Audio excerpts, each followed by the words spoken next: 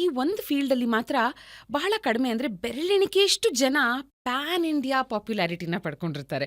Well, ಇವರು pan global ಲೆವೆಲಲ್ಲಿ ಕೂಡ ಪಾಪ್ಯುಲಾರಿಟಿನ ಪಡ್ಕೊಂಡಿದ್ದಾರೆ. ಆ್ಯಕ್ಚುಲಿ ಈ ಸ್ಪೇಸ್ ಇದೆಯಲ್ಲ, ಪೈಲ್ಸು, ಫಿಷರು, ಫಿಸ್ಚುಲಾ, ಕಾನ್ಸ್ಟಿಪೇಷನ್ನು, ಹೆಂಗಸರಲ್ಲ ಗಂಡಸರೇ ಆಗಲಿ ಯಾರೂ ಶೇರ್ ಮಾಡಲ್ಲ. ಇದನ್ನು ಶೇರ್ ಮಾಡಿದ್ರೆ ತಮಾಷೆ ಮಾಡ್ತಾರೆ, ಕಿಂಡಲ್ ಮಾಡ್ತಾರೆ ಅಂತ. ಕರೆಕ್ಟ್. ನೀವು ಒಂದು ಇಂಟರ್ವ್ಯೂನಲ್ಲಿ ಹೇಳ್ತೀರಾ 1980s ಅಲ್ಲಿ HIV ಬಗ್ಗೆ ಏನ್ ಸ್ಟಿಗ್ಮಾ ಇತ್ತು, ಹೌದು, ಪೈಲ್ಸ್ನ ಬಗ್ಗೆ ಅಥವಾ ನಿಮ್ಮ ಫೀಲ್ಡ್ನ ಯಾವುದೇ ಒಂದು ಇಶ್ಯೂಸ್ನ ಬಗ್ಗೆ ಆ ಸ್ಟಿಗ್ಮಾ ಇದೆ ಅಂತ. ಅಂಡ್ ಸುಮಾರು ಜನ ಇದನ್ನ ಸೆಕ್ಷುಲಿ ಟ್ರಾನ್ಸ್ಮಿಟೆಡ್ ಡಿಸೀಸ್ ಅನ್ಕೊಳ್ತಾರೆ. ಹೆಂಡತಿ ಮಕ್ಳ ಹತ್ರ ಶೇರ್ ಮಾಡಲ್ಲ, ಗಂಡ ಹೆಂಡತಿ ಹತ್ರ ಶೇರ್ ಮಾಡಲ್ಲ, ಮಕ್ಕಳು ತಂದೆ ತಾಯಿ ಜೊತೆ ಶೇರ್ ಮಾಡಲ್ಲ, ಫ್ರೆಂಡ್ಸ್ ಜೊತೆ ಶೇರ್ ಮಾಡಲ್ಲ. ಹಾಗಾಗಿ ಶೇರ್ ಮಾಡದೇ ಇದ್ದದಕ್ಕೆ ಪ್ರತಿಯೊಂದು ಪೇಷಂಟ್ ನಮ್ಮ ಹತ್ರ ಬರ್ತಾರಲ್ಲ, ಬರೋದು ತುಂಬಾ ಕೆಟ್ಟ ಸ್ಟೇಜಲ್ಲಿ ಬರ್ತಾರೆ. If I go to Tirupati, ಆ ತಿರುಪತಿ ದೇವಸ್ಥಾನ ಕ್ಯೂ ಅಲ್ಲಿ ಇದ್ರೆ, ಸರ್ ನೀವು ನನ್ಗೆ ಆಪರೇಟ್ ಮಾಡಿದೆವು ಅಂತ, ನನಗೆ ಮುಖ ನೋಡ್ತೀನಿ, ಮುಖ ನೋಡಿದಾಗ ಗೊತ್ತಾಗಲ್ಲ. I would have operated so many people. Then I tell, ನನಗೆ ಕಷ್ಟ ಆಗ್ತದೆ ನಿಮ್ಮ ಮುಖ ನೋಡೋದು, ಬಟ್ ನಿಮ್ ಅದರ್ ಎಂಡ್ ನೋಡಿದ್ರೆ ನನಗೆ ಗೊತ್ತಾಗುತ್ತೆ ಅಂತ. ಈ ಕ್ವ್ಯಾಕ್ಸು 15 ಲಕ್ಷ ಜನ ಇದಾರೆ ಮೇಡಮ್ ಇಂಡಿಯಾದಲ್ಲಿ. 15 ಲಕ್ಷ ಜನ ಒಂದು ಕ್ವ್ಯಾಕು ಒಂದು ದಿನಕ್ಕೆ 20,000 ಮಾಡಿದ್ರೆ 25 ಲಕ್ಷ ಕೋಟಿ ಆಯ್ತು ಈ ಕ್ವ್ಯಾಕ್ಸ್ ಕತೆ. ಪೈಲ್ಸ್ ಅಂದ್ರೆ ರಕ್ತದ ಹುಂಡೆಗಳು, ಫಿಷರ್ ಅಂದ್ರೆ ಕ್ರ್ಯಾಕು, ಕುರ ಅಂದ್ರೆ ಪಸ್ಸು ಆಪ್ಸಸ್ಸು, ಫಿಸ್ಚುಲಾ ಅಂದ್ರೆ ಟ್ರ್ಯಾಕ್. ಎಲ್ಲಾ ಬ್ಲೀಡಿಂಗು ಪೈಲ್ಸ್ ಅಲ್ಲ, ಅದು ಕ್ಯಾನ್ಸರ್ ಸಹ ಆಗಿರ್ಬೋದು, ಕ್ರಾನ್ಸ್ ಡಿಸೀಸ್ ಆಗಿರ್ಬೋದು, ಅಲ್ಸಿರೇಟಿವ್ ಕೊಲೈಟಿಸ್ ಆಗಿರ್ಬೋದು, ಅಥವಾ ಪಾಲಿಪ್ ಆಗಿರ್ಬೋದು.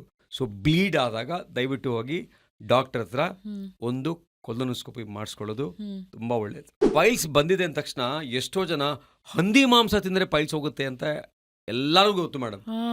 ನಾನು ಹೇಳ್ತೀನಿ, ಒಂದು ಕೆಲಸ ಮಾಡ್ರಪ್ಪ, ನಮ್ಮ ಹಾಸ್ಪಿಟಲ್ ಪಕ್ಕದಲ್ಲಿ ಒಂದು ಹಂದಿ ಮಾಂಸದ ಅಂಗಡಿ ಇಟ್ಬಿಡಿ, ಚೆನ್ನಾಗಿ ಸೇಲ್ ಆಗುತ್ತೆ ಅಂತ ಹೇಳಿದೆ. ಹಾರ್ಟ್ ಸರ್ಜರಿ ಮಾಡ್ಬೋದು, ಕಿಡ್ನಿ ಟ್ರಾನ್ಸ್ಪ್ಲಾಂಟ್ ಮಾಡ್ಬೋದು, ಲಿವರ್ ಟ್ರಾನ್ಸ್ಪ್ಲಾಂಟ್ ಮಾಡ್ಬೋದು. Fistula is the most difficult surgery in the world. Fistula ಮಾಡಬೇಕಾದ್ರೆ ಅದನ್ನ ಬೇರ್ ಸಮೇತ ತೆಗಿಬೇಕು. ಫಿಸ್ಚುಲಾ ಮಾಡಬೇಕಾದ್ರೆ ಒಂದು ಒಳ್ಳೆ MRI ಸ್ಕ್ಯಾನ್ ಮಾಡಬೇಕು. ಫಿಸ್ಚುಲಾ ಮಾಡಬೇಕಾದ್ರೆ ರೂಟ್ ಕಾಸ್ ಅನಾಲಿಸಿಸ್ ಮಾಡೋದು, ಯಾಕೆ ಬಂದಿದೆ ಅಂತ. ವಾರಕ್ಕೆ ಅಟ್ಲೀಸ್ಟ್ ದಿನ ಬಿಟ್ಟು ದಿನ ಆದರೂ ಮೋಷನ್ಗೆ ಹೋಗ್ಬೇಕು. 3 ದಿನಕ್ಕೊಂದ್ಸರಿ ಮೋಷನ್ಗೆ ಹೋಗೋದು, ತುಂಬ ಹೊತ್ತು ಕೂತ್ಕೊಳ್ಳೋದು, ಪ್ರೆಷರ್ ಹಾಕೋದು, ಟೈಪ್ 1 ಮತ್ತು ಟೈಪ್ 2 ಸ್ಟೂಲ್ಸ್ ಆಗೋದು, ಈ ರೀತಿ ಇದ್ರೆ ಡಾಕ್ಟರ್ ಹತ್ರ ಇಮಿಡಿಯೇಟ್ ಆಗಿ ಹೋಗಿ ತೋರಿಸ್ಕೋಬೇಕು. ವೆಸ್ಟರ್ನ್ ಕಮೋಡ್ ಯೂಸ್ ಮಾಡಿದ್ರು ಸಹ ಆ ವೆಸ್ಟರ್ನ್ ಕಮೋಡ್ ಕಾಲ್ ಕೆಳಗೆ ಒಂದು 7 ಇಂಚ್ ಸ್ಟೂಲ್ ಇಟ್ಕೊಂಡು ಮಾಡಿದ್ರೆ ಅದು ಇಂಡಿಯನ್ ಕಮೋಡ್ ಸ್ಟೈಲ್ ಕನ್ವರ್ಟ್ ಆಗುತ್ತೆ. ಕೆಮ್ಮದಾಗ, ಸೀನ್ದಾಗ, ಜೋರಾಗಿ ನಕ್ಕಾಗ ಯೂರಿನ್ ತೊಟ್ಟಿಕ್ಕಿದ್ರೆ ಅದನ್ನ ಇಗ್ನೋರ್ ಮಾಡಬೇಡಿ. ಅರ್ಜೆಂಟ್ ಆದಾಗ ಕಂಟ್ರೋಲ್ ಮಾಡಕ್ಕೆ ಹೋಗದೆ ಹೋದ್ರೆ ಅದನ್ನ ಇಗ್ನೋರ್ ಮಾಡಬೇಡಿ. ಇದಕ್ಕೆ ಟ್ರೀಟ್ಮೆಂಟ್ ಇದೆ. India is a protein deficient country, India is a fibre deficient country, ಹಾಗೆ ಇಂಡಿಯಾ ಇಸ್ ನ್ಯೂಟ್ರಿಷನಲಿ ಡಿಫಿಷಿಯೆಂಟ್ ಕಂಟ್ರಿನೂ ಆಗ್ತಾ ಇದೆ. ಈಗ ಲಾಂಜಿವಿಟಿ ಇಂಡಿಯಾ ಅಂತ, okay, not living longer, living healthier and longer ಅಂತ. ಈಗ ಲೈಫ್ ಸ್ಪ್ಯಾನ್ ಅಲ್ಲ, it is health span.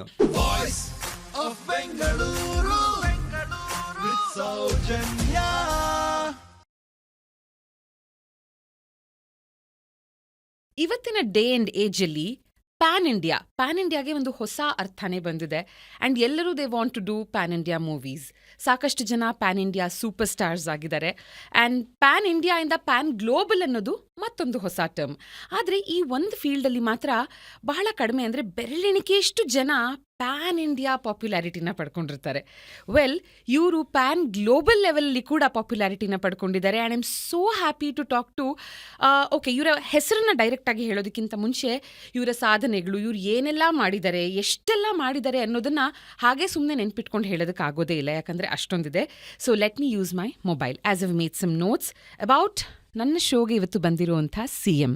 S, so ಇವರು leading colorectal surgeon, gut specialist, expert in treating piles, fissure, fistula ಮತ್ತು ಪೆರಿಏನಲ್ ಆಪ್ಸಸ್ ಮತ್ತು constipation ಇರಬಹುದು, colorectal cancer ಇರಬಹುದು, renowned proctologist, ನಮ್ಮ ಬೆಂಗಳೂರವರು, ನಮ್ಮ ಕನ್ನಡದವರು. ಬಟ್ ನಾನು ಆಗಲೇ ಹೇಳಿದ ಹಾಗೆ ಪ್ಯಾನ್ ಇಂಡಿಯಾ, ಪ್ಯಾನ್ ಗ್ಲೋಬಲ್ ಲೆವೆಲಲ್ಲಿ ಪಾಪ್ಯುಲಾರಿಟಿನ ಪಡ್ಕೊಂಡ್ರವರು. 25+ ಇಯರ್ಸ್ ಇನ್ ಹೀಲಿಂಗ್ ಆ್ಯಂಡ್ ಪ್ರತಿದಿನ 18 to 20 ಸರ್ಜರೀಸ್ ಮಾಡ್ತಾರೆ. ಅಷ್ಟು busy sir. And founder CEO of Smiles Institute of Gastroenterology, ನಮ್ಮ ಭಾರತದಲ್ಲಿನ the most popular doctor CM Parameshwar. Sir namaste, welcome to Voice of Bengaluru. Thank you, madam. Thank you very much for a very, very warm introduction. And voice of Bengaluru, you said, right? You were telling pan global, alva? I think you should be voice of the planet. Oh my God. Okay. ನಿಮ್ಮ ಭಾಷೆಗಳ ಮೇಲಿನ ಹಿಡಿತ I am just in ಆ of it. ಯಾಕಂದ್ರೆ ನಿಮ್ಮ ಸಾಕಷ್ಟು ಪಾಡ್ಕಾಸ್ಟ್ಗಳನ್ನ ನಾನು ನೋಡಿದೆ. ಹಾಗಾಗಿನೇ when I said PAN India doctor, I really made it. ಯಾಕಂದ್ರೆ ಯಾವುದೇ ಒಂದು ಪ್ರಾಂತ್ಯಕ್ಕೆ ಹೋಗಿ ಅಲ್ಲಿನ ಜನರ ಲೋಕಲ್ ಭಾಷೆಯಲ್ಲಿ ಅವ್ರಿಗೆ ಅದನ್ನ ಅರ್ಥ ಮಾಡಿಸೋದಿದೆಯಲ್ಲ. ಯಾಕಂದ್ರೆ ನೀವು ಈ ಪ್ರೊಫೆಷನ್ ನ ಇಷ್ಟು ಹೃದಯಕ್ಕೆ ಹತ್ತಿರವಾಗಿ ತಗೊಂಡಿರೋದು ನಾಟ್ ಜಸ್ಟ್ ಬಿಕಾಸ್ ಓಕೆ ನೀವು ಇದನ್ನ ಆಯ್ಕೆ ಮಾಡ್ಕೊಂಡಿದ್ದೀರಾ, ಇದು ನಮ್ಮ ಹೊಟ್ಟೆಪಾಡು ಅಂತ ಅಷ್ಟೇ ಅಲ್ಲದೆ you are here to create ಒಂದು ಮಿಷನ್ಗೋಸ್ಕರ ಇಲ್ಲಿದ್ದೀರಾ, ಇಲ್ಲಿ ಏನೋ ಒಂದು ಬದಲಾವಣೆ ತರಬೇಕು ಅಂತ ಇಲ್ಲಿದ್ದೀರಾ. ಎಲ್ಲಾ ಭಾಷೆನ ಇಷ್ಟು ಚೆನ್ನಾಗಿ ಮಾತಾಡಿದಾಗ PAN global as A rightly made it, ಎಲ್ಲಾ ಕಡೆಗಳಿಂದ ಕನ್ಸ್ಯೂಮ್ ಏನ್ ಮಾಡ್ತಿರ್ತಾರೆ ಕಾಂಟೆಂಟ್ ಅವರೆಲ್ಲರನ್ನ ರೀಚ್ ಔಟ್ ಆಗಬಹುದು. Exactly. So multilingual basically. So ನಮಗೆ ಒಂದು ಮದರ್ ಟಂಗ್ ಅಂತ ಇರುತ್ತೆ, ಮಾತೃಭಾಷೆ. ಸೊ ನಮಗೆ ಹೇಗೆ ಮಲ್ಟಿಲಿಂಗ್ವಲ್ ಆದ್ವಿ ಅಂತ ಹೇಳಿದ್ರೆ, ನಾವು ಚಿಕ್ಕ ವಯಸ್ಸಲ್ಲೇ ಬೇರೆ ಬೇರೆ ಭಾಷೆಗಳಿಗೆ ಎಕ್ಸ್ಪೋಸ್ ಆದ್ವಿ.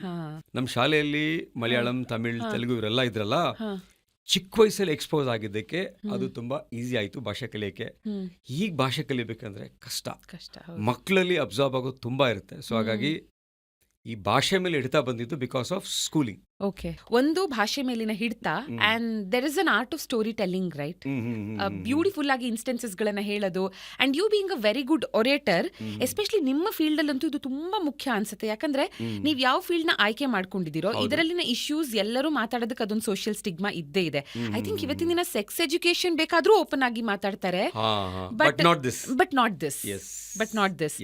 ಸೊ ಇದನ್ನ ನೀವು ಆಯ್ಕೆ ಮಾಡ್ಕೊಂಡು ಓಪನ್ ಆಗಿ ನೀವು ಮಾತಾಡಿದಾಗ ಸಾಕಷ್ಟು ಜನ ಓಪನ್ ಅಪ್ ಆಗೋದಕ್ಕೆ it gives them an opportunity. ಹೌದೌದು ಮೇಡಮ್. ಆಕ್ಚುಲಿ ಈ ಸ್ಪೇಸ್ ಇದೆಯಲ್ಲ, ಪೈಲ್ಸು, ಫಿಷರು, ಫಿಸ್ಚುಲಾ, ಕಾನ್ಸ್ಟಿಪೇಷನ್, ಹೆಂಗಸರಲ್ಲ ಗಂಡಸರೇ ಆಗ್ಲಿ ಯಾರು ಶೇರ್ ಮಾಡಲ್ಲ. ಇದನ್ನ ಶೇರ್ ಮಾಡಿದ್ರೆ ತಮಾಷೆ ಮಾಡ್ತಾರೆ, ಕಿಂಡಲ್ ಮಾಡ್ತಾರೆ ಅಂತ. ಕರೆಕ್ಟ್. ಸೊ ಹೇಗ್ ನಾವು ರೀಚ್ ಆಗ್ಬೇಕು ಅವ್ರಿಗೆಲ್ಲ? ಒಂದೇ ದಾರಿ ಇರೋದು through social media. Correct, right? So ಈ ಸೋಷಿಯಲ್ ಮೀಡಿಯಾ ಇಂದ ಇವತ್ತು ಎಷ್ಟೋ ಜನಕ್ಕೆ, ಹೆಣ್ಮಕ್ಳಿಗೆ ವಿಶೇಷವಾಗಿ, ನನಗೆ ಈ ಸಿಂಪ್ಟಮ್ಸ್ ಇದೆ ಅಂತ ಅವರು ಹಾಸ್ಪಿಟಲ್ಗೆ ಬಂದಿದ್ದಾರೆ. ಹಾಗಾಗಿ ಈ ಸಬ್ಜೆಕ್ಟಲ್ಲಿ ಡೈರೆಕ್ಟಾಗಿ ನಾವು ಮನೆಗಳಿಗೆ ರೀಚ್ ಆಗಿದ್ದೀವಿ, ಅವ್ರ ಮನಸ್ಸನ್ನು ಮುಟ್ಟಿದ್ದೀವಿ, ಅವ್ರ ಹೃದಯನ ಗೆದ್ದಿದ್ದೀವಿ, ಅವ್ರ ಕಾಯಿಲೆನ ವಾಸಿ ಮಾಡಿದ್ದೀವಿ ಥ್ರೂ ದಿಸ್ ಮೀಡಿಯಂ. ಇನ್ ಭಾಷೆ ಅಂತ ಹೇಳಿದ್ರಲ್ಲ, ನಮಗೆ ಇಡೀ ದೇಶದಿಂದ ಪೇಷಂಟ್ ಬರ್ತಾರೆ ಮೇಡಮ್. ಕರೆಕ್ಟ್. ಕೆಲವ್ರು ಯಾರೋ ತಮಿಳ್ನಾಡಿಂದ ಬರ್ತಾರೆ, ಅವರಿಗೆ ಹಿಂದಿ ಗೊತ್ತಿರಲ್ಲ, ಇಂಗ್ಲೀಷ್ ಗೊತ್ತಿರಲ್ಲ. ತಮಿಳ್ ಭಾಷೆಯಲ್ಲಿ ಅವ್ರ ಹತ್ರ ನಾವು ಮಾತಾಡಿದ್ರೆ ಅವ್ರಿಗೊಂದು ಬಾಂಡಿಂಗ್ ಡೆವಲಪ್ ಆಗುತ್ತೆ, ಟ್ರಸ್ಟ್ ಬಿಲ್ಡ್ ಆಗುತ್ತೆ. ಸೊ ಹೆಲ್ತ್ ಕೇರಲ್ಲಿ ಟ್ರಸ್ಟ್ ಬಿಲ್ಡ್ ಆದಮೇಲೆ ಮಾತ್ರ ಪೇಷಂಟು ನಮ್ಮ ಹತ್ರ ಸರ್ಜರಿ ಮಾಡಿಸ್ಕೊಳ್ಳೋದು. ಇಲ್ಲದೆ ಹೋದರೆ ಎಷ್ಟೇ ಸ್ಕಿಲ್ಡ್ ಆಗಿದ್ರು ಸಹ ಆ ಟ್ರಸ್ಟ್ ಬೆಳೆದೇ ಹೋದರೆ ಪೇಷಂಟು ನಮ್ಮ ಹತ್ರ ಸರ್ಜರಿ ಮಾಡಿಸ್ಕೊಳ್ಳಲ್ಲ. ಬರೀ ಪೇಷಂಟ್ ಅಲ್ಲ, ಟ್ರಸ್ಟ್ ಇದೆಯಲ್ಲ, that is only thing this world requires. Trust ಇದ್ರೆ ಎಲ್ಲ ಮೂವ್ ಆಗ್ತಾ ಇರುತ್ತೆ, ತಂತಾನೇ ಮೂವ್ ಆಗ್ತಾ ಇರುತ್ತೆ. ಹಾಗಾಗಿ trust building is very very important. And ಒಂದು ವಿಷಯ ನಿಜವಾಗ್ಲೂ ನನಗೆ ಗೊತ್ತಿರಲಿಲ್ಲ, ವಿತ್ ಸರ್ಪ್ರೈಸ್ ಮೀ ವಾಸ್, ನೀವು ಒಂದು ಇಂಟರ್ವ್ಯೂನಲ್ಲಿ ಹೇಳ್ತೀರಾ 1980s ಅಲ್ಲಿ HIV ಬಗ್ಗೆ ಏನ್ ಸ್ಟಿಗ್ಮಾ ಇತ್ತು, ಹೌದು, ಪೈಲ್ಸ್ ನ ಬಗ್ಗೆ ಅಥವಾ ನಿಮ್ಮ ಫೀಲ್ಡ್ ನ ಯಾವುದೇ ಒಂದು ಇಶ್ಯೂಸ್ ನ ಬಗ್ಗೆ ಆ ಸ್ಟಿಗ್ಮಾ ಇದೆ ಅಂತ. ಅಂಡ್ ಸುಮಾರು ಜನ ಇದನ್ನ ಸೆಕ್ಷುಲಿ ಟ್ರಾನ್ಸ್ಮಿಟೆಡ್ ಡಿಸೀಸ್ ಅನ್ಕೊಳ್ತಾರೆ ಪೈಲ್ಸ್ ನ ಅಂತ. ನಿಜವಾಗ್ಲೂ ನಂಗೆ ಇದು ಗೊತ್ತಿರಲಿಲ್ಲ. It is extremely shocking. Yes, actually 80s ಅಲ್ಲಿ HIV ನ ಹೇಗೆ ಟ್ರೀಟ್ ಮಾಡ್ತಿದ್ರು ಅಂತ ಹೇಳಿದ್ರೆ, HIV ಅಂದ ತಕ್ಷಣ ಒಂಥರ ಅವರಿಗೊಂದು ಬ್ರ್ಯಾಂಡಿಂಗ್ ಮಾಡ್ಬಿಡ್ತಿದ್ರು, ಇದು ಸೆಕ್ಷುಯಲ್ ಟ್ರಾನ್ಸ್ಮಿಷನ್ ಅಂತ. ಅಫ್ಕೋರ್ಸ್ ಸೆಕ್ಷುಯಲ್ ಟ್ರಾನ್ಸ್ಮಿಷನ್ ಅಂತೂ ಬರ್ತಿತ್ತು, ಬಟ್ 80s ಅಲ್ಲೆಲ್ಲ ಡಾಕ್ಟರ್ಸ್ ಪ್ರಾಕ್ಟೀಸ್ ಮಾಡ್ತಿರಲ್ಲ ಹಳ್ಳಿಗಳಲ್ಲಿ, ಒಂದೇ ಇಂಜೆಕ್ಷನ್ 10 ಜನಕ್ಕೆ ಕೊಡೋರು. ಸೊ ಅಲ್ಲಿಂದನೇ HIV ಬಂದಿತ್ತು. ಬ್ಲಡ್ ಟ್ರಾನ್ಸ್ಫ್ಯೂಷನ್ ಅಂದ್ರೆ HIV ಬಂದಿತ್ತು, ಬಟ್ ಆದರೆ HIV ಸೆಕ್ಷುಯಲ್ ಟ್ರಾನ್ಸ್ಮಿಷನ್ ಆಗಿದೆ ಅಂತ ಒಂದು ಬ್ರ್ಯಾಂಡಿಂಗ್ ಆಗ್ತಿತ್ತು. ಇವತ್ತು ಎಷ್ಟೋ ಜನ piles, fissure, fistula some kind of sexually transmitted disease ಅಂತ ತುಂಬ ಜನರಿಗೆ ಇವತ್ತು ಮನಸ್ಸಲ್ಲಿದೆ. ಎರಡನೇದು, ಈ ಗೇಸ್ ಇರ್ತಾರಲ್ಲ madam, gays and transgenders, so ಅವರಿಗೆಲ್ಲ because they use a different route for sexual activity, ಅವರಲ್ಲಿ ಪೈಲ್ಸು, ಫಿಷರು, ಫಿಸ್ಚುಲಾಸು ತುಂಬ ಆಗತ್ತೆ. ಸೊ ಯಾಕೆ ಜನ ಇದನ್ನ ಸಂಕೋಚ ಪಡ್ತಾರೆ ಅಂತ ಹೇಳಿದ್ರೆ, ಒಂದು ಸೆಕ್ಷುಯಲಿ ಟ್ರಾನ್ಸ್ಮಿಟೆಡ್ ಅಂತ, ಎರಡು ಇದೇನೋ ದೇವ್ರು ಕೊಟ್ಟ ಶಾಪ ಅಂತ ಕೆಲವರು ಹಳ್ಳಿ ಜನ. 30th I am going to Mumbai to operate on a very big Bollywood star, very very big. ನನ್ನ ಹತ್ರ ಕಾಂಟ್ರಾಕ್ಟ್ ಸೈನ್ ಮಾಡಿದ್ದಾರೆ, NDA, ನಾನ್ ಡಿಸ್ಕ್ಲೋಜರ್ ಅಗ್ರಿಮೆಂಟ್ ಅಂತ ನನಗೆ ಆಗಿತ್ತು ಅಂತ ನೀವೆಲ್ಲೂ ಬಾಯ್ಬಿಡಂಗಿಲ್ಲ ಅಂತ. ಪ್ಲಸ್ ಯಾಕೆ ಒಂದು ಕ್ಲೋಸ್ ಫ್ರೆಂಡ್ ಒಬ್ಬರು ಜಿಲ್ಲಾಧಿಕಾರಿ ಇರ್ತಾರೆ, ಅವ್ರು ಯಾವುದೇ ಒಂದು ದೊಡ್ಡ ಜಿಲ್ಲೆಯಲ್ಲಿ ಜಿಲ್ಲಾಧಿಕಾರಿ ಆಗಿರ್ತಾರೆ, ಅವ್ರಿಗೆ ಫಿಸ್ಟುಲಾ ಆಗಿರುತ್ತೆ. ಓಕೆ, ಅವ್ರೇನು ಮಾಡ್ತಾರೆ, ಫಿಸ್ಟುಲಾ ನನ್ನ ಹಾಸ್ಪಿಟಲ್ಗೆ ಬರಬೇಕಾದ್ರೆ ಫಸ್ಟ್ ಇನ್ಸ್ಟ್ರಕ್ಷನ್ ನನಗವರು, ನಾನು IAS DC ಅಂತ ಯಾರಿಗೂ ಹೇಳಬಾರ್ದು, ನಂಬರ್ 1 ಕಂಡೀಷನ್. ನಂಬರ್ 2, ನಾನು ಬ್ಯಾಕ್ ಡೋರಿಂದ ಬರ್ತೀನಿ, ಬ್ಯಾಕ್ ಡೋರಿಂದ ಹೋಗ್ತೀನಿ. 3ನೇದು ಮೇಡಮ್, ಅವರು ಬರಬೇಕಾದ್ರೆ ಬೆಂಗಳೂರಿಗೆ ಅವರು ಅಫಿಷಿಯಲ್ ಕಾರಲ್ಲಿ ಬರಲ್ಲ, ಅಫಿಷಿಯಲ್ ಡ್ರೈವರ್ ಜೊತೆ ಬರಲ್ಲ, ಒಂದು ಪ್ರೈವೇಟ್ ಟ್ಯಾಕ್ಸಿನ ಹೈರ್ ಮಾಡಿ ಲೋಕಲ್ ಮ್ಯಾನ್ ಥರ ಟ್ಯಾಕ್ಸಿ ಡ್ರೈವರ್ ಗೊತ್ತಿಲ್ಲ ಇವರು ಜಿಲ್ಲಾಧಿಕಾರಿ ಅಂತ. ಎಷ್ಟು ಜನಕ್ಕೆ ಸಂಕೋಚ, ನಾಚಿಕೆ, ಮುಜುಗರ ಅಂತ ಹೇಳಿದ್ರೆ ಇದನ್ನ ಯಾರು ಶೇರ್ ಮಾಡ್ಕೊಳ್ಳೋಕ್ಕೆ ಇಷ್ಟಪಡಲ್ಲ.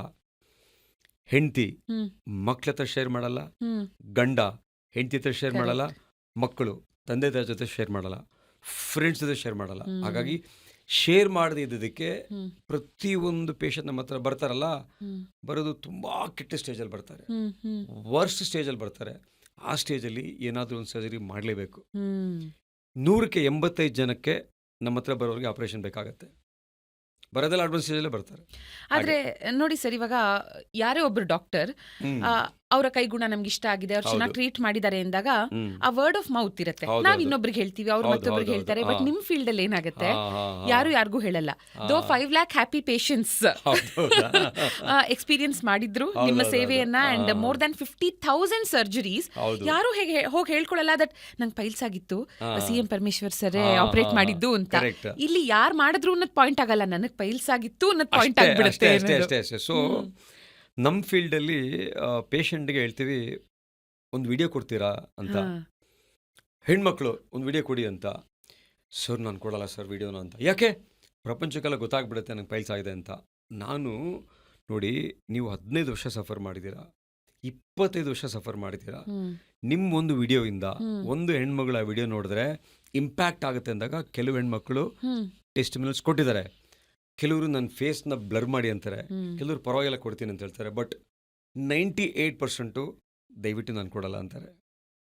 ಆದರೆ ಬೇರೆ ಫೀಲ್ಡಲ್ಲಿ ನೀ ರಿಪ್ಲೇಸ್ಮೆಂಟು ಚೆನ್ನಾಗಾಗುತ್ತೆ ಅಂತ ಕೊಡ್ತಾರೆ, ಕಾರ್ಡಿಯಾಲಜಿ ಕೊಡ್ತಾರೆ, ಬ್ರೈನ್ ನ್ಯೂರೋ ಸರ್ಜರಿ ಕೊಡ್ತಾರೆ. ಪೈಲ್ಸು, ಫಿಷರು, ಫಿಸ್ಚುಲಾ, ಕಾನ್ಸ್ಟಿಪೇಷನ್ ಮಾತ್ರ ಯಾರೂ ಟೆಸ್ಟಿಮೋನಿಯಲ್ ಕೊಡಲ್ಲ. ಒಂದು ಆಮೇಲೆ ವರ್ಡ್ ಆಫ್ ಮೌತ್ ಇದೆಯಲ್ಲ, ಆ ಡಾಕ್ಟರ್ ಚೆನ್ನಾಗಿದ್ದಾರೆ ನೀವು ಮಾಡಿಸ್ಕೊಳ್ಳಿ ಅಂತ. ಬಟ್ ಸರ್ಪ್ರೈಸಿಂಗ್ಲಿ ನಮ್ಮಲ್ಲಿ word of mouth is growing at 165%. ಜನ ಶೇರ್ ಮಾಡ್ತಾ ಇದಾರೆ. ಸೊ ನೀವು ನಮ್ಮ ಡಿಸ್ಕಷನ್ ರೂಮ್ ಅಲ್ಲಿ ನಾವು ಡಿಸ್ಕಸ್ ಮಾಡಿ ಹೊರ ಬಂದ್ಮೇಲೆ ನಿಮ್ಮ ಕಾಫಿ ಗ್ಲಾಸ್ದು ಫೋಟೋ ತಗೊಂಡೆ. I really loved it. ಓಕೆನಾ? ಕಾಫಿ ಗ್ಲಾಸ್ ಫೋಟೋ ತಗೊಂಡೆ. So my God, your presence of mind is so good. So Smiles, what does it stand for ಅಂತ. First S is stop straining at stools with a smile. ಅಂದ್ರೆ ಮೋಷನ್ಗೆ ಹೋಗ್ಬೇಕಾದ್ರೆ ಮುಕ್ಕಬೇಡಿ, pressure ಹಾಕ್ಬೇಡಿ ಅಂತ. Next M, medication.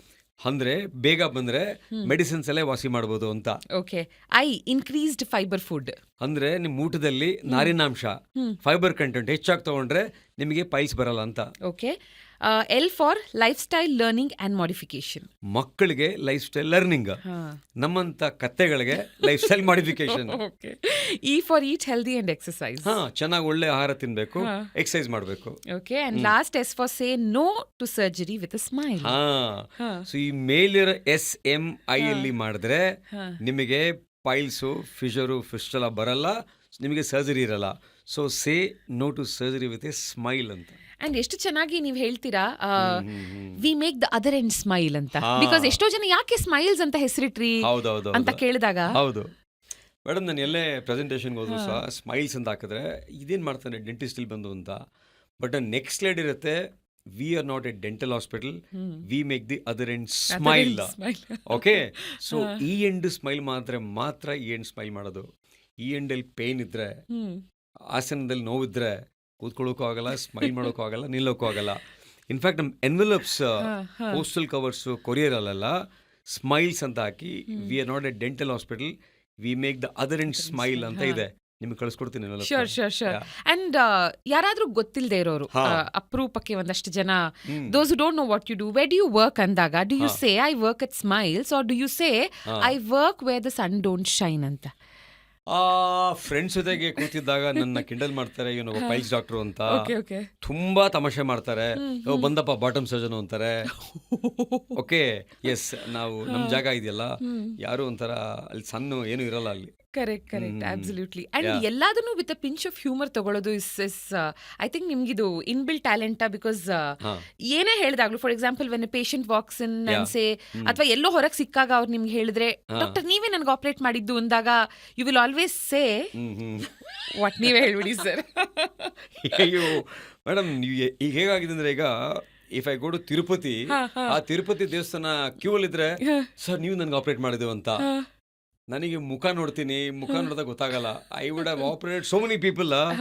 Then I tell, ನನಗೆ ಕಷ್ಟ ಆಗ್ತದೆ ನಿಮ್ಮ ಮುಖ ನೋಡೋದು, ಬಟ್ ನಿಮ್ಮ ಅದರ್ ಎಂಡ್ ನೋಡಿದ್ರೆ ನನಗೆ ಗೊತ್ತಾಗುತ್ತೆ ಅಂತ.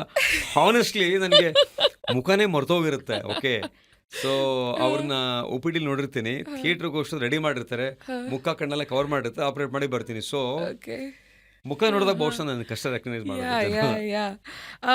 ಜೊತೆಗೆ ಏನಂದ್ರೆ sir, talking about all the symptoms, ಅಂದ್ರೆ ಜನರಿಗೆ ಗೊತ್ತು ಈ ಸಿಂಪ್ಟಮ್ಸ್ ನ ನೆಗ್ಲೆಕ್ಟ್ ಮಾಡಬಾರ್ದು, ಇದಿದ್ರೆ ನಾವು ಡಾಕ್ಟರ್ ಹತ್ರ ಹೋಗ್ಬೇಕು, ಬಟ್ ಸ್ಟಿಲ್ ಕ್ವಾಕ್ಸ್ ಗಳ ಹತ್ರ ಹೋಗೋರು ಜಾಸ್ತಿ. ನಿಮ್ಮ ಮಿಷನ್ನೇ ಇದಾಗಿರೋದ್ರಿಂದ, ಅಂದ್ರೆ ನಮ್ಮ ದೇಶದಲ್ಲಿ ಏನು ಅಂದಾಜಾಗಿ 1.5 ಮಿಲಿಯನ್ ಕ್ವಾಕ್ಸ್ ಗಳಿದ್ದಾರೆ. 1.5 ಮಿಲಿಯನ್, 15 ಲಕ್ಷ ಜನ. ಮೈ ಗಾಡ್. ಸೊ ಇವಾಗ ಒಂದ್ ಕಡೆ ನೀವು ಎಜುಕೇಟ್ ಮಾಡ್ತಾ ಬರ್ತೀರಾ, but what ever said and done, ಯಾರೋ ಬಂದ್ ಹೇಳ್ತಾರೆ ನಾನಿಲ್ಲಿ ಹೋಗಿದ್ದೆ ವಾಸಿ ಆಯ್ತು, ಬರೀ ಇವ್ರೊಂದು ಮೆಡಿಸಿನ್ ಕೊಡ್ತಾರೆ ವಾಸಿ ಆಯ್ತು, ಅಥವಾ ಅವ್ರದ್ದೊಂದು ಪ್ರೊಸೀಜರ್ ಇದೆ ವಾಸಿ ಆಯ್ತು. Any day do you think ಜನ ಸರ್ಜರಿ ಬದಲು ಅದನ್ನೇ ಪ್ರಿಫರ್ ಮಾಡ್ತಾರೆ ಅಂತ, ಅಥವಾ ಇವಾಗ ಅವೇರ್ನೆಸ್ ಹೆಚ್ಚಾಗ್ತಿದ್ಯಾ? ಹಾ ಮೇಡಮ್, ಇತ್ತೀಚೆಗೆ ತುಂಬಾ ಅವೇರ್ನೆಸ್ ಬರ್ತಾ ಇದೆ. ಆಕ್ಚುಲಿ ಅವೇರ್ನೆಸ್ ಹೇಗೆ ಬರ್ತಾ ಇದೆ ಅಂತ ಹೇಳಿದ್ರೆ, ಜನ ಬಂದು ಬಾಯ್ಬಿಟ್ಟು ಹೇಳ್ತಾರೆ, ಸರ್ ನಾನು ಈ ಕ್ವಾಕ್ ಹತ್ರ ಹೋಗಿದೆ ಸರ್, ನಾನು ಈ ಬೆಂಗಾಲಿ ಹತ್ರ ಹೋಗಿದೆ ಸರ್, ನಾನು ಈ ನಾಟಿ ವೈದ್ಯ ಹತ್ರ ಹೋಗಿದೆ ಸರ್, ನಿಮ್ಮ ವಿಡಿಯೋ ನೋಡೋದ್ರಲ್ಲಿ ಗೊತ್ತಾಯ್ತು ಸರ್, ನಿಜವಾಗ್ಲೂ ತುಂಬಾ ಅನುಕೂಲ ಆಯ್ತಂತ ಸುಮಾರು ಜನ ಕ್ವಾಕ್ಸ್ನ ಬಿಟ್ಟು ಬರ್ತಾ ಇದ್ದಾರೆ. ಎರಡನೇದು, ಯಾವುದೋ ಒಂದು ಶಿವಮೊಗ್ಗದಲ್ಲಿ ಒಂದು ಕ್ವಾಕ್ ಪಾಂಡು ಅಂತ, ಅವ್ರ ಬಗ್ಗೆ ನಾನೊಂದು ಶೋಲ್ ಹೇಳಿದಾಗ ಆ ಪಾಂಡುನವರು ಹಾಸ್ಪಿಟ್ಲಿಗೆ ಫೋನ್ ಮಾಡಿ ನಮಗೆ ಬೆದರಿಕೆ ಹಾಕಿದ್ದಾರೆ ಆ್ಯಕ್ಚುಲಿ. ಸೊ ಈ ಕ್ವಾಕ್ಸು 15 ಲಕ್ಷ ಜನ ಇದ್ದಾರೆ ಮೇಡಮ್ ಇಂಡಿಯಾದಲ್ಲಿ. 15 ಲಕ್ಷ ಜನ ಒಂದು ಕ್ವಾಕು ಒಂದು ದಿನಕ್ಕೆ 20,000 ಮಾಡಿದ್ರೆ 25 ಲಕ್ಷ ಕೋಟಿ ಆಯ್ತು ಈ ಕ್ವಾಕ್ಸ್ ಕತೆ. ಆಯ್ತಾ? ಕ್ವಾಕ್ಸ್ ಹತ್ರ ನೀವೆಲ್ಲ ಅನ್ಕೊಂಡಿರ್ತೀರಾ ಹಳ್ಳಿ ಜನ ಹೋಗ್ತಾರೆ, ಅವಿದ್ಯಾವಂತರು ಹೋಗ್ತಾರೆ ಅಂತ. ಮೇಡಮ್, ಸೆಲೆಬ್ರಿಟೀಸ್ ಹೋಗಿದ್ದಾರೆ ಕ್ವಾಕ್ಸ್ ಹತ್ರ, ಸಿಇಒಸ್ ಹೋಗಿದ್ದಾರೆ, ಬ್ಯೂರೋಕ್ರಾಟ್ಸ್ ಹೋಗಿದ್ದಾರೆ, ಇಂಡಸ್ಟ್ರಿಯಲಿಸ್ಟ್ ಹೋಗಿದ್ದಾರೆ ಕ್ವಾಕ್ಸ್ ಹತ್ರ. ಸೊ ಅಂಥ ಜನ ಹೋಗ್ಬೇಕಾದ್ರೆ ಇನ್ನು ಮಿಕ್ಕಿದವ್ರು ಏನು ಮಾಡ್ತಾರೆ ಪಾಪ ಅವ್ರದ್ದು. ಅದ್ರ ಜೊತೆಯಲ್ಲಿ ಈ ಕ್ವಾಕ್ಸ್ ಇರ್ತಾರಲ್ಲ, ಈ ಕ್ವಾಕ್ಸ್ ಏನು ಮಾಡ್ತಾರೆ, ಆ ಮೋಷನ್ಗೆ ಹೋಗೋ ಜಾಗದಲ್ಲಿ ಆ್ಯಸಿಡ್ ಹಾಕೋದು, ದಾರ ಕಟ್ಟೋದು, ಕೆಲವರು ವಿಳೆದೆಲೆ ಅಡಿಕೆ ಎಲ್ಲ ಪ್ರೆಸ್ ಮಾಡಿ ಅಲ್ಲಿ ಕಟ್ಟೋದು, ಆಮೇಲೆ ಈ ಟೈಟ್ ಆಗಿರುತ್ತಲ್ಲ ಮೋಷನ್ಗೆ ಹೋಗೋ ಜಾಗ, ಎತ್ತಿನ ಕುಂಬನ ಒಳಗಿಡಕ್ಕೆ ಹೋದರೆ ಅದು ಒಳಗೋಗಿ ಪೆನಿಟ್ರೇಟ್ ಆಗಿ ತೂತಾಗಿ ಇಂಟೆಸ್ಟೈನ್ ಹಾಸ್ಪಿಟಲ್ಗೆ ಬಂದಿದ್ದಾರೆ. ಸೊ ಕ್ವಾಕ್ಸು ಕಟ್ ಮಾಡಿ ಮೋಷನ್ ಕಂಟ್ರೋಲ್ ತಪ್ಪೋಗಿರ್ತಿದೆ ಮೇಡಮ್. ಯಾಕೆ ಬೇರೆ ಜನ, ಒಂದು ಸರ್ಜನ್ನು ಬ್ಯಾಂಗ್ಳೂರು ಮೆಡಿಕಲ್ ಕಾಲೇಜಲ್ಲಿ ಓದಿದ್ದ MS ಸರ್ಜರಿ ಸ್ಟೂಡೆಂಟು, ಬ್ರಿಲಿಯಂಟ್ ಬಾಯ್, ಅವನು ಕ್ವಾಕ್ ಹತ್ರ ಹೋಗಿದ್ದಾನೆ. 1 ಸರಿ ಅಲ್ಲ 2 ಸರಿ ಹೋಗಿ ಅವನಿಗೇನೋ ಮಸಲ್ಸ್ ಕಟ್ ಮಾಡಿ ಮೋಷನ್ ಕಂಟ್ರೋಲ್ ತಪ್ಪೋಗಿತ್ತು. ಅವನ ಕಂಟ್ರೋಲ್ ತಪ್ಪೋದಾಗ ಏನು ಮಾಡಬೇಕು, ಹೋಗ್ಬೇಕಲ್ಲ ಸೀನಿಯರ್ ಹತ್ರ. ಅವನು ಜೂನಿಯರ್ ಹತ್ರ ಹೋಗಿದ್ದಾನೆ, ಮತ್ತೆ ಇದೇ ಥರ ಆಪ್ರೇಟ್ ಮಾಡೋದು, ನಿನಗೆ ಗೈಡ್ ಮಾಡ್ತೀನಿ ಆ ರೀತಿ ಆಪ್ರೇಟ್ ಮಾಡೋ ಅಂತ. ಫುಲ್ ಕಂಟ್ರೋಲ್ ಹೋಗಿ 2 ವರ್ಷ ರೂಮಲ್ಲಿದ್ದ ಅವನು. ಕೊನೆಗೆ ಆತ್ಮಹತ್ಯೆ ಮಾಡ್ಕೋಬೇಕು ಡಿಸೈಡ್ ಮಾಡಿದಾಗ ಕೊನೆ ಕಾಲ್ ನನಗೆ ಮಾಡ್ತಾನೆ. ಸೊ ಒಂದು ಕಾಲ್ ನನಗೆ ಮಾಡದೆ ಹೋಗಿದ್ದಾರೆ, ಅವನು ಅವತ್ತು ಆತ್ಮಹತ್ಯೆ ಮಾಡ್ಕೋತಾ ಇದ್ದ. ಆಮೇಲೆ ಅವನು ಕರೆದು ಒಂದು ರೂಮ್ ಕೊಟ್ಟು ಅವನಿಗೆ ರಿಹ್ಯಾಬ್ ಮಾಡಿ ಇವತ್ತು ಕಂಟ್ರೋಲ್ ಬಂದಿದೆ, ಮದುವೆ ಆಗಿದೆ, 2 ಮಕ್ಕಳಿದ್ದಾರೆ, ಚೆನ್ನಾಗಿ ಒಂದು ದೊಡ್ಡ ಕಾಲೇಜಲ್ಲಿ HOD ಆಗಿದ್ದಾನೆ. ಸೊ ಇದು ಕ್ವಾಕ್ಸ್ಗಳ ಕತೆ. Forget about common man. ಒಬ್ಬ ಸರ್ಜನ್ ಕ್ವಾಕ್ ಹತ್ರ ಹೋಗ್ಬೇಕಾದ್ರೆ ಬೇರೆ ಜನ ಅವಿದ್ಯಾವಂತರು ಏನು ಮಾಡ್ತಾರೆ ಹಾಗೆ. ಅಂಡ್ ಇವಾಗೊಂದು ಕೊಲೊನೋಸ್ಕೋಪಿ ಮಾಡಿಸಿ ಅಂತಂದಾಗ ಅದೇನೋ ತುಂಬಾ ಕಾಂಪ್ಲೆಕ್ಸ್ ಅಂತ ಅನ್ಕೋಬಹುದು, ಬಟ್ ನೀವು ಹೇಳ್ತೀರಾ 6 to 7 minutes ಅಲ್ಲಿ ಕೊಲೊನೋಸ್ಕೋಪಿ ಆಗುತ್ತೆ. ಅಂಡ್ ನೀವು ಪೈಲ್ಸ್ ಗೆ ಸರ್ಜರಿ ಮಾಡಿದಾಗ it is a simple laser surgery. Why take so much of pain, go to a quack, and ಅದರಲ್ಲಿ ರಿಸಲ್ಟ್ ಕೂಡ ಇರೋದಿಲ್ಲ. ಅದರಿಂದ ಇನ್ನೇನೋ ಬೈ ಪ್ರಾಡಕ್ಟ್ ಆಗಿ ಅನುಭವಿಸೋ ಬದಲು ಇಷ್ಟು ಎಫಿಷಿಯಂಟ್ ಆಗಿರೋಂಥ ಒಬ್ಬ ಡಾಕ್ಟರ್ ಹತ್ರ ಬಂದು, ಆಯ್ತು ನೀವು ನನ್ನ ವಿಷಯಗಳು ಹೇಳ್ಬೇಡಿ ಹೊರಗೆ ಅಂದ್ರೆ, of course you will not reveal ಅವರ ಐಡೆಂಟಿಟಿನ. ಇದೇನಾಗಿದೆ, ಹಿಂದಿನ ಕಾಲದಿಂದ ಒಂದು ಮೂಢನಂಬಿಕೆ, ಈ ಒಂದು ಕಾಯಿಲೆಗೆ ಪೈಲ್ಸ್ ಫಿಶಲಾಗೆ ಆ ಕ್ವಾಕ್ಸೇ ಒಳ್ಳೆಯವರು ಅಂತ. ಅವ್ರು ಹೇಳ್ತಾರೆ ನಮ್ಮ ಜನರೇಷನ್ಸ್ ಇಂದ ಬಂದಿದೆ, ನಮ್ಮ ಮುತ್ತಾತ, ನಮ್ಮ ತಾತ, ನಮ್ಮಪ್ಪ, ನಾನು ಇದನ್ನೇ ಮಾಡ್ತಾ ಇದ್ದೀನಿ, ಇದು ನಮ್ಮ ಕುಲಕಸುಬು ಅಂತ ಮಾತಾಡ್ತಾರೆ ಅವರು. ನಿಜವಾಗ್ಲೂ third generation people, fourth generation people ಜನ ಇದನ್ನ ಮಾಡ್ತಾ ಇದ್ದಾರೆ. ಇದ್ರ ಜೊತೆಲಿ ಮೇಡಮ್ ಈ ಕ್ವಾಕ್ಸ್ ಹತ್ರ ಹೋದಾಗ ಅವರು ನೀಟಾಗಿ ಕನ್ವಿನ್ಸ್ ಮಾಡ್ತಾರೆ. ನಮ್ಮ ಡಾಕ್ಟರ್ಸ್ಗೂ ಅಷ್ಟು ಕನ್ವಿನ್ಸ್ ಮಾಡೋ ಶಕ್ತಿ ಇಲ್ಲ, ನೀಟಾಗಿ ಕನ್ವಿನ್ಸ್ ಮಾಡ್ತಾರೆ. ಡಾಕ್ಟರ್ಸ್ ಕಟ್ ಮಾಡ್ತಾರೆ, ಡಾಕ್ಟರ್ಸ್ ಆಪರೇಟ್ ಮಾಡ್ತಾರೆ, ಡಾಕ್ಟರ್ಸ್ ತುಂಬ ಚಾರ್ಜ್ ಮಾಡ್ತಾರೆ, ನೀವು ಮನೇಲೇ ಮಲಗಿರ್ಬೇಕಾಗತ್ತೆ, ನಮ್ಮದು ಸರ್ಜರಿನೇ ಇಲ್ಲ, ದಾರ ಕಟ್ತೀವಿ, 100% ಗ್ಯಾರಂಟಿ. ಇವಾಗ ಈ ರೀತಿಯಲ್ಲ ಗ್ಯಾರಂಟಿ ಕೇಳ್ತಾ ಇದೀರಲ್ಲ, ಆ ರೀತಿ 100% ಗ್ಯಾರಂಟಿ ಅಂತ ಕ್ವಾಕ್ಸು ಹೇಳ್ತಾರೆ. ಕ್ವಾಕ್ಸ್ ಹೇಳಿದಾಗ ಜನ ಅದನ್ನ ನಂಬ್ತಾರೆ. ಅದೇನಾಗಿರುತ್ತೆ, ಏನೋ ಸಣ್ಣ ಪುಟ್ಟ ಪ್ರಾಬ್ಲಮ್ ಇರುತ್ತೆ, ಅದಕ್ಕೆ ಹೋಗಿರ್ತಾರೆ, ಅದನ್ನ ಮಾಡಿರ್ತಾರೆ, ವಾಸಿ ಆಗಿರುತ್ತೆ ಅವ್ರಿಗೆ. ಇದನ್ನ ಹೋಗಿ ಊರಿಗೆಲ್ಲ ಹೇಳ್ತಾರೆ ನಾನು ಅಲ್ಲಿ ಹೋಗಿದ್ದೆ ಅಂತ. ಕೆಲವ್ರು ಬಂದು ಹೇಳ್ತಾರೆ, ಸರ್ ಹೋದಾಗ ಅಲ್ಲಿ 100 ಜನ ಇದ್ರು ಸರ್, ಕಾಲಿಡಕ್ಕೆ ಜಾಗ ಇಲ್ಲ ಸರ್, ತುಂಬ ರಶ್ ಇತ್ತು ಸರ್. ಮೇಡಮ್ ಎಷ್ಟೋ ಜನ ಡಾಕ್ಟರ್ ಕ್ಲಿನಿಕಲ್ಲಿ ಜನನೇ ಇರಲ್ಲ ಮೇಡಮ್, ಕ್ವಾಕ್ಸದ ಜನ ಇರ್ತಾರೆ. ಸೊ ಈ ರೀತಿ ಇತ್ತೀಚೆಗೆ ಬದಲಾವಣೆ ಆಗ್ತಾ ಇದೆ ನಮ್ಮ ಜನ ಅವೇರ್ನೆಸ್ ಬಂದ ಮೇಲೆ. ಅಂಡ್ ಆಲ್ಸೋ ನಿಮ್ಮ ಏರಿಯಾ ಆಫ್ ಎಕ್ಸ್ಪರ್ಟೀಸ್ ಅಥವಾ ನೀವು ಏನೇನೆಲ್ಲ ಮಾಡ್ತೀರಾ ಅಂತ ತಗೊಂಡಾಗ sir, can we talk about ಒಂದೊಂದು ಟ್ರಿವಿಯಾ ಅಥವಾ statistic about each thing and then dive deeper? For example piles, fissure, fistula, perianal abscess, constipation, colorectal cancer, ಇದೆಲ್ಲ ತಗೊಂಡಾಗ ನಾನು ನೋಡಿದಂಥ ಕೆಲವ್ದೇನಂದ್ರೆ, ಫಾರ್ ಎಕ್ಸಾಂಪಲ್ ಪೈಲೋನೈಡಲ್ ಸೈನಸ್ ಅಂತ ಬಂದಾಗ ಇದನ್ನ ಜೀಪ್ ಡಿಸೀಸ್ ಅಂತ ಕರೀತಾರ. ಜೀಪ್ ಡ್ರೈವರ್ಸ್ ಡಿಸೀಸ್ ಅಂತ ಕರೀತಾರೆ. Jeep drivers disease. Okay okay. ಯಾಕೆ ಅಂತ ಹೇಳಿದ್ರೆ ವರ್ಲ್ಡ್ ವಾರ್ 2 ಅಲ್ಲಿ ಈ ಜೀಪ್ ಡ್ರೈವರ್ಸ್ ಇದ್ರಲ್ಲ, ಬಹಳ ದಿನ ನಡೀತಲ್ಲ ವರ್ಲ್ಡ್ ವಾರ್ 2. ಆ ಜೀಪ್ ಡ್ರೈವರ್ಸ್ ಜೀಪಲ್ಲಿ ಕೂತು ಪ್ರೊಲಾಂಗ್ ಸಿಟ್ಟಿಂಗ್ ಹೋಗಿ ಏನಾಗಿದೆ, ಈ ತಲೆಯಲ್ಲಿ ಕೂದಲಿರುತ್ತಲ್ಲ, ಹೆಣ್ಮಕ್ಳಿಗೂ ಅಷ್ಟೇ ಗಂಡು ಮಕ್ಳಿಗೂ ಅಷ್ಟೇ, ಇಲ್ಲಿಂದ ತಲೆ ಕೂದಲು ಯಾವಾಗೂ ಬೀಳ್ತಾ ಇರುತ್ತೆ. ನಾರ್ಮಲ್ ಹೇರ್ ಫಾಲ್ ಆಗ್ತಾ ಇರೋ ದಿನ, ಹೇರ್ ಫಾಲ್ ಆದಾಗ ಆ ಬಟಕ್ಸ್ ಹತ್ರ ಕ್ಲೆಫ್ಟ್ ಇರುತ್ತಲ್ಲ, ಅಲ್ಲೋಗಿ ಕಲೆಕ್ಟ್ ಆಗುತ್ತೆ. ಅಲ್ಲಿ ಕಲೆಕ್ಟ್ ಆದಾಗ ಹೇರಿ ಬಾಡಿ ಇರುತ್ತಲ್ಲ, ಅವ್ರಿಗೆ ಆ ಕಲೆಕ್ಟ್ ಆಗಿದ್ದ ಹೇರು ಬಾಡಿ ಒಳಗೆ ಹೋಗುತ್ತೆ ಮೇಡಮ್. ಆ ಸ್ವೆಟ್ ಗ್ಲ್ಯಾಂಡ್ಸ್ ಇರುತ್ತಲ್ಲ, ಆ ಸಣ್ಣ ಹೋಲಿಂದ ಹೋಗುತ್ತೆ. ಅದು ಯಾಕೆ ಹೋಗುತ್ತೆ, ಹೇಗೆ ಹೋಗುತ್ತೆ, ಇವತ್ತಿಗೂ ಗೊತ್ತಿಲ್ಲ. ನಾವು ಆಪರೇಟ್ ಮಾಡಿದಾಗ ಎಲ್ಲ ಅನ್ಕೊಂಡಿದ್ರು ಇಲ್ಲಿರೋ ಹೇರ್ಸ್ ಒಳಗೋಗುತ್ತೆ ಅಂತ ಅಂತಿದ್ರು. ಅಲ್ಲಿರೋ ಹೇರ್ಸು ಭಾಳ ಹೊತ್ತು ಕೂತು ಡ್ರೈವರ್ಗೆ ಅಲ್ಲಿ ಹೋಗಿದೆ ಅಂತ. ಆಮೇಲೆ ಒಂದಿನ ಆಪರೇಟ್ ಮಾಡ್ಬೇಕಾದ್ರೆ ಏನಾಯ್ತು, ಒಂದು ಹೆಣ್ಮಗಳಲ್ಲಿ ಆಪರೇಟ್ ಮಾಡಬೇಕಾದ್ರೆ ಇಟಾಲಿಲಿ ಒಂದು ಸರ್ಜನ್ಗೆ ದೊಡ್ಡ ಕೂದಲು ಸಿಕ್ತು, ಇಷ್ಟುದ ಕೂದಲು. ಅವಾಗ ಯೋಚನೆ ಮಾಡಿದ್ರು ಎಲ್ಲಿಂದ ಬಂತು ಕೂದಲಿದು ಅಂತ. ಈ ಜಾಗದ ಹೆಣ್ಮಕ್ಳಿಗೂ ಕೂದಲಿರಲ್ಲ, ಇದ್ರು ಸಣ್ಣದಿರುತ್ತೆ, ಇಷ್ಟುದ ಕೂದಲು ಹೋಗಿದೆ. ಆಮೇಲೆ ಮತ್ತೆ ಲೇಡಿನ ಕರೆಸ್ತಾರೆ, ಆ ಲೇಡಿ ಹೇರ್ಸ್, ತಲೆ ಹೇರ್ಸು ಮತ್ತು ಹೇರ್ಸ್ ಕಂಪೇರ್ ಮಾಡಿದಾಗ ಅದು ಇಲ್ಲಿಂದ ಬಿದ್ದು ಕೂದಲಾಗಿರುತ್ತೆ. ಸೊ ಹಾಗಾಗಿ ಇದು ಜೀಪ್ ಡ್ರೈವರ್ಸ್ ಡಿಸೀಸ್ ಅಂತ ಯಾಕೆ ಕರಿತಿದ್ರು ಅಂದರೆ, ಆ ಜೀಪ್ ಡ್ರೈವರ್ಸ್ಗೆ ವರ್ಲ್ಡ್ ವಾರ್ 2 ನಲ್ಲಿ ತುಂಬ ಬಂದಿತ್ತು. ಎರಡನೇದು ಪೈಲೋನಿಡಲ್ ಸೈನಸ್ ಅಂತ ಕರೀತಾರಲ್ಲ, ಆ ಹಿಂಭಾಗ ಆ ಕ್ಲೆಫ್ಟ್ ಇರುತ್ತಲ್ವಾ, ಆ ಪೈಲೋ ಅಂದರೆ ಹೇರ್ಸ್ ಅಂತ, ಸೈನಸ್ ಅಂದರೆ ಡಿಸ್ಚಾರ್ಜ್ ಅಂತ. ಸೊ ಆ ಒಳಗೆ ಡೀಪಲ್ಲಿ ಹೇರ್ಸ್ ಎಲ್ಲ ಕಲೆಕ್ಟ್ ಆಗಿ ಅದು ಇನ್ಫೆಕ್ಟ್ ಆಗಿ ಅದು ಆಪ್ಸಸ್ ಆಗಿ ಅದು ಓಪನ್ ಆದಾಗ ಅದು ಪೈಲೋನಿಡಲ್ ಸೈನಸ್ ಅಂತ. ಕೆಲವರಿಗೆ ಈ ಪೈಲೋನಿಡಲ್ ಸೈನಸ್ಸು ಬೋನ್ ತನಕ ಹೋಗಿರುತ್ತೆ. ಹಿಂದೆ ಸ್ಪೈನ್ ಇರುತ್ತಲ್ಲ, ಬೋನ್ ತನಕ ಹೋಗಿರುತ್ತೆ. 1% ಈ ಪೈಲೋನಿಡಲ್ ಸೈನಸ್ಸು TB ಸಹ ಆಗಿರ್ಬೋದು. Next constipation. ಇದ್ರ ಬಗ್ಗೆ ಒಂದು ನಮಗೆ ಗೊತ್ತಿಲ್ಲದಿರೋ ವಿಷಯ ಹೇಳಬಹುದಾ? For example, top 5 reasons for Google searches related to health, ಅದರಲ್ಲಿ ಕಾನ್ಸ್ಟಿಪೇಷನ್ ಇದೆ. ಬಟ್ ಸ್ಟಿಲ್ ಜನ they think it's not so serious ಅಂತ.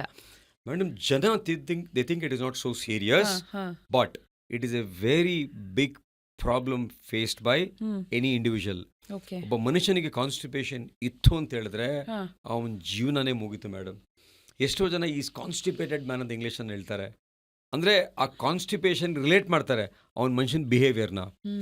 ಮೇಡಮ್, ಇಂಡಿಯಾದಲ್ಲಿ 15% ಜನಕ್ಕೆ ಕಾನ್ಸ್ಟಿಪೇಷನ್ ಇದೆ, ವಿಚ್ ಇಸ್ ಟ್ರೀಟಬಲ್. 15% ಜನಕ್ಕೆ ಟ್ರೀಟ್ ಮಾಡಬೇಕು.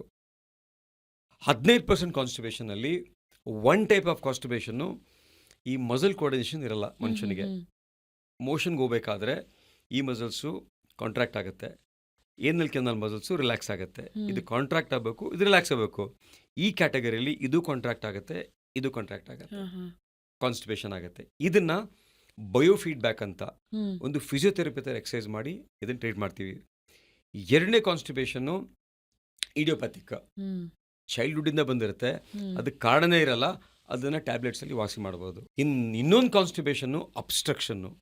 ನಮ್ಮ ಗಟ್ಟಲ್ಲಿ, ನಮ್ಮ ಕೊಲಾನಲ್ಲಿ ಎಲ್ಲಾದರೂ ಬ್ಲಾಕ್ ಆಗಿದ್ದರೆ ಕಾನ್ಸ್ಟಿಪೇಷನ್ ಆಗುತ್ತೆ. ಯಾವ ರೀತಿಯ ಬ್ಲಾಕ್ ಅಂತ ಹೇಳಿದ್ರೆ ಕೋಲೋನ್ ಕ್ಯಾನ್ಸರ್ ಆಗಿರ್ಬೋದು ಅಥವಾ ಕೋಲೋನ್ ಪಾಲಿಪ್ಸ್ ಆಗ್ಬೋದು. ಇನ್ನೊಂದು ಕಾನ್ಸ್ಟಿಪೇಷನ್ನು ಒಂದು ತಾಯಿ ನಾರ್ಮಲ್ ಡೆಲಿವರಿ ಮಾಡಿದಾಗ, ತಾಯಿ ತುಂಬ ಪ್ರೆಷರ್ ಹಾಕಿದ್ದಾಗ, ಮಗು ತುಂಬ ದೊಡ್ಡದಾಗಿದ್ದಾಗ, ತಾಯಿ ಶಾರ್ಟ್ ಇದ್ದಾಗ, ಆ ಡೆಲಿವರಿ ಮಾಡಬೇಕಾದ್ರೆ ರೆಕ್ಟಮ್ ಕೊನೆ ಭಾಗ ಅದು ಕೆಳಗೆ ಜಾರ್ಕೊಂಬಂದಿರುತ್ತೆ. ಆವಾಗ ಏನಾಗುತ್ತೆ, ಮೋಷನಲ್ಲಿ ಹೋಗಿ ಅಲ್ಲಿ ಸ್ಟಕ್ ಆಗುತ್ತೆ. ಅದೊಂದು ರೀತಿಯ constipation. And constipation is the mother of all diseases. Piles ಯಾಕಾಗುತ್ತೆ? ಕಾನ್ಸ್ಟಿಪೇಷನ್. ಫಿಷರ್ ಯಾಕಾಗುತ್ತೆ? ಕಾನ್ಸ್ಟಿಪೇಷನ್. ಆಪ್ಸೆಸ್ ಆಗುತ್ತೆ? ಕಾನ್ಸ್ಟಿಪೇಷನ್. ಫಿಶರ್ ಯಾಕಾಗುತ್ತೆ? ಕಾನ್ಸ್ಟಿಪೇಷನ್. ಪಾಲಿಪ್ ಯಾಕಾಗುತ್ತೆ? ಕಾನ್ಸ್ಟಿಪೇಷನ್. ಆಯಿತಾ? ಇನ್ನು 44% ಜನಕ್ಕೆ ಲೈಫ್ ಸ್ಟೈಲ್. ಇತ್ತೀಚೆಗೆ ಜನ ನಿದ್ದೆ ಮಾಡಲ್ಲ, ಫಿಸಿಕಲ್ ಆ್ಯಕ್ಟಿವಿಟಿ ಇಲ್ಲ, ಸೆಡೆಂಟರಿ ಲೈಫ್ ಸ್ಟೈಲು, ನೀರು ಕುಡಿಯಲ್ಲ, ನಾರು ತಿನ್ನಲ್ಲ, ನಿದ್ದೆ ಇಲ್ಲ, ನೀರಿಲ್ಲ, ನಾರಿಲ್ಲ. ಸೊ ಅಂಥ ಜನ 44%. ಇವ್ರಿಗೂ ಪೈಲ್ಸು, ಫಿಶರು, ಫಿಶುಲಾ ಬರುತ್ತೆ. ಇದು ಲೈಫ್ ಸ್ಟೈಲು. ಇದಕ್ಕೆ ಟ್ರೀಟ್ಮೆಂಟ್ ಅವಶ್ಯಕತೆ ಇಲ್ಲ. ಇದು ಲೈಫ್ ಸ್ಟೈಲ್ ಮಾಡಿಫಿಕೇಶನ್. ಆಗಲೇ ಹೇಳಿದ್ನಲ್ಲ, increase fibre, eat healthy, exercise, ಇದನ್ನು ಮಾಡಿಕೊಂಡ್ರೆ ರಿಲೀವ್ ಆಗುತ್ತೆ ಇದು. So constipation is a big problem. Constipation is a big subject. Constipation is a big speciality. Yes, ಖಂಡಿತ ಡೀಟೇಲ್ ಆಗಿ ಇದ್ರ ಬಗ್ಗೆ ಮಾತಾಡ್ತೀವಿ. But talking about some statistics trivia ಅಂತ ಮಾತಾಡ್ತಾ, ಪೈಲ್ಸ್ ಬಗ್ಗೆನೂ ತುಂಬಾ ಒಳ್ಳೆ ಹಿಸ್ಟಾರಿಕಲ್ ಒಂದು ಇದನ್ನ ಕೊಡ್ತೀರಾ ನೀವು, ಕನೆಕ್ಷನ್.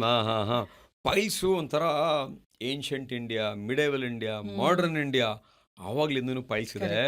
ಅಕ್ಬರ್ ಬೀರ್ಬಲ್ ಸ್ಟೋರಿ ಇದೆ ಮೇಡಮ್ ಪೈಲ್ಸಲ್ಲಿ. ಅಕ್ಬರ್ಗೇನೋ ತುಂಬ ಅರ್ಜೆಂಟ್ ಆಗಿರುತ್ತೆ ಈ ಬೀರ್ಬಲ್ಗೆ. ಅವನು ವಾಶ್ರೂಮ್ಗೆ ಹೋಗ್ಬೇಕಾಗತ್ತೆ. ಅವ್ನು ಕೇಳ್ತಾನೆ ನಾನು ಹೊರಗಡೆ ಹೋಗ್ಬೇಕು ಅಂತ, ಬಟ್ ಬಿಡಲ್ಲ ಅಕ್ಬರು. ಅವಾಗ ಬೀರ್ಬಲ್ ಹೇಳ್ತಾನೆ ನಾನು ಹೋಗ್ಲೇಬೇಕು ಅಂತ. ಯಾವತ್ತೂ ಅವ್ರ ಮಾತು ಮೀರಲ್ಲ, ಹೊರಟೋಗ್ತಾನೆ ಅವತ್ತು. ಕೋಪ ಬಂದು ತುಂಬಾ ಬೈದ್ಬಿಡ್ತಾರೆ, ಸೈಲೆಂಟ್ ಆಗಿ ಇರ್ತಾರೆ. ಇನ್ನೊಂದು ದಿನ ಅಕ್ಬರ್ಗೆ ಆಗುತ್ತೆ, ಅವಾಗ ಇವ್ರು ಬಿಡಲ್ಲ. ಸೊ ಆತರ ಈ ಪೈಲ್ಸ್ ಇದೆಯಲ್ಲ, ಈ pile subject battle of Waterloo, Napoleon 1506 ಯುದ್ಧ ಸೋಲ್ತಾನೆ. ಅವನಿಗೆ ಪೈಲ್ಸ್ ಆಗಿರುತ್ತೆ, ಗ್ರೇಡ್ 4. ಒಳ್ಳೆ ಕ್ಯಾಬೇಜು, ಕಾಲಿಫ್ಲವರ್ ಥರ ಹೊರಗಡೆ ಬಂದಿರುತ್ತೆ. ಕುದುರೆ ಮೇಲೆ ಕೂತ್ಕೊಳ್ಳೋಕ್ಕಾಗಲ್ಲ, ಟೆಂಟಲ್ಲಿ ಹೋಗಿ ಮಲಗ್ತಾನೆ, ಯುದ್ಧ ಸೋಲ್ತಾನೆ. ಆ ಒಂದು ಯುದ್ಧದಿಂದ ಇಡೀ ಪ್ರಪಂಚದ ಚಿತ್ರಣ ಬದಲಾಗುತ್ತೆ. ಇನ್ನು ನಮ್ಮ ರಾಜಕಾರಣಿಯೊಬ್ಬರು, ಬಿಹಾರದ ಮಾಜಿ ಮುಖ್ಯಮಂತ್ರಿಗಳು ಲಾಲೂ ಪ್ರಸಾದ್ ಯಾದವ್, ಜೈಲಲ್ಲಿರ್ತಾರೆ. ಅವರು ಜೈಲಲ್ಲಿದ್ದಾಗ ಜಡ್ಜ್ ಹತ್ರ ಹೋಗಿ ಅವ್ರಿಗೆ ಕಾರ್ಡಿಯಾಕ್ ಪ್ರಾಬ್ಲಮ್ ಇದೆ, ಅವ್ರಿಗೆ ಪೆರೋಲ್ ಕೊಡಿ ಅಂತ ಕೇಳ್ತಾರೆ, ಕೊಡಲ್ಲ ಅವರು. ಪೈಲ್ಸ್ ಇದೆ ಅಂದ ತಕ್ಷಣ ಕೊಟ್ಬಿಡ್ತಾರೆ. ಅಷ್ಟು ನೋವಿರುತ್ತಲ್ಲ ಲಾಲು ಯಾದವ್ಗೆ. ಇದು ಪೇಪರಲ್ಲೆಲ್ಲ ರಿಪೋರ್ಟ್ ಆಗಿತ್ತು. ಹಾಗಾಗಿ ಪೈಲ್ಸ್ ಇದೆಯಲ್ಲ ತುಂಬ ಸಮಸ್ಯೆ ಆಗುತ್ತೆ ಗ್ರೇಡ್ 4ಗೆ ಹೋದಾಗ. ಸೊ ಇದು ಗ್ರೇಡ್ 1 ಅಲ್ಲಿ ಗೊತ್ತೇ ಆಗಲ್ಲ ಮೋಸ್ಟ್ಲಿ ಅಂತ ಅನ್ಸುತ್ತಲ್ವಾ? ಗೊತ್ತಾಗಲ್ಲ ಗ್ರೇಡ್ 1, ಯಾಕಂದ್ರೆ ಪೈಲ್ ಒಳಗೆ ಇರುತ್ತೆ, ನಮಗ್ ಗೊತ್ತಾಗಲ್ಲ. ಅಂಡ್ ಗ್ರೇಡ್ 2 ನಲ್ಲಿ ಆಚೆ ಬಂದು ಒಳಗ್ ಹೋಗುತ್ತೆ. ಗ್ರೇಡ್ 3 ನಲ್ಲಿ ಆಚೆ ಬಂದಾಗ ನಾವೇ ಅದನ್ನ ಒಳಗಡೆ ಪುಷ್ ಮಾಡ್ಕೊಳ್ಳೋದು. ಅಂಡ್ ಗ್ರೇಡ್ 4 ಇಸ್ ಇವಾಗ ನೀವು ಕೊಟ್ಟಂತ ಎಕ್ಸಾಂಪಲ್, ಆಚೆ ಬಂದು ಅದನ್ನ ಒಳಗ್ ಪುಷ್ ಮಾಡೋದಕ್ಕಾಗದೆ ಸಾಕಷ್ಟು ಬ್ಲೀಡಿಂಗ್ ಆಗಿ ಡಾಕ್ಟರ್ ಹತ್ರ ಆನ್ ಟೈಮ್ ಹೋಗಿಲ್ಲ ಅಂದ್ರೆ ಎಷ್ಟೋ ಸಲ ರೂರಲ್ ಏರಿಯಾಸ್ ಅಲ್ಲಿ ಸಾವನ್ನಪ್ಪಿರುವಂತ ಚಾನ್ಸಸ್ ಕೂಡ, ಐ ಮೀನ್ ಸಿಚುಯೇಷನ್ಸ್ ಕೂಡ ನಾವು ನೋಡಿರ್ತೀವಿ ಬಿಕಾಸ್ ಆಫ್ ಬ್ಲಡ್ ಲಾಸ್. ಹೌದು. ಈಗ ನಾವು ಚೇರ್ ಎಕ್ಸ್ಚೇಂಜ್ ಮಾಡ್ಕೊಳ್ಳೋಣ ಮೇಡಮ್. ನೀವು ಗ್ರೇಡ್ 1, ಗ್ರೇಡ್ 2, ಗ್ರೇಡ್ 3, ಗ್ರೇಡ್ 4 ಹೇಳ್ತಿದ್ರೆ ನಾನೇನು ಮಾತಾಡಲಿ? ಓಕೆ, ಸೊ ನೀವು ಹೇಳಿಟ್ರು ಆ ಗ್ರೇಡ್ 4, ಗ್ರೇಡ್ 3 ಸ್ಟೇಜಲ್ಲಿ ತುಂಬ ಬ್ಲೀಡ್ ಆಗುತ್ತೆ. ಎಷ್ಟು ಬ್ಲೀಡ್ ಆಗುತ್ತೆ ಅಂತ ಹೇಳಿದ್ರೆ, ನಾನು MBBS ಮಾಡ್ತಾ ಇದ್ದೆ, ಇನ್ನು ನಮ್ಮ ನೇಬರ್ಗೆ ಪೈಲ್ಸ್ ಆಗ್ಬಿಟ್ಟಿದೆ, ತುಂಬ ಬ್ಲೀಡಿಂಗ್ ಆಗ್ಬಿಟ್ಟಿದೆ. ಇನ್ನು MBBS ಮಾಡ್ತಾರೆ, ಮೆಡಿಕಲ್ ಸ್ಟೂಡೆಂಟ್ ಅಪ್ಪ ಅಂತ ಬಂದು, ಅವ್ರು IT ಪ್ರೊಫೆಷ್ನಲ್ಲು, ಆಗ್ತಾನೆ ಮದುವೆ ಆಗಿದ್ರು, ಅವ್ರ ಮನೆ ಎಳಿಯ. ಸೊ ನಾನು ಡಾಕ್ಟರ್ MG ಭಟ್ ಅಂತ ದೊಡ್ಡ ಸರ್ಜನ್, ನಮ್ಗೆ ಅವರೇ ರೋಲ್ ಮಾಡಲಾಗ. ಸೊ ಅವ್ರ ಹತ್ರ ಹೋದಾಗ ಕೊಲೊನೋಸ್ಕೋಪಿ ಮಾಡಿ ಬರೀ ಪೈಲ್ಸ್ ಮಾತ್ರ ಇದೆ ಅಂತ. ಹಿಮೋಗ್ಲೋಬಿನ್ನು 2.6 ಇತ್ತು ಮೇಡಮ್. O my god. ಎಷ್ಟೋ ಜನ ಆ ರಕ್ತ ಹೋಗಿ ಹೋಗಿ ಹೋಗಿ ಸಾವನ್ನಪ್ಪಿದ್ದಾರೆ. ಸಾವು ಯಾಕಾಯ್ತು ಅಂದ್ರೆ ರಕ್ತ ಹೋಗ್ತಿತ್ತು, ಕ್ಯಾನ್ಸರ್ ಆಗಿತ್ತು ಅಂತ ಹೇಳ್ಬಿಡ್ತಾರೆ. ಪೈಲ್ಸ್ ಇಂದಾನೆ ಸತ್ತೋಗಿದ ಎಷ್ಟೋ ಉದಾಹರಣೆ ನಮ್ಮಲ್ಲಿ ಇವೆ. ಅಂಡ್ ಪೈಲ್ಸ್ ಆದ್ರೂ ಸುಮಾರು ಜನರಿಗೆ ಗೊತ್ತಿದೆ, ಅಂದ್ರೆ people are aware of it. I think fissure and fistula ಒಂದು ಕನ್ಫ್ಯೂಷನ್ ಇದೆ, ಇದಕ್ಕೂ ಅದಕ್ಕೂ ಡಿಫ್ರೆನ್ಸ್ ಏನು ಅನ್ನೋದಿರಬಹುದು. ಅಂಡ್ ಈ ಎರಡರ ಬಗ್ಗೆ if you can tell us ಒಂದು ಟ್ರಿವಿಯಾ ಅಥವಾ statistic which might shock us.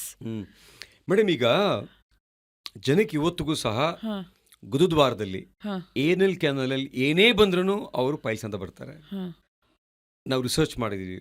Out of 100 people 89 ನಮ್ಮ ಹಾಸ್ಪಿಟ್ಲಿಗೆ ಅವ್ರಿಗೆ ಫಿಷರ್ ಇರುತ್ತೆ, ಆಪ್ಸಸ್ ಇರುತ್ತೆ, ಫಿಸ್ಚುಲಾ ಇರುತ್ತೆ, ಬೇರೆ ಸ್ಕಿನ್ ಡಿಸೀಸ್ ಇರುತ್ತೆ, ಸೆಕ್ಷುಯಲಿ ಟ್ರಾನ್ಸ್ಮಿಟೆಡ್ ವೈರಲ್ ವಾಟ್ಸ್ ಇರುತ್ತೆ.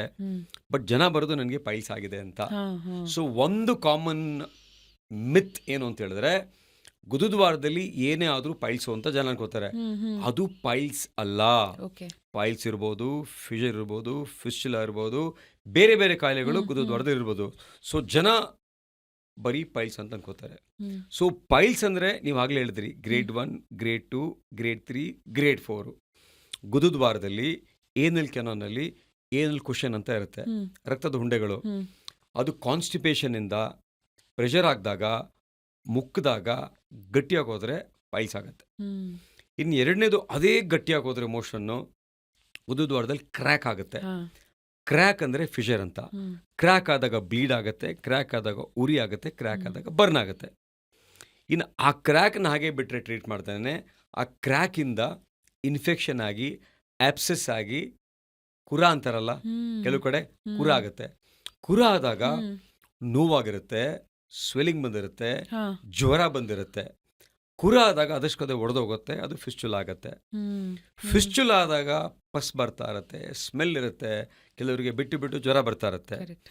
ಇನ್ನು ಕೆಲವರು ಕುರ ಆದಾಗ ಡಾಕ್ಟರ್ ಹತ್ರ ಹೋಗ್ತಾರೆ, ಅದು ಆಪ್ಸೆಸ್ ಇಂದ ಡ್ರೈನ್ ಮಾಡ್ತಾರೆ, ಅದನ್ನು ತೆಗೆದು ಬಿಡ್ತಾರೆ. 100ಕ್ಕೆ 40 ಆಪ್ಸೆಸ್ ಕುರಗಳು ಫಿಸ್ಚುಲಾಗೆ ಕನ್ವರ್ಟ್ ಆಗುತ್ತೆ. ಸೊ ಪೈಲ್ಸ್ ಅಂದರೆ ರಕ್ತದ ಹುಂಡೆಗಳು, ಫಿಷರ್ ಅಂದರೆ ಕ್ರ್ಯಾಕು, ಕುರ ಅಂದರೆ ಪಸ್ಸು ಆಪ್ಸೆಸ್ಸು, ಫಿಸ್ಚುಲಾ ಅಂದರೆ ಟ್ರ್ಯಾಕ್. ಇದು 4 main simple problems in the ಏನಲ್ ಕೆನಾಲ್. ಅದ್ರ ಜೊತೆಗೆ ಪೈಲೋನೋಡಲ್ ಸೈನಸ್, ಅದನ್ನು ಪೈಲ್ಸ್ ಅಂತ ಬರ್ತಾರೆ. ಪೈಲೋನೋಡಲ್ ಸೈನಸ್ ಆಗೋದು ಮೇಲೆ ಕ್ಲೆಫ್ಟ್ ಹತ್ರ ಗ್ರೂವಲ್ ಆಗುತ್ತೆ, ಪೈಲೋನೋಡಲ್ ಸೈನಸ್ಸು. ಇನ್ನು ಕೆಲವ್ರು ಏನಾಗುತ್ತೆ, ರೆಕ್ಟಲ್ ಪ್ರೊಲ್ಯಾಪ್ಸ್ ಅಂತ ಕರಿತೀವಿ. ಅಂದರೆ ಪ್ರೆಷರ್ ಹಾಕಿ ಹಾಕಿ ಹಾಕಿ ಹಾಕಿ ಆ ರೆಕ್ಟಮ್ ಇರುತ್ತಲ್ಲ, last part of large intestine, ಅದು ಕೆಳಗೆ ಜಾರ್ಕೊಂಬಂದಿರುತ್ತೆ. ಅದು ಬರುತ್ತೆ. ಎಷ್ಟೋ ಜನ ವಿಡಿಯೋ ಮಾಡಿ ತೋರಿಸ್ತಾರೆ, ನೋಡಿ ಸರ್ ಈ ಥರ ಬರುತ್ತೆ ಅಂತ. ಅದನ್ನು ಪೈಲ್ಸ್ ಅಂತ ಬರ್ತಾರೆ. ಇನ್ನು ಮಕ್ಕಳಲ್ಲಿ ಪಾಲಿಪ್ ಅಂತ ಬರುತ್ತೆ. ಮೊನ್ನೆ ಒಂದು ಮಗು ಬಂದಿತ್ತು, ಒಂದು ಪಾಲಿಪ್ ಇದೆ. ಆ ಮಗುಗೆ ಆ ಪಾಲಿಪ್ಪು ಒಂಥರ ಈ ಸ್ಟಾಕ್ ಥರ ಇರುತ್ತೆ, ಒಂದು ಈ ಮಾವಿನ ಹಣ್ಣು ಗಿಡದಿಂದ ಹ್ಯಾಂಗ್ ಆಗ್ತಾ ಇರ್ತಲ್ಲ, ಹಿಂಗೆ ಟಚ್ ಮಾಡದೆ ಬಿದ್ದೋಗುತ್ತಲ್ಲ, ಆ ಥರ ಪಾಲಿಪ್ಪು ಒಂದು ಮಗುಗೆ 6 months ಮಗು, ಆ ಪಾಲಿಪ್ ಕಟ್ಟಾಗಿ ಬಿದ್ದೋಗಿದೆ. ಅದನ್ನು ತಗೊಂಡು ಬಾಟ್ಲಲ್ಲಿ ಇಟ್ಕೊಂಡು ಆ ತಾಯಿ ಬಂದಿದ್ರು, ಸರ್ ಇದು ಬಿದ್ದೋಯ್ತು ಅಂತ. ನನಗೆ ಗೊತ್ತಾಯ್ತು ಪಾಲಿಪ್ಪು ಅಂತ. ಬಟ್ ಪಾಲಿಪ್ ಇದ್ದಾಗ ನಾವು ನೆಗ್ಲೆಕ್ಟ್ ಮಾಡ್ದೇ ಒಂದು ಕೊಲೊನೋಸ್ಕೋಪಿ ಮಾಡಬೇಕಾಗತ್ತೆ, ಬೇರೆ ಆದರೂ ಪಾಲಿಪ್ ಇದೆಯಾ ಅಂತ. ಸೊ ಹಾಗಾಗಿ ಆ ಮಗುಗೆ ಕೊಲೊನೋಸ್ಕೋಪಿ ಮಾಡಿ ಬೇರೆ ಎಲ್ಲೂ ಪಾಲಿಪ್ ಇರಲಿಲ್ಲ, ಅದನ್ನು ಬಯಾಪ್ಸಿ ಮಾಡಿದಾಗ ನಾರ್ಮಲ್ ಆಗಿತ್ತು. ಸೊ ಪಾಲಿಪ್ ಆಗ್ಬೋದು, ರೆಕ್ಟಲ್ ಪ್ರೊಲ್ಯಾಪ್ಸ್ ಆಗ್ಬೋದು, ಇಂಟೆಸ್ಟೈನ್ ಜಾರ್ಕೊಂಬರೋದಾಗ್ಬೋದು, ಅಥವಾ ವೈರಲ್ ವಾಟ್ಸ್ ಥರ ಇರುತ್ತೆ ಅದಾಗ್ಬೋದು. ಎಲ್ಲವನ್ನೂ ಸಹ ಜನ ಪೈಲ್ಸ್ ಅಂತ ನಮ್ಮ ಹತ್ರ ಬರೋದು. Okay okay. ಆ್ಯಂಡ್ ನಿಮ್ಮ ವೆಬ್ಸೈಟ್ ಕೂಡ ತುಂಬ ಎಜುಕೇಟಿವ್ ಆಗಿದೆ, ಅಲ್ಲಿ ಸಾಕಷ್ಟು ಸ್ಟ್ಯಾಟಿಸ್ಟಿಕ್ಸ್ಗಳನ್ನು ಕೊಟ್ಟಿದ್ದೀರಾ. ಒನ್ ಬೀಯಿಂಗ್ ನಮ್ಮ ಭಾರತದಲ್ಲಿ with 1.5 billion plus 1.47 billion population, 36% of them colorectal issues ಇಂದ ಬಳಲ್ತಾ ಇದ್ದಾರೆ ಅಂತ. ಆ್ಯಂಡ್ ನಿಮ್ಮ ಮಿಷನ್ ಏನಂದ್ರೆ ಕೊಲೊರೆಕ್ಟಲ್ ಕ್ಯಾನ್ಸರ್ಗೆ ಅದು ಕನ್ವರ್ಟ್ ಆಗದೆ ಇರೋ ಹಾಗೆ ಅದನ್ನ ತಡೆಗಟ್ಟಬೇಕು ಅಂತ. ಅರ್ಲಿಯೆಸ್ಟ್ ಯಾವ ಏಜಲ್ಲಿ ನೋಡಿದ್ದೀರಾ ಸರ್ ನೀವು? ರೆಕ್ಟಲ್ ಕ್ಯಾನ್ಸರು ನಾನು ನೋಡಿರೋದು ಅರ್ಲಿಯೆಸ್ಟ್ 23 years ಯಂಗ್ ಬಾಯ್. ಒಂದು. ಎರಡನೇದು ನೀವು 36% ಅಂತ ಹೇಳಿದ್ರಲ್ಲ, ನಾನು ಆಗಲೇ ಹೇಳಿದೆ 15% of India's population have constipation. ಅಲ್ಲಿ ಎಲ್ಲ 15%ಗೂ ಪೈಲ್ಸ್ ಇರುತ್ತೆ. ಅರ್ಥ ಆಯ್ತಾ? ಆಗಲೇ ಹೇಳಿದೆ 44%ಗೆ ಲೈಫ್ ಸ್ಟೈಲ್ ಕಾನ್ಸ್ಟಿಪೇಷನ್ ಇದೆ ಅಂತ. ಅದರಲ್ಲಿ 50%ಗಾದರೂ ಪೈಲ್ಸ್ ಇರುತ್ತೆ. ಸೊ 15 + 15 ಎಷ್ಟಾಯಿತು? 31%. ಇನ್ನು 44%ಅಲ್ಲಿ 4-5 ಆ ಕಡೆ ಹೋದರೆ, ಇವತ್ತು ಎಲ್ಲರಿಗೂ ಪರೀಕ್ಷೆ ಮಾಡಿದ್ರೂ 100ಕ್ಕೆ 36 ಜನಕ್ಕೆ ಪೈಲ್ಸೋ, ಫಿಷರೋ, ಫಿಸ್ಚುಲಾನೋ, ಆಪ್ಸಸ್ ಏನೋ ಒಂದಿರುತ್ತೆ. So this is what is big numbers in India. ಇಷ್ಟು ನಂಬರ್ಸ್ ಎಲ್ಲ ಇದ್ರೂ ಸಹ ಇಂಡಿಯಾದಲ್ಲಿ ಇವತ್ತಿಗೂ ಸಹ ಒಂದು ಅವೇರ್ನೆಸ್ ಪ್ರೋಗ್ರಾಮು ಇದ್ರ ಬಗ್ಗೆ ಇಲ್ಲ. ಬೇರೆ ಕಾಯಿಲೆಗಳ ಬಗ್ಗೆ ಇದೆ, ಓರಲ್ ಕ್ಯಾನ್ಸರ್ ಇದೆ, ಬ್ರೆಸ್ಟ್ ಕ್ಯಾನ್ಸರ್ ಇದೆ, ವೈಟಮಿನ್ ಡಿ ಡಿಫಿಷಿಯನ್ಸಿ ಇದೆ, ಬ್ಲೈಂಡ್ನೆಸ್ ಪ್ರೋಗ್ರಾಮ್ ಇದೆ. ಬಟ್ ಆದರೆ ಈ ಒಂದು ಕಾಯಿಲೆಗಳಿಗೆ ಯಾವ ಪ್ರೋಗ್ರಾಮ್ ಇನ್ನೂ ಕೇಂದ್ರ ಸರ್ಕಾರ ಮಾಡಿಲ್ಲ.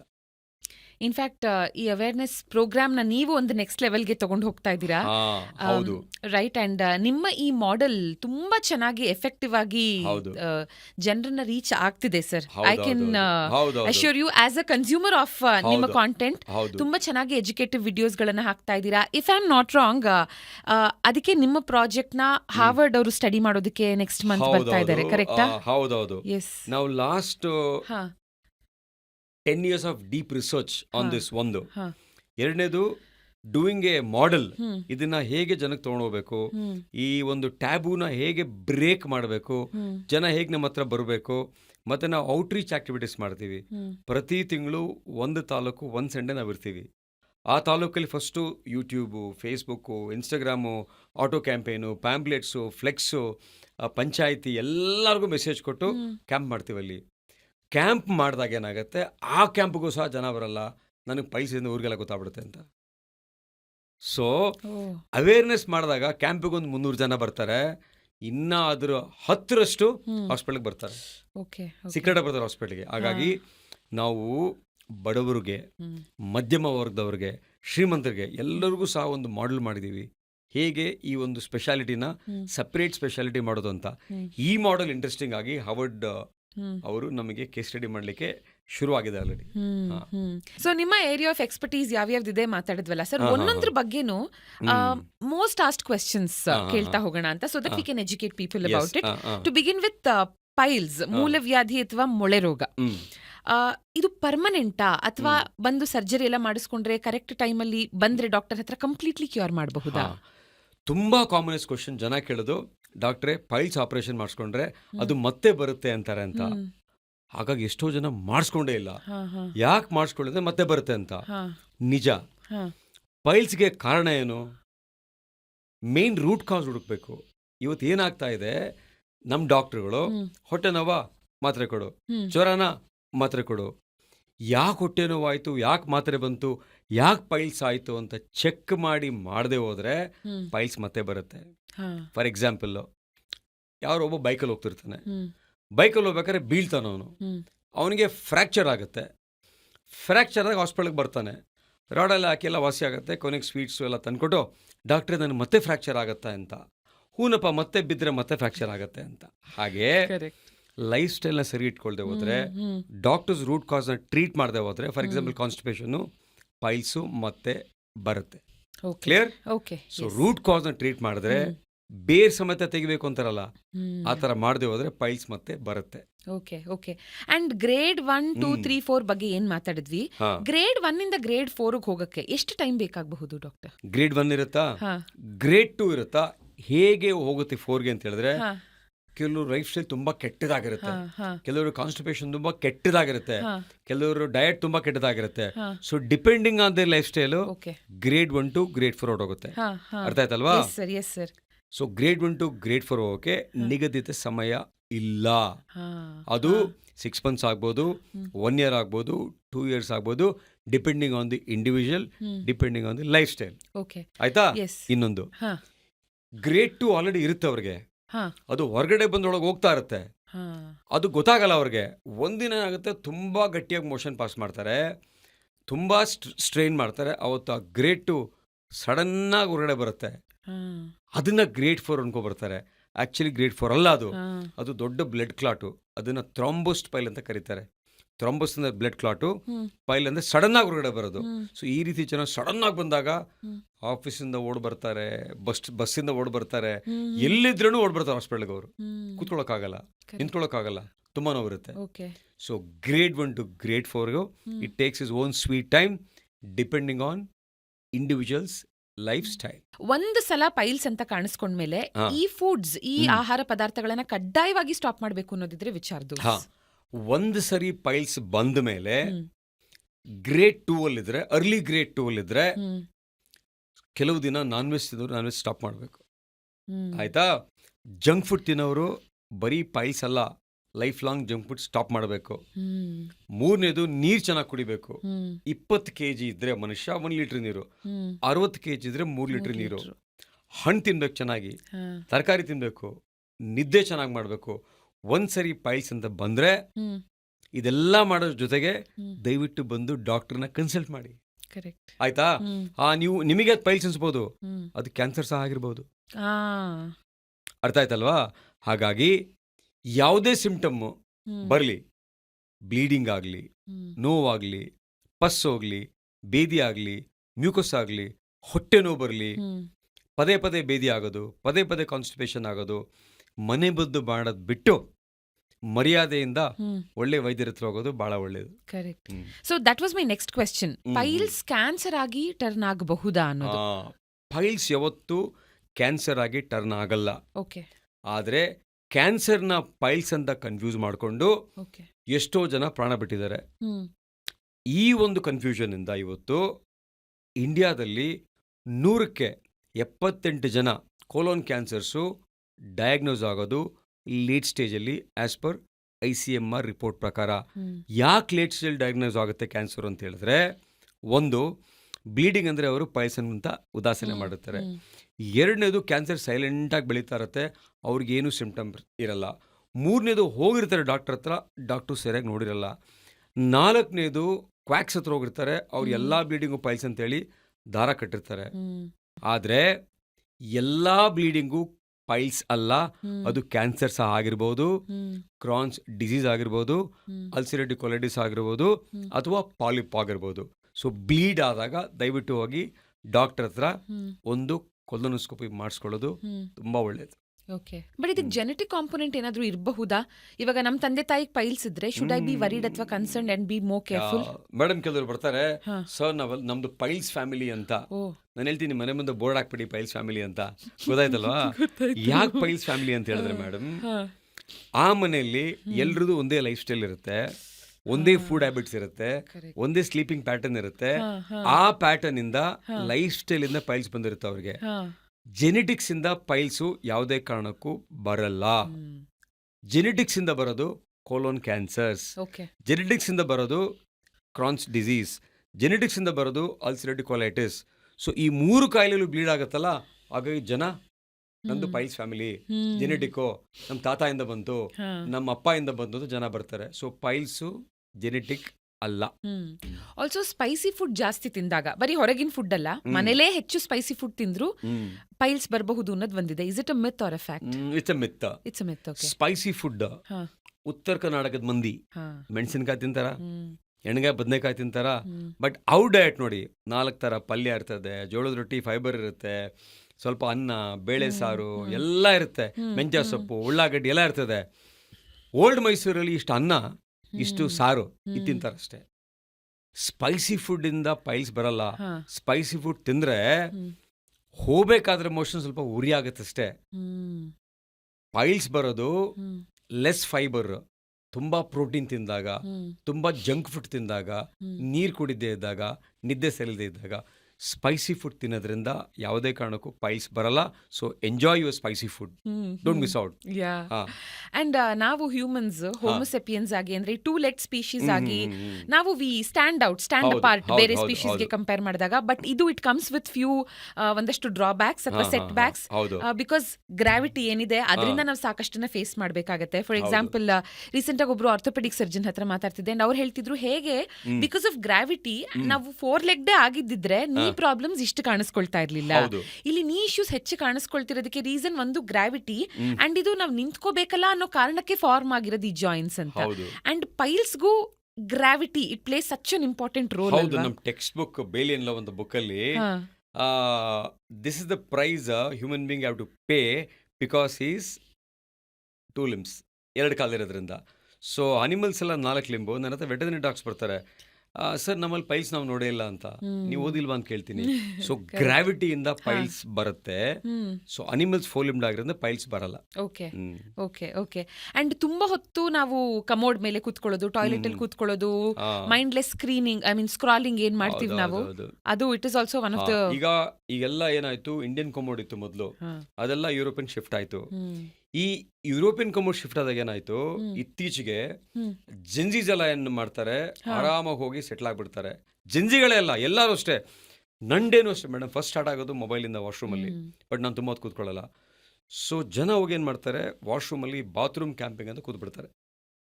ಎಲ್ಲ ವಾಟ್ಸ್ಯಾಪು, ಇಮೇಲು, ಸ್ಕ್ರಾಲು ಎಲ್ಲ ಅಲ್ಲೇ ಮಾಡ್ತಾರೆ. ಇತ್ತೀಚೆಗೆ ಬಾತ್ರೂಮ್ ಇದೆಯಲ್ಲ, ವಾಶ್ರೂಮು, ಅದು ಡಿಸ್ಟ್ರೆಸ್ಸಿಂಗ್ ಪ್ಲೇಸ್ ಅಂತ ಜನಗೆ. ಒಳಗೋಗಿ ಇವತ್ತು ಬೆಡ್ರೂಮ್ಸ್ಗಿಂತ ಚೆನ್ನಾಗಿ ಬಾತ್ರೂಮ್ ಡಿಸೈನ್ ಮಾಡಿರ್ತಾರೆ. ರಾಯಲ್ ಆಗಿ ಲ್ಯಾವಿಶ್ ಆಗಿರುತ್ತೆ. ಅಲ್ಲೇ ಹೋಗಿ ಕಮೋಡ್ ಮೇಲೆ ಸೆಟ್ಲ್ ಆಗ್ಬಿಡ್ತಾರೆ ಅವರು, ಹಾಗೆ ಕೂತಿರ್ತಾರೆ. ಸೊ ತುಂಬ ಹೊತ್ತು ಕೂತು ಆ ಪ್ರೆಷರಿಗೆ ವೇನ್ಸು ಆರ್ಟ್ರೀಸ್ ಎಲ್ಲ ಬಲ್ಜ್ ಆಗಿ ತುಂಬ ಹೊತ್ತು ಕೂರೋದ್ರಿಂದ ಬಾತ್ರೂಮಲ್ಲಿ ಪೈಲ್ಸ್ ಬರುತ್ತೆ. ಅಂಡ್ ಕೂತ್ಕೊಳ್ಳೋದು not just on commodes, chair ಮೇಲೆ ತುಂಬಾ ಹೊತ್ತು ಕೂತ್ಕೊಳ್ಳೋದು ಕೂಡ ಇಸ್ ಹಾರ್ಮ್ಫುಲ್ ಅಲ್ವಾ ಹಾಂ, ಸರ್? ಚೇರ್ ಮೇಲೆ ಈಗ IT ಪ್ರೊಫೆಷ್ನಲ್ಸು, ಆಮೇಲೆ ಟೈಲರಿಂಗು, ಡ್ರೈವರ್ಸು, ಆಮೇಲೆ ನಮ್ಮ ಎಷ್ಟೋ ಸರಿ ಹೇಳ್ತೀನಿ ನಾನು, ನಮ್ಮ ಈ ಫೈಲ್ಸ್ ನೋಡ್ತಾರ ನಮ್ಮ ಬ್ಯೂರೋಕ್ರಾಟ್ಸು, ಅವ್ರು ಕಾಮನ್ ಪದ ಏನಂದರೆ ಫೈಲ್ ಮೇಲೆ ತುಂಬ ಹೊತ್ತು ಕೂತ್ಬಿಟ್ಟಿದ್ದಾನಪ್ಪ, ಫೈಲೇ ಕ್ಲಿಯರ್ ಮಾಡ್ತಾ ಇಲ್ಲ ಅಂತ. ಸೊ ನಾನು ಹೇಳ್ತೀನಿ, if you sit on files for a long time will get piles, please clear your files ಅಂತ. ಹಂಗೆ ಅವ್ರಿಗೆಲ್ಲ ಬರೀ ನೀವು ಫೈಲ್ಸ್ ನೋಡ್ತೀರಾ, ನಾನು ಫೈಲ್ಸ್ ನೋಡ್ತೀನಪ್ಪ ಅಂತ ಈ ನಮ್ಮ ಬ್ಯೂರೋಕ್ರಾಟ್ಸ್ ಫ್ರೆಂಡ್ಸ್ ಜೊತೆಗೆಲ್ಲ ನಾವೆಲ್ಲ ಜೋಕ್ಸ್ ಮಾಡ್ತಿರ್ತೀವಿ ಅಷ್ಟೇ. ಸೊ ಹಾಗೆ ತುಂಬ ಹೊತ್ತು ಒಂದೇ ಕಡೆ ಕೂತ್ಕೊಳ್ಳೋದ್ರಿಂದನೂ ಸಹ ಫೈಲ್ಸು ಬರುತ್ತೆ. Okay okay. ಇವಾಗ ಒಂಥರ ಹೇಗೆ ಅಂದ್ರೆ ಸರ್, ಏನು ಮಾಡೋದು ಅಂತ ನಮಗೆ ಅಂದ್ರೆ ಕೆಳಗೆ ಚಕ್ಕಂಬಟ್ಲೆ ಹಾಕೊಂಡು ಕೂತ್ಕೊಳ್ಳೋದು ಇಟ್ ಇಸ್ ನಾಟ್ ಆಗಲ್ಲ. ವೆರಿ ವೆಲ್ ಡಿಸೈನ್ಡ್, ಅಥವಾ ಕೆಲವ್ರಿಗೆ ಆಗಲ್ಲ ಬಿಡಿ, ಆಗಲ್ಲ ಕೆಲವ್ರಿಗೆ. ಮೂಳೆಗೂ ತುಂಬಾ ಒಳ್ಳೇದಲ್ಲ ಹೌದು, ಅಂತಾರೆ, ಹೌದು. ರೈಟ್? ತುಂಬಾ ಹೊತ್ತು ಚೇರ್ ಮೇಲೆ ಕೂತ್ಕೊಳ್ಳೋದು ಇಸ್ ನಾಟ್ ಗುಡ್, ಹೌದು. ತುಂಬಾ ಹೊತ್ತು ಕಮೋಡ್ ಮೇಲೆ ಕೂತ್ಕೊಳ್ಳೋದು is not Not good. good. ಹಾಗಂತ ಓಡಾಡ್ತಾನೆ ಇರೋದಕ್ಕಾಗಲ್ಲ. ನಾವು ವಿ ಆರ್ ಸೋ ಕನ್ಫ್ಯೂಸ್ಡ್. ನಾನು ಆಕ್ಚುಲಿ ಇಲ್ಲ, ಎವ್ರಿ 1 hour ಬ್ರೇಕ್ ತಗೋಬೇಕು. ನಾನು ನಿಂತ್ಕೊಂಡೇ ಕನ್ಸಲ್ಟೇಷನ್ ಮಾಡ್ತೀನಿ, ನಾನು ಕೂತ್ಕೊಂಡು ಮಾಡಲ್ಲ. ನಾನು ನಿಂತೇ ಜನ ಹತ್ರ ಮಾತಾಡೋದು. ಓಕೆ. ಅವ್ರನ್ನ ಕೂರ್ಸಿ ನಾನು ನಿಲ್ತೀನಿ. ಆ ಪೇಷಂಟ್ ಸರ್ ನೀವು ಕೂತ್ಕೊಳ್ಳಿ ಅಂತಾರೆ. ನಾನು ಕೂತ್ರೆ ನನಗೆ ಪೈಲ್ಸ್ ಆಪರೇಟ್ ಮಾಡೋರು ಯಾರು ಹಂಗಂತ ಹೇಳ್ತೀನಿ. ಹಾಗೆ ಸೊ ಎವ್ರಿ 1 hour ಬ್ರೇಕ್ ತಗೋಬೇಕು. ಟೈಲರ್ ಆಗ್ಬೋದು ಹೆಣ್ಮಕ್ಳು, ಅಥವಾ IT ಪ್ರೊಫೆಷನಲ್ಸ್ ಆಗ್ಬೋದು, ಅಥವಾ ಡ್ರೈವರ್ಸ್ ಆಗ್ಬೋದು. ಎವ್ರಿ 1.5 hour 2-3 minutes ಬ್ರೇಕ್ ತಗೊಂಡ್ರೆ ಏನು ತೊಂದರೆ ಆಗಲ್ಲ. Okay okay. ಸೊ ಸಾಕಷ್ಟು ಡಿಸ್ಕಸ್ ಮಾಡಿದ್ವಿ about piles and next fissure, that's ಗುದದ ಬಿರುಕು ಅಂತ ಏನ್ ಕರಿತೀವಿ. ಒಂದು ಫಸ್ಟ್ ಇಸ್ ಅ ಸ್ಟೇಟ್ಮೆಂಟ್, ಇದು ಮಿಥ್ ಫ್ಯಾಕ್ಟ್ ಹೇಳಿ, ಬಿಕಾಸ್ ಸುಮಾರು ಜನ ಅನ್ಕೊಳ್ತಾರೆ ಈ ಫಿಶರ್ಸ್ ಅನ್ನೋದು it is a very small cut, ಹಾಗಾಗಿ ತುಂಬಾ ಸೀರಿಯಸ್ ಅಲ್ಲ, it will heal on its own ಅಂತ. ಈ ಗುದದ್ವಾರದಲ್ಲಿ ಗಟ್ಟಿಯಾಗಿ ಮೋಷನ್ ಹೋದಾಗ ಕ್ರ್ಯಾಕ್, ಆ ಕ್ರ್ಯಾಕ್ ಇಸ್ ಫಿಶರು.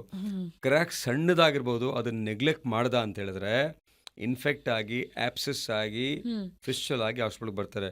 ಸಣ್ಣ ಕ್ರ್ಯಾಕ್ ಆದ್ರೂ ಉದಾಸೀನ ಮಾಡಬಾರ್ದು. ಓಕೆ. ಬಟ್ ಈ ಕ್ರ್ಯಾಕ್ ಹೆಚ್ಚು ನೋವನ್ನ ಕೊಡೋದು ಬೌಲ್ ಮೂವ್ಮೆಂಟ್ಸ್ ನ ಸಮಯದಲ್ಲಿ. ಆ ಮೂವ್ ಮಾಡ್ಬೇಕಾದ್ರೆ ಆ ಬೌಲ್ ಇದೆಯಲ್ಲ, ಮೋಷನ್ ಇದೆಯಲ್ಲ, ಅದನ್ನ ಉಜ್ಕೊಂಬರುತ್ತೆ. ಆಗ ತುಂಬಾ ನೋವಾಗತ್ತೆ. ಅದಾದ್ಮೇಲೆ ತುಂಬಾ ಉರಿ ಆಗತ್ತೆ. 3-4 hours ತುಂಬಾ ಉರಿ ಆಗ್ತಾ ಇರತ್ತೆ, ತುಂಬಾ ಪೇನ್ಫುಲ್ ಆಗಿರುತ್ತೆ. ಜನ ಕೂತ್ಕೊಂಡು ಕೆಲಸ ಮಾಡೋಕ್ಕೂ ಆಗಲ್ಲ. ಜನ ಈಗ ಇಟ್ಕೊಬರ್ತಾರೆ, ಸರ್ ಏನಾದರೂ ಮಾಡಿ ಮುಗಿಸ್ಬಿಡಿ ಸರ್, ನನ್ನ ಕೈಲಿ ಆಗಲ್ಲ ಇವತ್ತು ಅಂತ.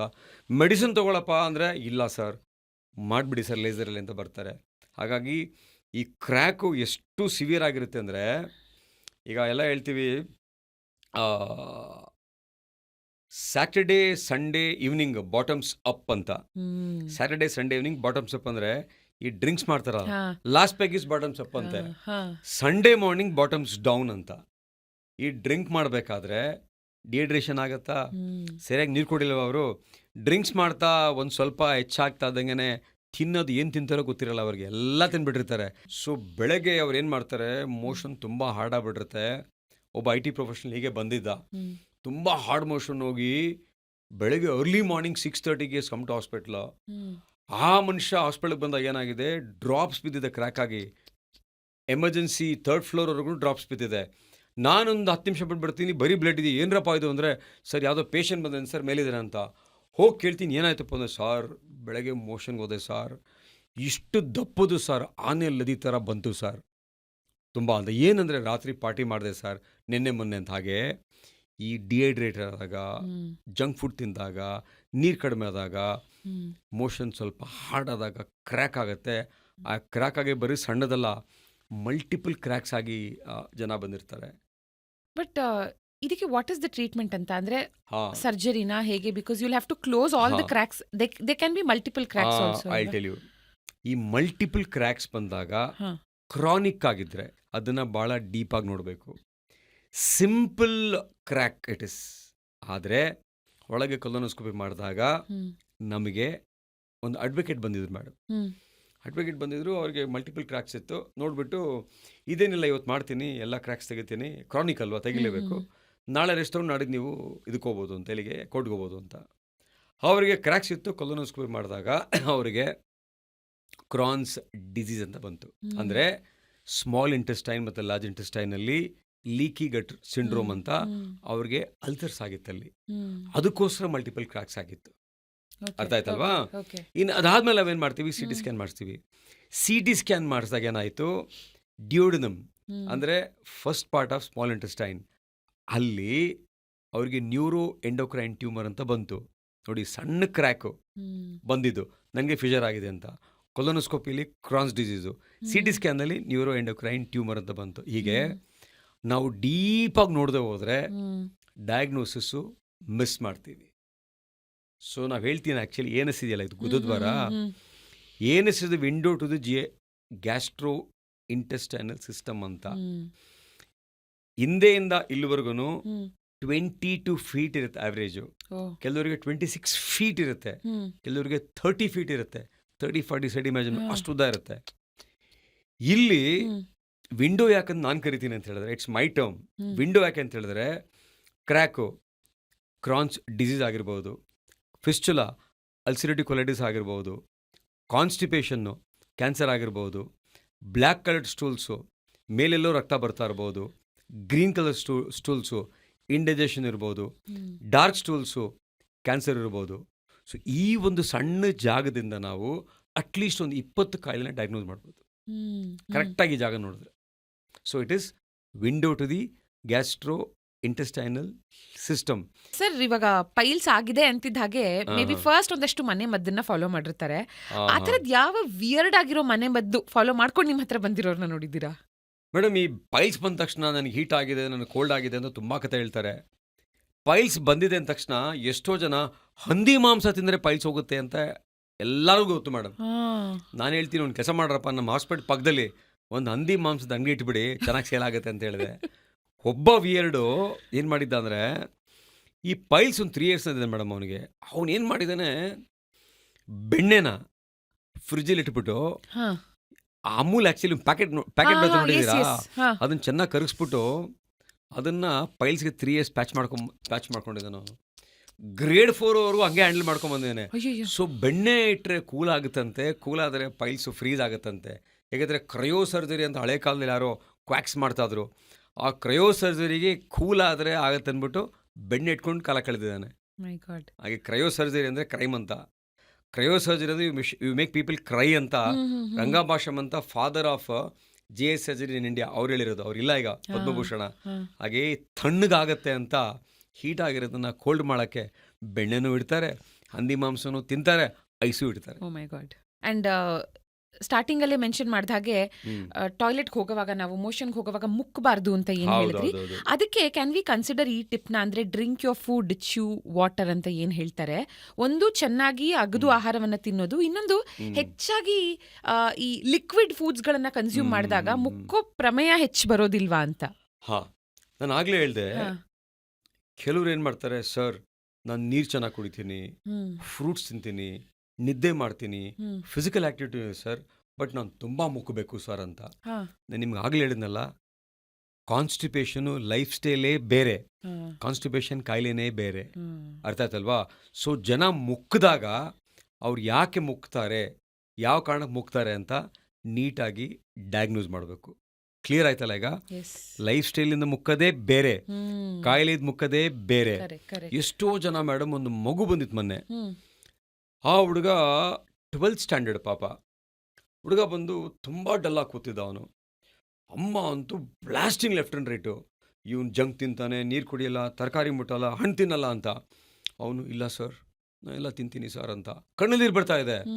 ನಾನು ಸುಮ್ಮನೆ ರೀ ಅಂದ್ಬಿಟ್ಟು, ಟೆಲ್ ಮಿ ನಾವು, ನೀನು ವಾಶ್ರೂಮಲ್ಲಿ ಎಷ್ಟೊತ್ತು ಕೂತ್ಕೋತೀಯ ಅಂದರೆ, ಆ ಹುಡುಗ ಸರ್ 30 ಮಿನಿಟ್ಸ್ ಸರ್ ಅಂತಾನೆ. ಮತ್ತೆ ತಾಯಿ ಟ್ರಿಗರು, ಇನ್ನೇನಾಗುತ್ತೆ 30 ಮಿನಿಟ್ಸ್ ಇಲ್ಲದೆ, ನೀರು ಕುಡಿಯಲ್ಲ ಅವನು, ತರಕಾರಿ ತಿನ್ನಲ್ಲ ಅಂತ. ಅವರಪ್ಪನೂ ಸೇರಿಸ್ಕೊಂಡ್ಬಿಟ್ರು ಜೊತೆಗೆ. ಇಬ್ಬರು ಸೇರಿಕೊಂಡು ಮಗನ್ನ ಹಾಕೊಂಡು ಚೆನ್ನಾಗಿ ಅಲ್ಲಿ ರುಬ್ತವ್ರು ಹಾಕ್ಕೊಂಡು. ಆ ಹುಡುಗನ ಕೇಳಿದ್ರೆ ಮೇಡಮ್, ಆ ಹುಡುಗ ಪಾಪ 12th PUC 5ನೇ ಕ್ಲಾಸ್ ಇದ್ದಾಗಿಂದ ಅವನಿಗೆ ಕಾನ್ಸ್ಟಿಪೇಷನ್ ಇದೆ. ಅದು ಏನು ಟ್ರೀಟಬಲ್ ಕಾನ್ಸ್ಟಿಪೇಷನ್ನು. ಅದನ್ನು ತಂದೆ ತಾಯಿ ಸುಮಾರು ಜನ, ಈ ಶೋ ನೋಡ್ತಾ ಅವ್ರು ಯೋಚನೆ ಮಾಡಲಿ, ಸುಮಾರು ಜನ ತಂದೆ ತಾಯಿ ಮಕ್ಕಳಿಗೆ ಕಾನ್ಸ್ಟಿಪೇಷನ್ ಇರುತ್ತೆ. ಹಾ, ಅದನ್ನೇನು ಮಾಡ್ತಾರೆ ತಂದೆ ತಾಯಿ ಲಿಂಕ್ ಮಾಡ್ತಾರೆ. ಹಾ. ಇವ್ನು ಪಿಜ್ಜಾ ತಿಂತಾನೆ, ಇವ್ನು ಬರ್ಗರ್ ತಿಂತಾನೆ, ಇವ್ನು ನೀರು ಕುಡಿಯಲ್ಲ, ನಿದ್ದೆ ಮಾಡಲ್ಲ ಅಂತ. ಹಾಗಾಗಿ ಯಾರೇ ಪೇರೆಂಟ್ಸು ಮಕ್ಕಳಿಗೆ ಕಾನ್ಸ್ಟಿಪೇಷನ್ ಆದಾಗ ಯಾಕೆ ಕಾನ್ಸ್ಟಿಪೇಷನ್ ಆಗಿದೆ ಅಂತ ಹ್ಮ್. ಡಾಕ್ಟರ್ ಹತ್ರ ಬಂದು ತೋರಿಸ್ಕೊಳ್ಳೋದು ಭಾಳ ಒಳ್ಳೆಯದು. Yes. ಈ ಥರ ಇನ್ಸಿಡೆಂಟು ಎವ್ರಿ ಡೇ ಒಂದು ಸ್ಟೋರಿ ಮೇಡಮ್, ಮಕ್ಕಳ ಸ್ಟೋರಿ. ಹ್ಮ್. ಸೊ ಕಾನ್ಸ್ಟಿಪೇಷನ್ ಅಷ್ಟು ದೊಡ್ಡ issue. Next is fistula sir. ಹಾ, ಹಾ, ಫಿಸ್ಚುಲಾ ಹಾ. ಭಗಂದರ ಅಥವಾ ದೇಹದ 2 ಅಂಗಗಳ ನಡುವೆ ರೂಪುಗೊಳ್ಳುವ ಅಸಹಜ ಸುರಂಗ ಮಾರ್ಗ. ಸುರಂಗ ಅಥವಾ ನಾಳ. ಮಾರ್ಗ. ಸೊ ಈ ಫಿಸ್ಚುಲಾ ಇದೆಯಲ್ಲ, ಹ್ಮ್, ಇದೊಂಥರ ಮಿಸ್ಟ್ರಿ. ಇದು ಫಿಸ್ಚುಲಾ ಹ್ಮ್. ಫಿಸ್ಚುಲಾ ಇದೆಯಲ್ಲ, ಒಂದು ಬೈಬಲ್ ಇದೆ ನಮ್ದು, ಕೋಲೋರೆಕ್ಟಲ್ ಬುಕ್ಕು, ಹಾ, ಗೋಲಿಗರ್ ಅಂತ. ಹಾ. ಆ ಬೈಬಲಲ್ಲಿ ಹೇಳ್ತಾರೆ, it is more difficult to operate hmm. A rectal cancer then a fistula. Madam, heart surgery ಮಾಡ್ಬೋದು, ಹಾ, ಕಿಡ್ನಿ ಟ್ರಾನ್ಸ್ಪ್ಲಾಂಟ್ ಮಾಡ್ಬೋದು, ಹಾ. ಲಿವರ್ ಟ್ರಾನ್ಸ್ಪ್ಲಾಂಟ್ ಮಾಡ್ಬೋದು. Fistula is the most difficult surgery in the world. ಹೌದಾ? ಹೌದು. ಫಿಸ್ಚುಲಾ ಇದೆಯಲ್ಲ, ಎಲ್ಲ ಮನುಷ್ಯರಲ್ಲೂ ಒಂದೇ ಥರ ಇರಲ್ಲ. 100 ಜನ ನೋಡಿದ್ರೆ 100 ಥರ ಇರುತ್ತೆ ಫಿಸ್ಚುಲಾ. ಫಿಸ್ಚುಲಾ ಮಾಡೋಕ್ಕೆ ತುಂಬ ಎಕ್ಸ್ಪರ್ಟೀಸ್ ಇರಬೇಕು. ಹಾ, ಹಾ, ಹಾ. ಯಾವ ಸರ್ಜನ್ನು ಸಹ ಫಿಸ್ಚುಲಾ ಮಾಡೋಕ್ಕೆ ಭಯ ಪಡ್ತಾರೆ. ನಮ್ಮ ಸರ್ಜರಿ ಕಮ್ಯುನಿಟಿಲಿ ಹೇಳ್ತಾರೆ, ನಿನಗೆ ಯಾರಾದರೂ ಶತ್ರು ಇದ್ದರೆ ಸರ್ಜನ್ನು, ನಿನಗೆ ಫಿಸ್ಚುಲಾ ಬಂದರೆ ಅದನ್ನು ಅವನು ಕಳಿಸ್ಬಿಡು ಅಂತ. ಓ, ಆಯ್ತಾ? ಹಾ, ಒಂದು. ಹಾ, ಹಾ. ಎರಡನೇದು, ಫಿಸ್ಚುಲಾ ಸಕ್ಸಸ್ ರೇಟು ತುಂಬ ಕಡಿಮೆ. ಓಕೆ. ಫಿಸ್ಚುಲಾ ಆಪರೇಷನ್ ಮಾಡಿ ಮತ್ತೆ ಬಂದರೆ ಹಾ. ಡಾಕ್ಟ್ರ್ ರೆಪ್ಯುಟೇಷನ್ ಹಾಳಾಗುತ್ತೆ ಅಂತ ಹೇಳಿ ಡಾಕ್ಟ್ರು ಫಿಸ್ಚುಲಾ ಮುಟ್ಟಕ್ಕೋಗಲ್ಲ. ಆ ಬುಕ್ಕಲ್ಲೇ ಬರೆದಿದ್ದಾರೆ ಮೇಡಮ್, ಬೈಬಲಲ್ಲಿ, ನಮ್ಮ ಪುಸ್ತಕದಲ್ಲಿ. ಒಂದು ಸರ್ಜನ್ ರೆಪ್ಯುಟೇಷನ್ ಹೋಗಿದೆ ಅಂತ ಹೇಳಿದ್ರೆ ಅದು ಬೇರೆ ಯಾವ ಸರ್ಜರಿಯಿಂದಲ್ಲ, ಅದು ಫಿಸ್ಚುಲಾ ಸರ್ಜರಿಯಿಂದ ಮಾತ್ರ ಅಂತ. ಓ, ಅರ್ಥ ಆಯ್ತಲ್ವಾ? Okay, okay. ಮೂರನೇದು, ಹಾ, ಫಿಸ್ಚುಲಾ ಮಸಲ್ಸ್ ಎಲ್ಲ ಕ್ರಾಸ್ ಮಾಡಿ ಎಲ್ಲೆಲ್ಲೋ ಹೋಗಿರುತ್ತೆ. ಹಾ. ಅದನ್ನು ಮಸಲ್ ಟಚ್ ಮಾಡಿದಾಗ ಮೋಷನ್ ಕಂಟ್ರೋಲ್ ತಪ್ಪೋಗುತ್ತೆ. ಹ್ಮ್. ನಾಲ್ಕನೇದು, ಹೆಣ್ಮಕ್ಳಿಗೆ ಫಿಸ್ಚುಲಾ ಏನಲ್ ಕೆನಾಲಿಂದ ವಜೇನ ಕನೆಕ್ಟ್ ಆಗಿರುತ್ತೆ. ವಜೇನದಿಂದ ಮೋಷನ್ ಬರ್ತಾ ಇರುತ್ತೆ. ಇನ್ನು ಕೆಲವರು ಗಂಡ್ಮಕ್ಳಿಗೆ ಏನಲ್ ಕೆನಾಲಿಂದ ಯೂರಿನ್ ಟ್ರ್ಯಾಕ್ ಕನೆಕ್ಟ್ ಆಗಿರುತ್ತೆ. ಏನಲ್ ಕೆನಾಲಲ್ಲಿ ಗುರುದ್ವಾರದಲ್ಲಿ ಯೂರಿನ್ ಬರ್ತಾ ಇರುತ್ತೆ, ಅಲ್ಲಿ ಮೋಷನ್ ಬರ್ತಾ ಇರುತ್ತೆ. ಫಿಸ್ಚುಲಾ ಕೆಲವು ಸರಿ ಹೊಟ್ಟೆಲಿ ಓಪನ್ ಆಗಿರುತ್ತೆ, ಅಯ್ಯೋ. ಕೆಲವು ಸರಿ ಕಾಲಲ್ಲಿ ಓಪನ್ ಆಗಿರುತ್ತೆ, ಕೆಲವು ಸರಿ ಗಂಡು ಮಕ್ಕಳಿಗೆ ಸ್ಕ್ರೋಟಮ್ ಬೀಜಾದ್ರೂ ಓಪನ್ ಆಗಿರುತ್ತೆ. ಸೊ ಈ ರೀತಿ ಫಿಸ್ಚುಲಾ ಇದೆಯಲ್ಲ, ತುಂಬ ಕಾಂಪ್ಲೆಕ್ಸ್ ಇರುತ್ತೆ. 30% ಅದನ್ನು ಯಾರೂ ಟಚ್ ಮಾಡೋಕ್ಕಾಗಲ್ಲ ಮೇಡಮ್. ಅಂಥ ಒಂದು ವಿದ್ಯೆನ ದೇವರು ನನಗೆ ಕೊಟ್ಟಿದ್ದಾನೆ ಮೇಡಮ್. ನನಗೆ ಯಾವ ಫಿಸ್ಚುಲಾ ಬಂದ್ರೂ ಭಕ್ತಿಯಿಂದ ದೇವ್ರ ಮೇಲೆ ಒಂದು ಒಂದು ಪ್ರೇಯರ್ ಮಾಡಿ, ಒಂದು ಪೂಜೆ ಥರ ಮಾಡಿ ಫಿಸ್ಚುಲಾ ಮಾಡ್ತೀನಿ. ನನ್ನಲ್ಲಿ almost 100% result fistula, wow. Almost 100%. So ಈ ಫಿಸ್ಚುಲಾ ಬರೋದು 90% ಬ್ಯಾಕ್ಟೀರಿಯಾಯಿಂದ. ಅರ್ಥ ಆಯ್ತಲ್ವಾ? 90% ಬರೋದು ಬ್ಯಾಕ್ಟೀರಿಯಾಯಿಂದ. ಇನ್ನು 10% ಬರೋದು TBಯಿಂದ ಬರುತ್ತೆ, ಓಕೆ. ಅಲ್ಸಿರೇಟಿವ್ ಕೊಲೈಟಿಸಿಂದ ಬರುತ್ತೆ, ಹ್ಮ್. ಕ್ರಾನ್ಸ್ ಡಿಸೀಸಿಂದ ಬರುತ್ತೆ, ಹಾ. ಬೇರೆ ಬೇರೆ ಕಾರಣಗಳಿಂದ ಬರುತ್ತೆ. ಹ್ಮ್. ಈ ಫಿಸ್ಚುಲಾನ ಹ್ಮ್. ಟ್ರೀಟ್ ಮಾಡದೆ ಹೋದರೆ 100ಕ್ಕೆ 2ರಿಗೆ ಹ್ಮ್. ಕ್ಯಾನ್ಸರ್ ಆಗಿ ಕನ್ವರ್ಟ್ ಆಗುತ್ತೆ. ಓಕೆ. ನಾನು ಇದುವರೆಗೂ ಫಿಸ್ಚುಲಾ ಕನ್ವರ್ಟ್ ಆಗಿರೋದು 7 ಕೇಸಸ್ ಮಾಡಿದ್ದೀನಿ ಮೇಡಮ್, ಹ್ಮ್. ಕ್ಯಾನ್ಸರ್ ಆಗಿ. ಇದು 2% ಕನ್ವರ್ಟ್ ಆಗುತ್ತೆ ಫಿಸ್ಚುಲಾ ಟ್ರೀಟ್ ಮಾಡದೆ ಹೋದರೆ. ಹಾಗಾಗಿ ಈ ಫಿಸ್ಚುಲಾ ಬರೀ ಕ್ಯಾನ್ಸರ್ ಕನ್ವರ್ಟ್ ಆಗಲ್ಲ ಮೇಡಮ್. ಇನ್ನೊಂದು ಮೇಡಮ್, ಫಿಸ್ಚುಲಾ ಏನಾಗುತ್ತಂದರೆ, ಹೆಣ್ಮಕ್ಳಲ್ಲಿ ವಜೈನ ಹತ್ರ ಬಾರ್ತೋಲಿನ್ ಸಿಸ್ಟ್ ಅಂತ ಆಗುತ್ತೆ, ಬಾರ್ತೋಲಿನ್ ಗ್ಲ್ಯಾಂಡ್ ಅಂತ ಆಗುತ್ತೆ ಮೇಡಮ್. ಅದನ್ನು ನಮ್ಮ ಗೈನಕಾಲಜಿ ಸುಮಾರು ಜನ ಬಾರ್ತೋಲಿನ್ ಆಪ್ಸಿಸ್ ಅಂತ ಅದನ್ನು ಪರ್ಸ್ ತೆಗೆದು ಬಿಡ್ತಾರೆ. ಆದರೆ ಅವರಿಗೆ ಫಿಸ್ಚುಲಾ ಆಗಿರುತ್ತೆ, ಅಲ್ಲಿ ಓಪನಿಂಗ್ ಇರುತ್ತೆ. ಎಷ್ಟೋ ಜನ ಗೈನಕಾಲಜಿಸ್ಟು ಒಂದು ಸಣ್ಣ ಮಿಸ್ಟೇಕ್ ಮಾಡ್ತಾರೆ. ಹೆಣ್ಮಕ್ಳಲ್ಲಿ ಬಾರ್ತೋಲಿನ್ ಸಿಸ್ಟ್ ಬಂದಾಗ ಒಂದು 100 ಸರಿ ಯೋಚನೆ ಮಾಡಿ ಅದು ಸಿಸ್ಟು ಅಲ್ವೋ ಅಂತ ಡಯಾಗ್ನೋಸ್ ಮಾಡಬೇಕು. ಸುಮಾರು ಜನ ಹೆಣ್ಮಕ್ಳು ಅದನ್ನು ಬಾರ್ತೋಲಿನ್ ಸಿಸ್ಟ್ ಅಂತ ಓಪನ್ ಮಾಡಿ ಫಿಸ್ಚುಲಾ ಅಂತ ನಮ್ಮ ಹತ್ರ ಬಂದು ನಾವು ಟ್ರೀಟ್ ಮಾಡಿದ್ದೀವಿ. ಸೊ ಫಿಸ್ಚುಲಾ ಇಂದ ಎಷ್ಟೋ ಡೈವರ್ಸ್ ಆಗಿದೆ ಮೇಡಮ್.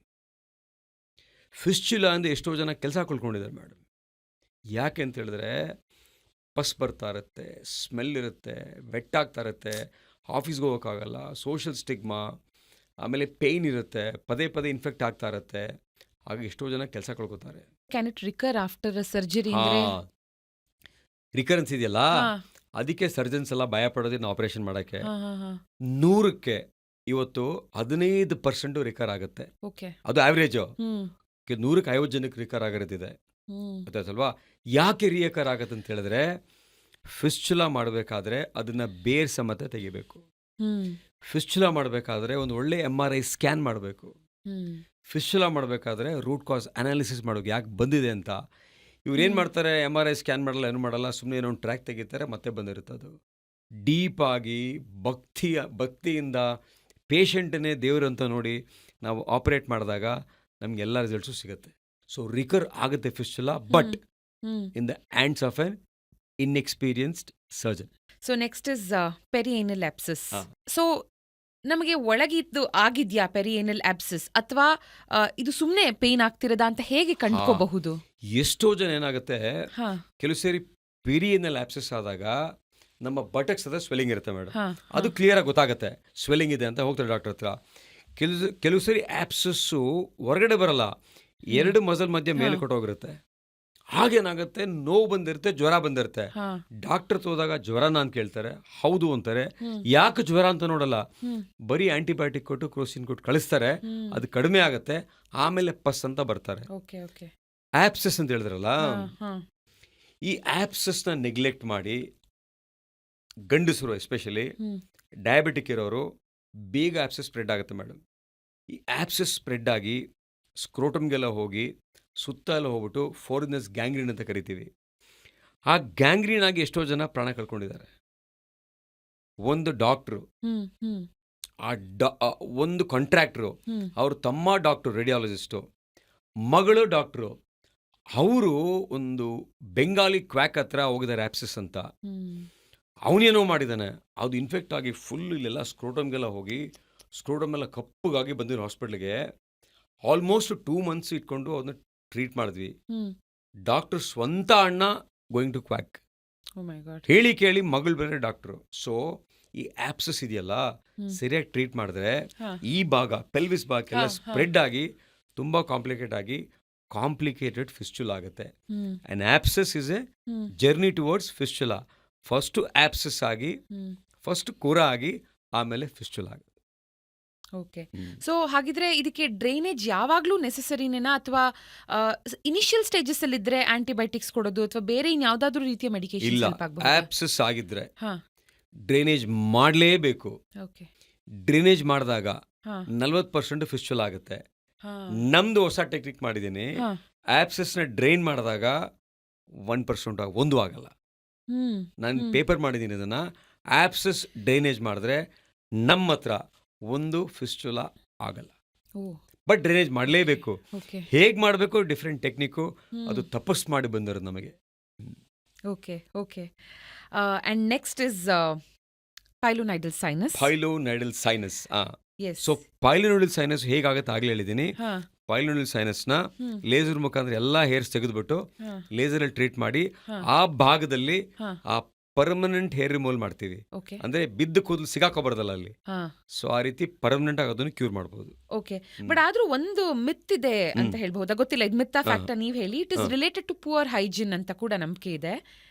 ಹೈಜಿನ್ಗೂ ಇದಕ್ಕೂ ಸಂಬಂಧ ಇದೆಯಾ? Yes, Okay, okay. ಎಷ್ಟೋ ಜನ ಬ್ಯಾಡ್ ವಾಶ್ರೂಮ್ಸ್ ಅಲ್ಲಿ ಕೂತು okay okay. They get abscess. Hmm hmm ಈ ಪೈಲೋನಿಡಲ್ ಸೈನಸ್ಸು ಅಷ್ಟೇ. ಹ್ಮ್ ಆ ಭಾಗದಲ್ಲಿ ಕೂದಲು ಬಿದ್ದಿರುತ್ತಲ್ಲ, ಹ್ಮ್ ಡೈಲಿ ಕ್ಲೀನ್ ಮಾಡ್ಕೊಂಡ್ರೆ ಏನೂ ಆಗಲ್ಲ. ಹಾ ಹಳ್ಳಿ ಕಡೆ ಪಾಪ ವಾರಕ್ಕೊಂದ್ಸರಿ ಸ್ನಾನ ಮಾಡ್ತಾರೆ, ಬ್ಯಾಡ್ ಹೈಜೀನ್ ಇದ್ರೂ ಸಹ ಆಗುತ್ತೆ. Okay okay. And it keeps coming back ಅನ್ನೋದು ಒಂದಿದೆ. ಬಟ್ ಮೇ ಬಿ ಇವಾಗ ನೀವೇನ್ ಹೇಳಿದ್ರಿ, ಆ ಜಾಗನ ಕ್ಲೀನ್ ಮಾಡಿ ಅಲ್ಲಿ ಹೇರ್ನ ಕಂಪ್ಲೀಟ್ ಆಗಿ ರಿಮೂವ್ ಮಾಡ್ತೀವಿ ಅಂತ, ಹೌದು. ಹೀಗ್ ಮಾಡಿದಾಗ ಇದು ಮತ್ತೆ ರಿಕರ್ ಆಗೋದು ಅವಾಯ್ಡ್ ಮಾಡಬಹುದಾ ಟು ಎನ್ ಎಕ್ಸ್ಟೆಂಟ್? ಪೈಲೋನಿಡಲ್ ಸೈನಸ್ಗೆ ಹಾ ದೊಡ್ಡ ಆಪರೇಷನ್ ಮಾಡ್ತಾರೆ. ಓಕೆ. ಫ್ಲ್ಯಾಪು ಹಾ ದೊಡ್ಡದಾಗಿ ಜೆಟ್ಪ್ಲಾಸ್ಟಿ ಅಂತ ಮಾಡಿ 1 ತಿಂಗಳು ಮನೆ ಮಲಗಿಸ್ತಾರೆ.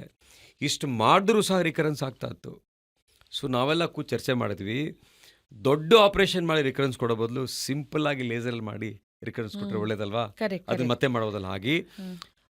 ಏನೇ ಮಾಡಿದ್ರು ರಿಕರೆನ್ಸ್ ಆಗುತ್ತೆ ಅಂತ ಈಗ ಸ್ಟಡೀಸ್. ಓಕೆ. ಬಟ್ ನಮ್ಮಲ್ಲಿ ಸ್ಟಡಿ ಮಾಡಿದೀವಿ, ಹಾ, ಇದುವರೆಗೂ 2 ರಿಕರೆನ್ಸ್ ಆಗಿದೆ ಅಷ್ಟೇ. ಹಾ. ಹ್ಮ್. ಓಕೆ. ಹ್ಮ್. ಬಟ್ ಒಂದು ಸಿಂಪಲ್ ವಾರ್ಮ್ ಬಾತ್, ಒಂದು ಹ್ಮ್. ಬೆಚ್ಚಗಿನ ನೀರಲ್ಲಿನ ಸ್ನಾನ best and simple home remedy ಅಂತಾರೆ ಸರ್ ಯಾವ್ದಕ್ಕೆ? ಪೈಲೋನೈಡಲ್ ಸೈನಸ್ಗೆ. ನೋವೇ. ಹೌದಾ? ಪೈಲೋನಿಡಲ್ ಸೈನಸ್ ಒಳಗೆ ಕೂದಲಿರುತ್ತೆ, ಹಾ. ಒಳಗೆ ಆಪ್ಸಸ್ ಇರುತ್ತೆ. ಆ ಹೇರ್ಸ್ನೆಲ್ಲ ತೆಗೆದೇ ಹೋದ್ರೆ ಯಾವುದೇ ಕಾರಣಕ್ಕೂ ಪೈಲೋನಿಡಲ್ ಸೈನಸ್ ವಾಸಿ ಆಗೋದೇ ಇಲ್ಲ. ಪೈಲೋನಿಡಲ್ ಸೈನಸ್ಗೆ ಒಂದೇ ಮಾರ್ಗ, ದಟ್ ಇಸ್ ಸುರಂಗ ಮಾರ್ಗ, ಲೇಸರಲ್ಲಿ ತೆಗೆಯೋದು. ಓಕೆ. ಓಕೆ. ಎಸ್ ಹಾ. Yes yes. ಅಂಡ್ ಆಗ್ಲೇ ಕ್ವಾಕ್ಸ್ಗಳ ಬಗ್ಗೆ ಏನ್ ಹೌದು. ಮಾತಾಡಿದ್ವಿ, ಹ್ಮ್. ಅದೇ ತರ ಐ ಥಿಂಕ್ ಸಾಕಷ್ಟು ಈ ತರದ ಟಿಪ್ಸ್ಗಳು ಹ್ಮ್. ಬಹುಶಃ ಯಾರೋ ಕೊಟ್ಟಿರ್ತಾರೆ ಅಥವಾ ಎಲ್ಲೋ ಓದಿರ್ತಾರೆ, ವಾಟ್ಸ್ಆಪ್ ಅಲ್ಲಿ ಫಾರ್ವರ್ಡ್ ಅಂತ ಬಂದಿರ್ತಾರೆ. ಹ್ಮ್. ಸೀರಿಯಸ್ ಆಗಿ ತಗೊಂಡದ್ನ ಸಾಕಷ್ಟು ಜನ ಫಾಲೋ ಮಾಡ್ತಾರೆ, ಬಿಕಾಸ್ ಸಿಂಪಲ್ ಟಿಪ್ ಅಲ್ಲಿ ಮೇಡಮ್, ಸಾಲ್ವ್ ಬರೀ ಆಗೋದಿದ್ರೆ ಕ್ವಾಕ್ಸ್ ಆಗ್ಲಿ. ಅಲ್ಲ. ಇವತ್ತು ನೀವು ಸೋಷಿಯಲ್ ಮೀಡಿಯಾ ಓಪನ್ ಮಾಡಿದ್ರೆ, ಯೂಟ್ಯೂಬ್ ಮಾಡಿದ್ರೆ, ಇನ್ಸ್ಟಾ ಮಾಡಿದ್ರೆ, ಯಾರೋ ಬರ್ತಾರೆ ಈ ಟಿಪ್ ತಗೊಳ್ಳಿ, ಮನೆ ಮದ್ದು ತಗೊಳ್ಳಿ ಅಂತ. ಇನ್ನೊಂದು ಯಾರೋ ಬರ್ತಾರೆ ಬೆಚ್ಚಗೆ ನೀರಿಡಿ ಅಂತ. ಇನ್ನೊಂದು ಯಾರೋ ಬರ್ತಾರೆ ಉಪ್ಪು ಕಟ್ಟಿ ಅಂತ. ಇನ್ನೊಂದು ಯಾರೋ ಬನ್ನಿ ಅರ್ಶಿನ ಹಾಕಿ ಅಂತ. ಸೊ ಈಗ ತುಂಬಾ ಜನ ಕ್ವಾಕ್ಸ್ ಅಲ್ಲ, ನಮ್ಮ ಸೋಷಿಯಲ್ ಮೀಡಿಯಾದಲ್ಲೂ ಸುಮಾರು ಜನ ಕ್ವಾಕ್ಸ್ ಆಗ್ಬಿಟ್ಟಿದ್ದಾರೆ ಈಗ. ಕರೆಕ್ಟ್. ಸೊ ಹಾಗಾಗಿ ಅದೆಲ್ಲ ಶುದ್ಧ ಸುಳ್ಳು. ಡಾಕ್ಟರ್ ಹತ್ರ ಬರಬೇಕು, ಅದನ್ನ ಲೇಸರ್ ಅಲ್ಲಿ ಆಪರೇಟ್ ಮಾಡಿಸ್ಕೋಬೇಕು. Yes. And next most important and ಖಂಡಿತ ಇನ್ ಡೆಪ್ತ್ ನಾವು ಮಾತಾಡ್ಲೇಬೇಕಿದ್ರ ಬಗ್ಗೆ, ಯಾಕಂದ್ರೆ might sound very very simple, oh I am little constipated ಅನ್ನೋದು ತುಂಬಾ ಕಾಮನ್ ಆಗಿ ಆರಾಮಾಗಿ ಹೇಳ್ತೀವಿ. ಮೇಡಮ್, ಇನ್ 1.47 ಬಿಲಿಯನ್ ಪಾಪ್ಯುಲೇಷನ್, ಚಿಕ್ಕ ಮಕ್ಕಳು ಬಿಟ್ಟು ಯಾರ್ಯಾರಿಗೆ ಮಾತು ಬರುತ್ತೋ ಅವರೆಲ್ಲ ಜೀವನದಲ್ಲಿ ಕಾನ್ಸ್ಟಿಪೇಷನ್ ಅನ್ನೋ ವರ್ಡ್ನ 100 ಸರಿ ಯೂಸ್ ಮಾಡಿರ್ತಾರೆ. ಖಂಡಿತ ಖಂಡಿತ. ಸೊ ಮಲಬದ್ಧತೆ ಅಥವಾ ಮಲಬದ್ಧತೆ. ಕಾನ್ಸ್ಟಿಪೇಷನ್, ಹಾ, ಹಾ. Is there any particular food constipation relieve ಆಗೋದಕ್ಕೆ ಇದು ಹೆಲ್ಪ್ ಮಾಡುತ್ತೆ ಅನ್ನುವಂಥದ್ದು? ಮೇಡಮ್, ಆಗ್ಲೇ ಹೇಳ್ದೆ ನಾನು, ಫಸ್ಟು ಕಾನ್ಸ್ಟಿಪೇಷನ್ ಯಾಕಾಗಿದೆ, what is the reason for constipation, what is the cause of constipation. 15% treat ಮಾಡೋಂಥದ್ದು, ಇನ್ನು 44% ಲೈಫ್ ಸ್ಟೈಲು.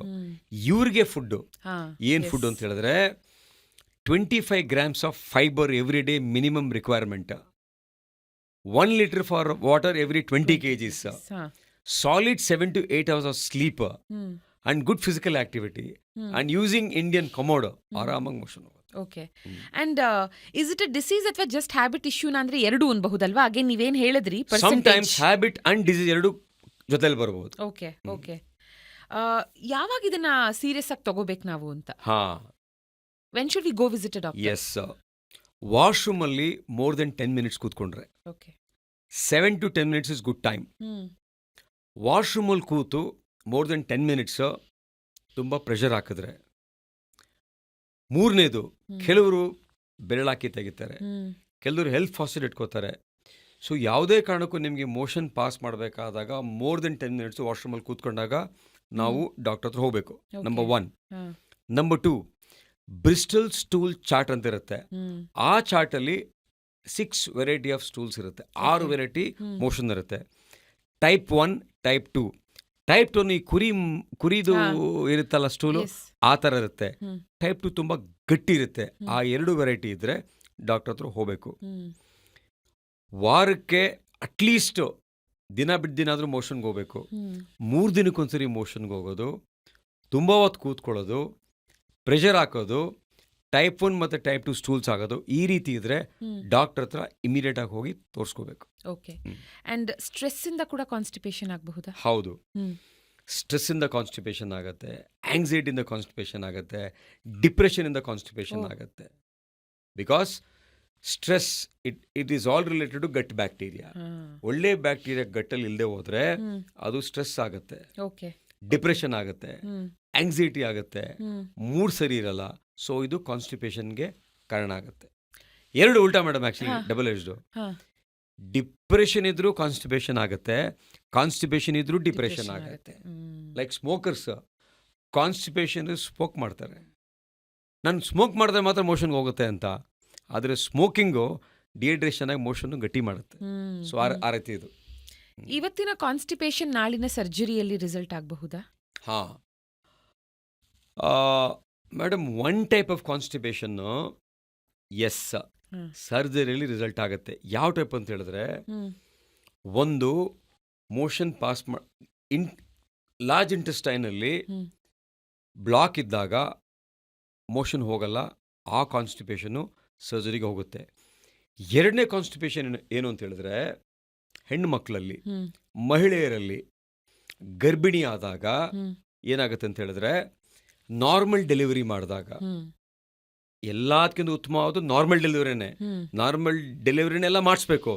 ನಾರ್ಮಲ್ ಡೆಲಿವರಿ ಮಾಡಿದಾಗಲೇ ಮಗು ಚೆನ್ನಾಗಿರೋದು. ಕೆಲವೊಮ್ಮೆ ಏನಾಗುತ್ತೆ, ತಾಯಿ ಹೈಟ್ ಕಡಿಮೆ ಇರ್ತಾರೆ, ಪೆಲ್ವಿಸ್ ತುಂಬ ನ್ಯಾರೋ ಇರುತ್ತೆ, ಮಗು ತುಂಬ ದೊಡ್ಡದಾಗಿರುತ್ತೆ. ಆ ಟೈಮಲ್ಲಿ ನಾರ್ಮಲ್ ಡೆಲಿವರಿ ಮಾಡೋಕ್ಕೆ ತುಂಬ ಕಷ್ಟ ಆಗುತ್ತೆ. ಬಟ್ ಏನಾಗುತ್ತೆ, ಈ ಒಂದು ಗೈನಕಾಲಜಿಸ್ಟ್ಗೆ ಪಾಪ ನಾರ್ಮಲ್ ಡೆಲಿವರಿ ಮಾಡಿದ್ರೆ ಅವ್ರಿಗೆ ಕೆಟ್ಟ ಹೆಸರು, ಇವರು ದುಡ್ಡು ಮಾಡಕ್ಕೆ ಮಾಡ್ತಾ ಇದ್ದಾರೆ, ಸಿ ಸೆಕ್ಷನ್ ಮಾಡ್ತಾರೆ, ಇವ್ರು ಒಳ್ಳೆ ಡಾಕ್ಟರ್ ಅಲ್ಲ ಅಂತ. ಅಲ್ಲಿ ಡೆಲಿವರಿ ಆಗ್ತಾ ಇರುತ್ತೆ, ತುಂಬ ಕಷ್ಟ ಆಗ್ತಾ ಇರುತ್ತೆ. ಆ ನಾರ್ಮಲ್ ಡೆಲಿವರಿ ಮಾಡಿದಾಗ ಪೆಲ್ವಿಸ್ ಭಾಗ ಇದೆಯಲ್ಲ, ಮುಂದೆ ಮೂತ್ರಕೋಶ ಇರುತ್ತೆ, ಮಧ್ಯ ಗರ್ಭಕೋಶ ಇರುತ್ತೆ, ಹಿಂಭಾಗ ರೆಕ್ಟಮ್ ಇರುತ್ತೆ. ಆ ಪುಷ್ ಮಾಡೋದು ಕಷ್ಟ ಆದಾಗ ಫೋರ್ಸಪ್ಸ್ ಹಾಕಿ ಹಾಕಿ ಎಳಿತಾರೆ ಹಿಂಗೆ, ಇಲ್ಲ ವ್ಯಾಕ್ಯೂಮ್ ಹಾಕಿ ಹಾಕಿ ಎಳಿತಾರೆ ಹಿಂಗೆ. ಆವಾಗ ಮೂತ್ರಕೋಶ ಕೆಳಗೆ ಬರುತ್ತೆ, ಗರ್ಭಕೋಶ ಕೆಳಗೆ ಬರುತ್ತೆ, ಮತ್ತು ಮೋಷನ್ಗೆ ಹೋಗೋ ಜಾಗನೂ ಕೆಳಗೆ ಬರುತ್ತೆ. ಮೂತ್ರಕೋಶ ಕೆಳಗೆ ಬಂದಾಗ ಎಷ್ಟೋ ಜನ ಹೆಣ್ಮಕ್ಳಿಗೆ ಕೆಮ್ಮಿದಾಗ, ಸೀನ್ದಾಗ, ನಕ್ಕಾಗ ಯೂರಿನ್ ಲೀಕ್ ಆಗುತ್ತೆ.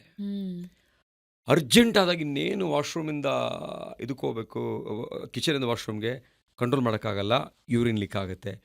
ಈ ರೀತಿ ಪದೇ ಪದೇ ಆಗ್ತಾ ಇದ್ರೆ ಯೂರಿನರಿ ಟ್ರ್ಯಾಕ್ಟ್ ಇನ್ಫೆಕ್ಷನ್ ಆಗುತ್ತೆ.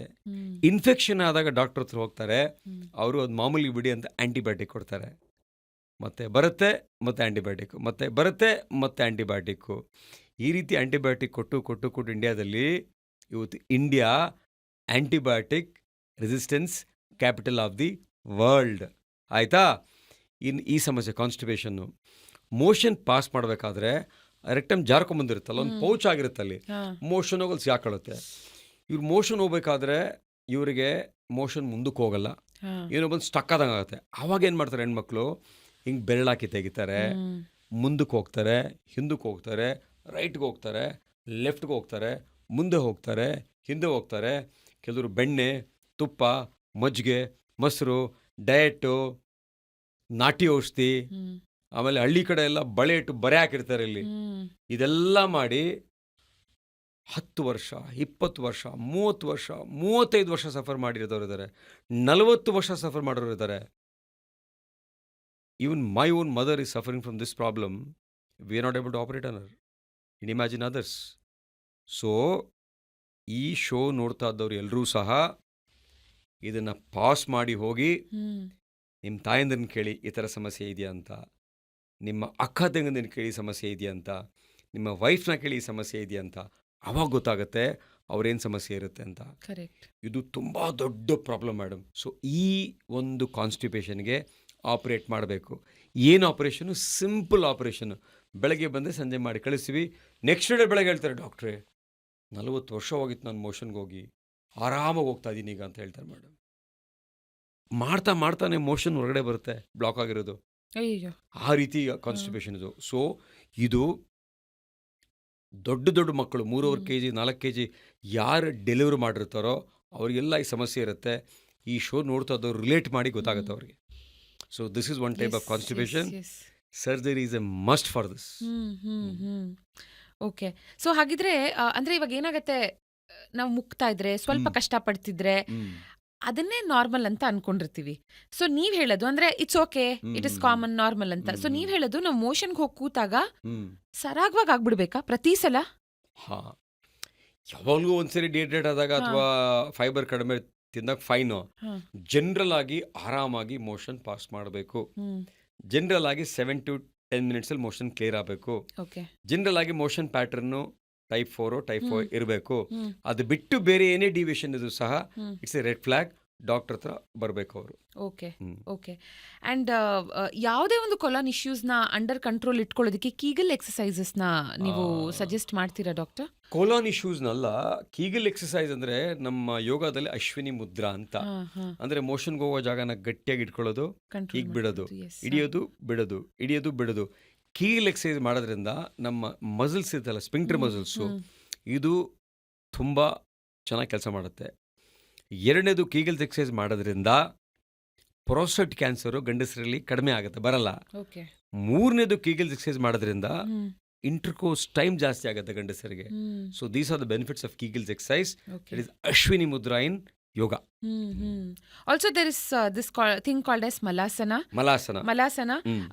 ಸೊ ಐ ಥಿಂಕ್ ಅದನ್ನ ನಾವು ಕನೆಕ್ಟ್ ಮಾಡಬಹುದು to this question, which toilet is better? ಯಾಕಂದ್ರೆ ಇಂಡಿಯನ್ ಟಾಯ್ಲೆಟ್ ಅಲ್ಲಿ ಯೂಶಲಿ ಮಲಾಸನದಲ್ಲಿ ಕೂರ್ತೀವಿ. ಎಕ್ಸಾಕ್ಟ್ಲಿ. ಆ ಮಲಾಸನದಲ್ಲಿ ಕೂರ್ತೀವಲ್ಲ, ಇಂಡಿಯನ್ ಟಾಯ್ಲೆಟ್ ಆಂಗಲ್ 35 ಡಿಗ್ರಿ ಈ ತರ ಇರುತ್ತೆ. That is Malasana. ಆ 35 ಡಿಗ್ರಿ ಆಂಗಲ್ ಇದ್ದಾಗ್ಲೇನೆ ಈ ಗೇಟ್ ವೇ ಓಪನ್ ಆಗೋದು, ಮೋಷನ್ ಬರ್ಲಿಕ್ಕೆ. 90 ಡಿಗ್ರಿ ಇದ್ದಾಗ ಗೇಟ್ ವೇ ಓಪನ್ ಆಗಲ್ಲ. ಹಾಗಾಗಿ ವೆಸ್ಟರ್ನ್ ಕಮೋಡ್ ಯೂಸ್ ಮಾಡಿದ್ರು ಸಹ ಆ ವೆಸ್ಟರ್ನ್ ಕಮೋಡ್ ಕಾಲ್ ಕೆಳಗೆ ಒಂದು 7 ಇಂಚ್ ಸ್ಟೂಲ್ ಇಟ್ಕೊಂಡು ಮಾಡಿದ್ರೆ ಅದು ಇಂಡಿಯನ್ ಕಮೋಡ್ ಸ್ಟೈಲ್ ಕನ್ವರ್ಟ್ ಆಗುತ್ತೆ. ಸ್ಮಾಲ್ 7 ಇಂಚ್ ಸ್ಟೂಲ್ ಹೈಟ್ ಇಟ್ಟರೆ ಅದು ಮಲಾಸನಕ್ಕೆ ಕನ್ವರ್ಟ್ ಆಗುತ್ತೆ. ಇಂಡಿಯನ್ ಸ್ಕ್ವಾಟಿಂಗ್ ಪೊಸಿಷನ್ ಕನ್ವರ್ಟ್ ಆಗುತ್ತೆ. ಇನ್ಫ್ಯಾಕ್ಟ್ ಬೇರೆ ಕಂಟ್ರೀಸಲ್ಲೆಲ್ಲ ಈಗ ಇಂಡಿಯನ್ ಕಮೋಡ್ಸ್ಗೆ ಶಿಫ್ಟ್ ಆಗ್ತಾ ಇದ್ದಾರೆ. Correct. I think it's a very interesting very hack scientific it is and a nice hack that you nice. Mention. ಹೌದು ವೆರಿ ಸಿಂಪಲ್ ಆಗಿ ಹೇಗೆ ಅದನ್ನ ಇಂಡಿಯನ್ ಟಾಯ್ಲೆಟ್ ಕನ್ವರ್ಟ್ ಮಾಡೋದು ವೆರಿ ನೈಸ್ ಹ್ಯಾಕ್. ಆರಾಮಾಗಿ ಕೂತ್ಕೊಂಡು ಮಾಡೋದಷ್ಟೇ. ಕರೆಕ್ಟ್. ಅಂಡ್ ಕೊಲೊರೆಕ್ಟಲ್ ಕ್ಯಾನ್ಸರ್, ಕರುಳಿನ cancer ನ ಬಗ್ಗೆ ಮಾತಾಡ್ತಾ, ಅದು ಮತ್ತೊಂದು ಏರಿಯಾ ಆಫ್ ಎಕ್ಸ್ಪರ್ಟೀಸ್ ನಿಮ್ಮದು. ಅಂಡ್ ಅದ್ರ ಬಗ್ಗೆ ಜಾಸ್ತಿ ಅವೇರ್ನೆಸ್ ನ ಮೂಡಿಸಬೇಕು ಅಂತ. ಯಾಕಂದ್ರೆ ಅಬ್ರಾಡ್ ಅಲ್ಲಿ ಎಸ್ಪೆಷಲಿ US ಅಲ್ಲಿ ಇದ್ರ ಬಗ್ಗೆ ತುಂಬಾ ಅವೇರ್ನೆಸ್ ಇದೆ. ಇಲ್ಲಿ ಇದ್ರ ಬಗ್ಗೆ ಅವೇರ್ನೆಸ್ ಕಮ್ಮಿ ಅಂಡ್ ಕೊಲೊನೋಸ್ಕೋಪಿ ಮಾಡ್ಸೋರ್ ಕಮ್ಮಿ, ಅರ್ಲಿ ಸ್ಟೇಜಸ್ ಅಲ್ಲಿ ಬರೋರ್ ಕಮ್ಮಿ. ಯಾಕಂದ್ರೆ may be early warning science ನ ಇಗ್ನೋರ್ ಮಾಡ್ಬಿಡ್ತಾರ ಅಂತ, ವಿಚ್ ಕುಡ್ ಬಿ. ಹೌದು ಮೇಡಮ್. ಈಗ ಕೋಲೋನ್ ಕ್ಯಾನ್ಸರ್ ಬಗ್ಗೆ ಹೇಳೋದಾದ್ರೆ, ಇಂಡಿಯಾದಲ್ಲಿ one of the fastest growing cancers is colorectal cancers. Number 1. Number 2, ತುಂಬಾ ಲೇಟ್ ಆಗಿ ಡಯಾಗ್ನೋಸ್ ಮಾಡ್ತಾರೆ ಕ್ಯಾನ್ಸರ್ ಇಂಡಿಯಾದಲ್ಲಿ, ಕೋಲೋರೆಕ್ಟಲ್ ಕ್ಯಾನ್ಸರ್. ನಾನು ಆಗ್ಲೇ ಹೇಳಿದೆ 100ಕ್ಕೆ 78 ಜನಕ್ಕೆ ಕೋಲೋನ್ ಕ್ಯಾನ್ಸರ್ಸು ಲೇಟ್ ಆಗಿ ಡಯಾಗ್ನೋಸ್ ಆಗ್ತಾ ಇದೆ. ನಂಬರ್ 3, ಆಗ್ಲೇ ಕಾರಣನೂ ಹೇಳಿದೆ ನಾನು, ಬ್ಲೀಡಿಂಗ್ ಆಗಿರುತ್ತೆ, ಹೊಟ್ಟೆ ನೋವಿರುತ್ತೆ, ತೂಕ ಕಡಿಮೆ ಆಗಿರ್ತಾರೆ, ಅದು ಬೇರೆ ಏನೋ ಪ್ರಾಬ್ಲಮ್ ಅಂತ ಇಗ್ನೋರ್ ಮಾಡಿರ್ತಾರೆ. ಪ್ಲಸ್ US ಅಲ್ಲಿ American College of Colon and Rectal Surgeons ಹೇಳ್ತಾರೆ, by 2030 there will be 30% increase in colon cancers in 30 years age groups ಅಂತ. 2030 30%, 30 years age group by 2030 5 years ಅಲ್ಲಿ. 4 years. ಇದು ಇಂಡಿಯಾದಲ್ಲಿ ಆಫ್ಟರ್ 30 years ಆಗಿರುತ್ತೆ. ಈಗ ಬಿಗಿನಿಂಗು ಯಾಕೆ ಈ ಥರ ಆಯಿತು ಅಂತ ಹೇಳಿದ್ರೆ, 1991 ಆದಮೇಲೆ ನಮ್ಮ ಲೈಫ್ ಸ್ಟೈಲ್ಸ್ ಎಲ್ಲ ಚೇಂಜ್ ಆಯಿತು. ಎಕಾನಮಿ ಲಿಬರಲೈಸ್ ಆದಾಗ ನಾವೆಲ್ಲ ವೆಸ್ಟರ್ನ್ ಡಯಟ್, ಪಾಶ್ಚಿಮಾತ್ಯದ ಒಂದು ಆಹಾರಗಳಿಗೆ ಎಕ್ಸ್ಪೋಸ್ ಆದ್ವಿ. ಪಿಜ್ಜಾ, ಬರ್ಗರು, ಅದೇನೋ ಚಿಕನ್ ಅಂತೆ, ಪೆರಿ ಪೆರಿ ಅಂತೆ, ಫ್ರೆಂಚ್ ಫ್ರೈಸ್ ಅಂತೆ, ultra process food, packed food, preserve food. ಮನೆಗಳಲ್ಲಿ ಯಾರು ಏನೂ ಮಾಡಲ್ಲ, ಈಗ ಎಲ್ಲ ಆನ್ಲೈನು. ಇದರಿಂದ ಏನಾಯಿತು, ನಮ್ಮ ಡಿಸೀಸ್ ಪ್ಯಾಟರ್ನ್ಸು ಚೇಂಜ್ ಆಯಿತು. ಪ್ಲಸ್ ಕೋಲೋನ್ ಕ್ಯಾನ್ಸರ್ ಲೇಟಾಗಿ ಯಾಕೆ ಡಯಾಗ್ನೋಸ್ ಆಗ್ತಂತ ಹೇಳಿದ್ರೆ, ಕೋಲೋನ್ ಕ್ಯಾನ್ಸರು ಸೈಲೆಂಟ್ ಫೇಸ್ ಅಂತ ಇರುತ್ತೆ. ಅಪ್ ಟು 10 years ಹೋಗುತ್ತೆ, ಅದು ಏನು ಗೊತ್ತಾಗಲ್ಲ. ಯಾಕೆಂದರೆ ಕೋಲಾನ್ ಪೈಪ್ ಇರುತ್ತಲ್ಲ, ಅಲ್ಲಿ ಬೆಳೀತಾ ಇರುತ್ತೆ, ಗೊತ್ತೇ ಆಗಲ್ಲ. ಕೊನೆಗೆ ಲೇಟ್ ಸ್ಟೇಜಲ್ಲಿ ಗೊತ್ತಾಗುತ್ತೆ ಅಷ್ಟೇ. ಒಂದಾ. ಎರಡನೇದು, ಬ್ಲೀಡಿಂಗ್ ಎಲ್ಲ ಪೈಲ್ಸ್ ಅನ್ಕೋತಾರೆ. ಸೊ 2 ಸೈಲೆಂಟ್ ಫೇಸ್ ಮತ್ತು ಬ್ಲೀಡಿಂಗಿಂದ ಕೋಲೋನ್ ಕ್ಯಾನ್ಸರು ಬೇಗ ನಮ್ಮ ದೇಶದಲ್ಲಿ ಡಯಾಗ್ನೋಸ್ ಆಗ್ತಾ ಇಲ್ಲ. ನಮ್ಮ ಉದ್ದೇಶ ಏನು ಅಂತ ಹೇಳಿದ್ರೆ, ನೆಕ್ಸ್ಟ್ 10 ವರ್ಷದಲ್ಲಿ ಅವೇರ್ನೆಸ್ಸಿಂದ ಕೋಲೋನ್ ಕ್ಯಾನ್ಸರಿಂದ ಯಾರೂ ಸಾಯಬಾರ್ದು. ಬೇಗ ಡಯಾಗ್ನೋಸ್ ಮಾಡಬೇಕು, ಬೇಗ ಟ್ರೀಟ್ ಮಾಡಬೇಕು. ಕೋಲೋನ್ ಕ್ಯಾನ್ಸರ್ ಸಾವನ್ನು ನಾವು ತಪ್ಪಿಸ್ಬೇಕು. ಖಂಡಿತ ಹಾಗೆ ಆಗತ್ತೆ. ನಾವಿದನ್ನು ಅಚೀವ್ ಮಾಡೇ ಮಾಡ್ತೀವಿ. ನೆಕ್ಸ್ಟ್ ಇನ್ನೇಸಲ್ಲಿ Smiles mission, nobody should die of a colorectal cancer in next 10 years. How? Awareness, screening and diagnose early and catch them early and treat them. That's it. Okay. ಯಾವ ವಯಸ್ಸಲ್ಲಿ ಸ್ಕ್ರೀನಿಂಗ್ ಸ್ಟಾರ್ಟ್ ಆಗಬೇಕು ಅನ್ಸುತ್ತೆ sir ನಿಮಗೆ? General ಆಗಿ after 45 screening start ಆಗಬೇಕು. Number 1. Number 2, ಯಾವ ಫ್ಯಾಮಿಲಿನಲ್ಲಿ there is history of colon cancer, ಮನೆಯಲ್ಲಿ ತಂದೆನೋ ಅಥವಾ ಮನೆಯಲ್ಲಿ ಅಂಕಲ್ಲು ಅಥವಾ ತಾತನ ಯಾರಿಗಾದ್ರೂ ಕೋಲೋನ್ ಕ್ಯಾನ್ಸರ್ ಇದ್ರೆ, ಇವರಿಗೆ ಸಪೋಸು ಆ ಮನೆಯಲ್ಲಿ ಅವರ ತಂದೆಗೆ ಕೋಲೋನ್ ಕ್ಯಾನ್ಸರ್ 40 ವರ್ಷಕ್ಕೆ ಬಂದಿದ್ರೆ, ಮಕ್ಕಳಿಗೆ 30 ವರ್ಷದಿಂದ ಸ್ಕ್ರೀನಿಂಗ್ ಸ್ಟಾರ್ಟ್ ಆಗಬೇಕು. Okay. Not only fathers children, first degree relatives, ಆ ತಂದೆ ಜೀನ್ಸ್ ಯಾರಾಗ ಹೋಗಿರುತ್ತೋ ಅವರೆಲ್ಲ ಕೋಲೋನ್ ಕ್ಯಾನ್ಸರ್ ಸ್ಕ್ರೀನಿಂಗ್ ಮಾಡಿಸೋದು ತುಂಬ ಒಳ್ಳೆಯದು. ಬಟ್ ನಾವೀಗ ನಮ್ಮ ಹಾಸ್ಪಿಟ್ಲಲ್ಲಿ ಯಾರೇ ಪೈಲ್ಸ್ ಇಶ್ಯೂ, ಫಿಶುಲಾ ಬಂದರೆ ನಾವು ಕಂಪ್ಲೀಟ್ ಕೊಲೊನೋಸ್ಕೋಪಿ ಮಾಡ್ತಾ ಇದೀವಿ ಈಗ. ಇದು ಮಾಡೋದ್ರಿಂದ ಮೇಡಮ್ ಬೇರೆ ಬೇರೆ ಕಾಯಿಲೆಗಳೆಲ್ಲ ಪತ್ತೆ ಆಗ್ತಾ ಇದೆ. ಅಲ್ಸರೇಟಿವ್ ಕೊಲೈಟಿಸು, ಕ್ರಾನ್ಸ್ ಡಿಸೀಸು, ಇದೆಲ್ಲ ಪತ್ತೆ ಆಗ್ತಾ ಇದೆ. If detected early survival rate ಎಷ್ಟು? 100% it depends on type of colon cancer. Okay. ಒಂದು 95% ಅಲ್ಲಿ they can survive life long if detected in stage 1 early ಸ್ಟೇಜಲ್ಲಿ ಬಂದರೆ. ಓಕೆ. ಸೊ ಯಾವ್ದಾದ್ರು ಇಂಥ ಒಂದು ಸೈನ್ಸ್ ಅಂಡ್ ಸಿಂಪ್ಟಮ್ಸ್ ಇಗ್ನೋರ್ ಮಾಡಬಾರ್ದು ಅನ್ನೋಂಥದ್ದು ಇದೆಯಾ? ಅಂದ್ರೆ ನಾವು ಅದನ್ನ ಇನ್ನೇನೋ ಅಂತ ಅನ್ಕೊಂಡು ಇಗ್ನೋರ್ ಮಾಡಿರ್ತೀವಿ. ವೆರಿ ಕ್ಲಿಯರ್ ಆಗಿ ಪದೇ ಪದೇ ಬೇದಿ ಆಗೋದು, ಪದೇ ಪದೇ ಕಾನ್ಸ್ಟಿಪೇಷನ್ ಆಗೋದು, ಕೆಲವೊಮ್ಮೆ ಕಾನ್ಸ್ಟಿಪೇಷನ್, ಕೆಲವೊಮ್ಮೆ ಲೂಸ್ ಸ್ಟೂಲು, ಮೋಷನ್ನಲ್ಲಿ ರಕ್ತ ಹೋಗೋದು, ಮೋಷನ್ನಲ್ಲಿ ಮ್ಯೂಕಸ್ ಹೋಗೋದು, ಹೊಟ್ಟೆ ಹಸಿವು ಕಡಿಮೆ ಆಗೋದು, ಸಣ್ಣ ಆಗೋದು, ಹೊಟ್ಟೆನೂ ಪದೇ ಪದೇ ಬರೋದು, ಇಷ್ಟು ಇದ್ದರೆ ಇದ್ರಲ್ಲಿ ಒಂದಿದ್ರೂ ಸಹ ದಯವಿಟ್ಟು ಡಾಕ್ಟರ್ ಹತ್ರ ಹೋಗಿ, ಒಳ್ಳೆ ಡಾಕ್ಟರ್ ಹತ್ರ ಹೋಗಿ, ಒಳ್ಳೆ ರೇಡಿಯಾಲಜಿಸ್ಟ್ ಹತ್ರ ಹೋಗ್ಬಿಟ್ಟು ಸ್ಕ್ಯಾನ್ ಮಾಡಿಸ್ಕೊಳ್ಳೋದು ಭಾಳ ಒಳ್ಳೇದು. ಸರ್, ಇವಾಗ on a lighter note if I have to ask you, colorectal cancer ಬಗ್ಗೆ ಮಾತಾಡಿದ್ವಿ, ಕರುಳಿನ ಕ್ಯಾನ್ಸರ್. ಕರುಳು ಅಂತಿದ್ದ ಹಾಗೆ ನಮ್ಮಲ್ಲಿ ಕರುಳಿನ ಕುಡಿ, ಕರುಳಿನ ಸಂಬಂಧ, ಕರುಳು ಚುರುಕಂತು ಅಂತೆಲ್ಲ ಏನ್ ಹೇಳ್ತೀವಿ. Why do you think emotions are connected with ಕರುಳು? Exactly madam, you got the right point. ಎಲ್ಲ ಎಮೋಷನ್ಸು, ಎಲ್ಲ ಹ್ಯಾಪಿನೆಸ್ಸು, ಎಲ್ಲ ದುಃಖ, ಎಲ್ಲ ಸುಖ ಸ್ಟಾರ್ಟ್ ಆಗತ್ತೆ ಕರುಳಿಂದ. ದಟ್ ಈಸ್ ಗಟ್. ನೋಡಿ, ಗಟ್ ಹೆಲ್ತ್ ಬಗ್ಗೆ ನಮ್ಗೆ ಯಾರಿಗೂ ಇಷ್ಟು ದಿನ ಅರಿವೇ ಇರಲಿಲ್ಲ. ಕರೆಕ್ಟಾ? ಇತ್ತೀಚೆಗೆ ಗಟ್ ಅಂತೆಲ್ಲ ಬಹಳ ಗಟ್ಸಿಂದ ಮಾತಾಡ್ತಾ ಇದಾರೆ.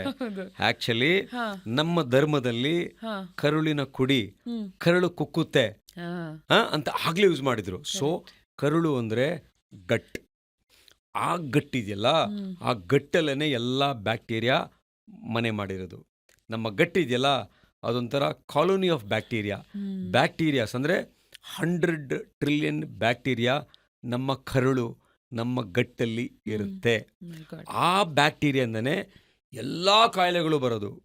Colon cancer, ulcerative colitis, Crohn's disease, polyps, depression, anxiety, Parkinson's, Alzheimer's, ಕೆಲವು ಕಾರ್ಡಿಯಾಕ್ ಇಶ್ಯೂಸು, ಡಯಾಬಿಟಿಕ್ ಇಶ್ಯೂಸು, ಕೆಲವು ಕಿಡ್ನಿ ಇಶ್ಯೂಸ್ ಎಲ್ಲ ಬರೋದು ಗಟ್ ಬ್ಯಾಕ್ಟೀರಿಯಾಯಿಂದ. ಈಗ ಗಟ್ ಬ್ಯಾಕ್ಟೀರಿಯಾನ ಭಾಳ ಡೀಪಾಗಿ ಸ್ಟಡಿ ಮಾಡಿ ಇವತ್ತು ಅದನ್ನು ಆಲ್ಟರ್ ಮಾಡ್ತಾ ಇದ್ದಾರೆ ಇವತ್ತು. ಆಯ್ತಾ?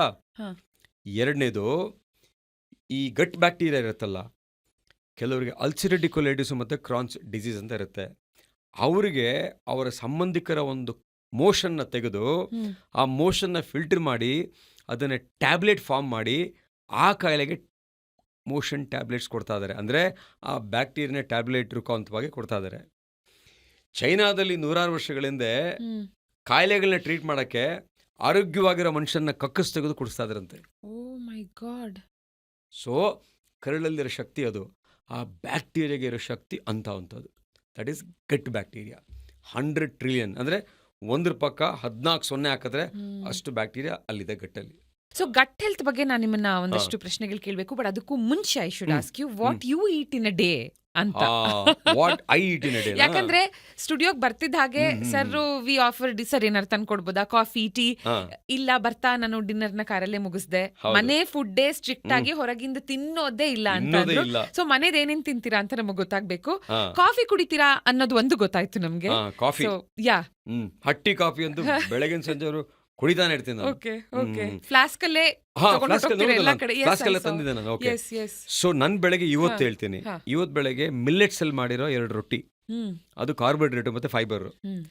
ಅದ್ರ ಜೊತೆಗೆ ಒಳ್ಳೆ ತುಪ್ಪ ಇಸ್ ಒಳ್ಳೆ ಫ್ಯಾಟ್ ಬಂತ, ಕಾಬ್ಸ್ ಬಂತ. ಅದ್ರ ಜೊತೆನಲ್ಲಿ 3 ಮೊಟ್ಟೆ, ಸಲಾಡ್. ಆ ಮೊಟ್ಟೆಯಲ್ಲಿ ಸ್ಪ್ರೌಟ್ಸು, ಇದೆಲ್ಲ ಸಲಾಡ್ಸು, ಮಲ್ಟಿವೈಟಮಿನ್ಸು, ಪ್ರೋಟೀನು, ಕಾರ್ಬೋಹೈಡ್ರೇಟು, ಫ್ಯಾಟು ಎಲ್ಲ ಈಕ್ವಲ್ ಆಗಿ ಬಂತು. 50% ಕಾರ್ಬೋ, 25% ಪ್ರೋಟೀನು, 25% ಫ್ಯಾಟು. ಇದು ನನ್ನ ತಿಂಡಿ. ಸಂಜೆ ಊಟ ಆದರೆ ತರಕಾರಿ, ಸೊಪ್ಪು ಮತ್ತು ಸಣ್ಣ ಮುದ್ದೆ ಮತ್ತು ಕೆಂಪು ಅಕ್ಕಿಯಲ್ಲಿ ಮಾಡಿರೋ ಅನ್ನ. This is my diet. 2 ಸಾರಿ ಊಟ ಮಾಡ್ತೀನಿ. ಹೋಟೆಲಲ್ಲಿ ತಿನ್ನೋದೇ ಇಲ್ಲ. ನಮಗೆ ತಿನ್ನೋಕೆ ರುಚಿ. ನಾ ಲೈಫಲ್ಲಿ ಒಂದು ಪಿಜ್ಜಾ ಟೇಸ್ಟ್ ಮಾಡಿಲ್ಲ, ಒಂದು ಬರ್ಗರ್ ಟೇಸ್ಟ್ ಮಾಡಿಲ್ಲ. ನಾನು ಒಂದ್ಸರಿ KFC ಚಿಕನ್ ಯಾವುದು ತಿಂದೇ ಇಲ್ಲ ಲೈಫಲ್ಲಿ. ಆದ್ರೆ ಅದ್ರ ಮೇಲೆ ವಿಡಿಯೋ ತುಂಬಾ ಚೆನ್ನಾಗಿ ಮಾಡಿದ್ದೀರಾ ಮೇಡಮ್. ಆ ವಿಡಿಯೋದಲ್ಲಿ it is not recommended for pregnant mothers and children ಅಂತಿದೆ. ಅದನ್ನ ಯಾರು ನೋಡೇ ಇಲ್ಲ. ಅಂದ್ರೆ ಟಬ್ ಮೇಲೆ ಇದೆ, ಅದ್ರ ಮೇಲೆ ಇದೆ, ಯಾರು ನೋಡೇ ಇಲ್ಲ ಅದನ್ನ. ಅದನ್ನ ನನಗೆಲ್ಲ ಮೆಸೇಜ್ ಮಾಡ್ತಾ ಇದ್ದಾರೆ, ಸರ್ ನಮ್ಮ ಮಕ್ಕಳೆಲ್ಲ ಇದೇ ತಿಂತಾರೆ ಸರ್. ನಿಜವಾಗ್ಲೂ ತುಂಬಾ ತಿನ್ಬಿಟ್ಟಿದ್ವಿ ಸರ್, ಇದನ್ನೆಲ್ಲ ಇನ್ ಸ್ಟಾಪ್ ಮಾಡಿ. ಎಷ್ಟೋ ಜನ they stop eating madam KFC because children ಅಂತೂ ಅದೇ. ಚಿಲ್ಡ್ರನ್ KFCಗೆ ಹೋದ್ರೆ ಅದನ್ನು ಪೆರಿ ಪೆರಿ ಫ್ರೈಸ್ ಅಂತೆ ಪುರಿ ಅದೇ ತಿಂತಾ ಇರ್ತಾರೆ. ನನ್ನ ಮಕ್ಕಳು ತಿನ್ಬಿಟ್ಟಿದ್ದಾರೆ ಅದನ್ನು. ಈಗೆಲ್ಲ ಭಯ ಪಟ್ಬಿಟ್ಟಿದ್ದಾರೆ ತಿನ್ನೋದು ಬೇಡ ಅಂತ. So ಹಾಗಾಗಿ ಆ ರೀಲ್ ತಿನ್ನೋದು ಅಷ್ಟು ತುಂಬಾ ಇನ್ಫಾರ್ಮೇಟಿವ್ ಆಗಿತ್ತು. ನಾನು Yeah. ತಿನ್ನೋದು hmm. Very clear balance diet, hmm. Mindful eating, hmm. Mindful thinking, mindfulness in my lifestyle. Should people avoid anything that is polished ಅಥವಾ ವೈಟ್? ಇವಾಗ- ವೈಟ್ ಸಾಲ್ಟ್ ಹೆಚ್ಚಿಗೆ ತಿನ್ನಬಾರ್ದು, ವೈಟ್ ಶುಗರ್ Sugar. ಹೆಚ್ಚಿಗೆ ತಿನ್ನಬಾರ್ದು, ಹಾ. ವೈಟ್ ರೈಸ್ ಹೆಚ್ಚಿಗೆ ತಿನ್ನಬಾರ್ದು. ಹ್ಮ್. ಬೇರೆ ಇನ್ನೇನು ವೈಟ್ ಇದೆ? ಮೈದಾ ವೈಟ್ ಮೈದಾ. ತಿನ್ನಬಾರ್ದು. Yes, yes. ಇನ್ನೇನು ವೈಟ್ ಇದೆ? ಅಷ್ಟೇ ಸರ್. ಎಲ್ಲಾ ವೈಟ್ನು ಅವಾಯ್ಡ್ ಮಾಡಬೇಕು. ಹಾ. ಆದ್ರೆ ಬಿಳಿ ಹೆಂಡ್ತಿನ ಮಾತ್ರ ಮದುವೆ ಆಗಬೇಕು. ಐ ಥಿಂಕ್ ಗಟ್ ಹೆಲ್ತ್ ಅಂತ ಬಂದಾಗ, ಟಾಕಿಂಗ್ ಅಬೌಟ್ ಗಟ್ ಹೆಲ್ತ್, ಇವಾಗ it is not one size fits all ಅಲ್ವಾ? ಹೌದು, ಅಲ್ವಾ? ಅಲ್ವೇ ಅಲ್ಲ. ಹಾ, ಹಾ. ಅದೇನ್ smart fit, slim fit, tailor fit ಅಲ್ಲ. ಹಾ. ಗಟ್ ಹೆಲ್ತ್ ಇದೆಯಲ್ಲ, ಇಟ್ ಡಿಪೆಂಡ್ಸ್ ಆನ್ ಏಜ್, ಹಾ. ಇಟ್ ಡಿಪೆಂಡ್ಸ್ ಆನ್ ಸೆಕ್ಸ್, ಹಾ. It depend on individual. Okay. So gut health is very very important. ಈ ಗಟ್ ಬ್ಯಾಕ್ಟೀರಿಯಾ ಇದೆಯಲ್ಲ, ಹ್ಮ್. ಇದು non veg ತಿನ್ನಲ್ಲ, chicken ತಿನ್ನಲ್ಲ, ಮಟನ್ ತಿನ್ನಲ್ಲ. ಹ್ಮ್. ಆದರೆ ನಮ್ಮ ಮನೇಲಿ ಪೆಟ್ಸ್ಗೆ ಚಿಕನ್ ಮಟನ್ ಬೇಕು. ಗಟ್ ಬ್ಯಾಕ್ಟೀರಿಯಾ ಮಟನ್ ಚಿಕನ್ ತಿನ್ನಲ್ಲ. ಓಕೆ. ಗಟ್ ಬ್ಯಾಕ್ಟೀರಿಯಾ ತಿನ್ನೋದು ಫೈಬರ್. ಹಾ. ಆ ಫೈಬರ್ ಇರೋದು ಫ್ರೂಟ್ಸ್ ವೆಜಿಟೇಬಲ್ಸ್ ಅಲ್ಲಿ. ಅದನ್ನ ಚೆನ್ನಾಗಿ ತಿಂದರೆ ಬ್ಯಾಕ್ಟೀರಿಯಾ ಚೆನ್ನಾಗಿರುತ್ತೆ, ನಮ್ಮ ದೇಹನೂ ಚೆನ್ನಾಗಿರುತ್ತೆ, ನಮ್ಗೆ ಯಾವ ಕಾಯಿಲೆಗಳು ಬರಲ್ಲ.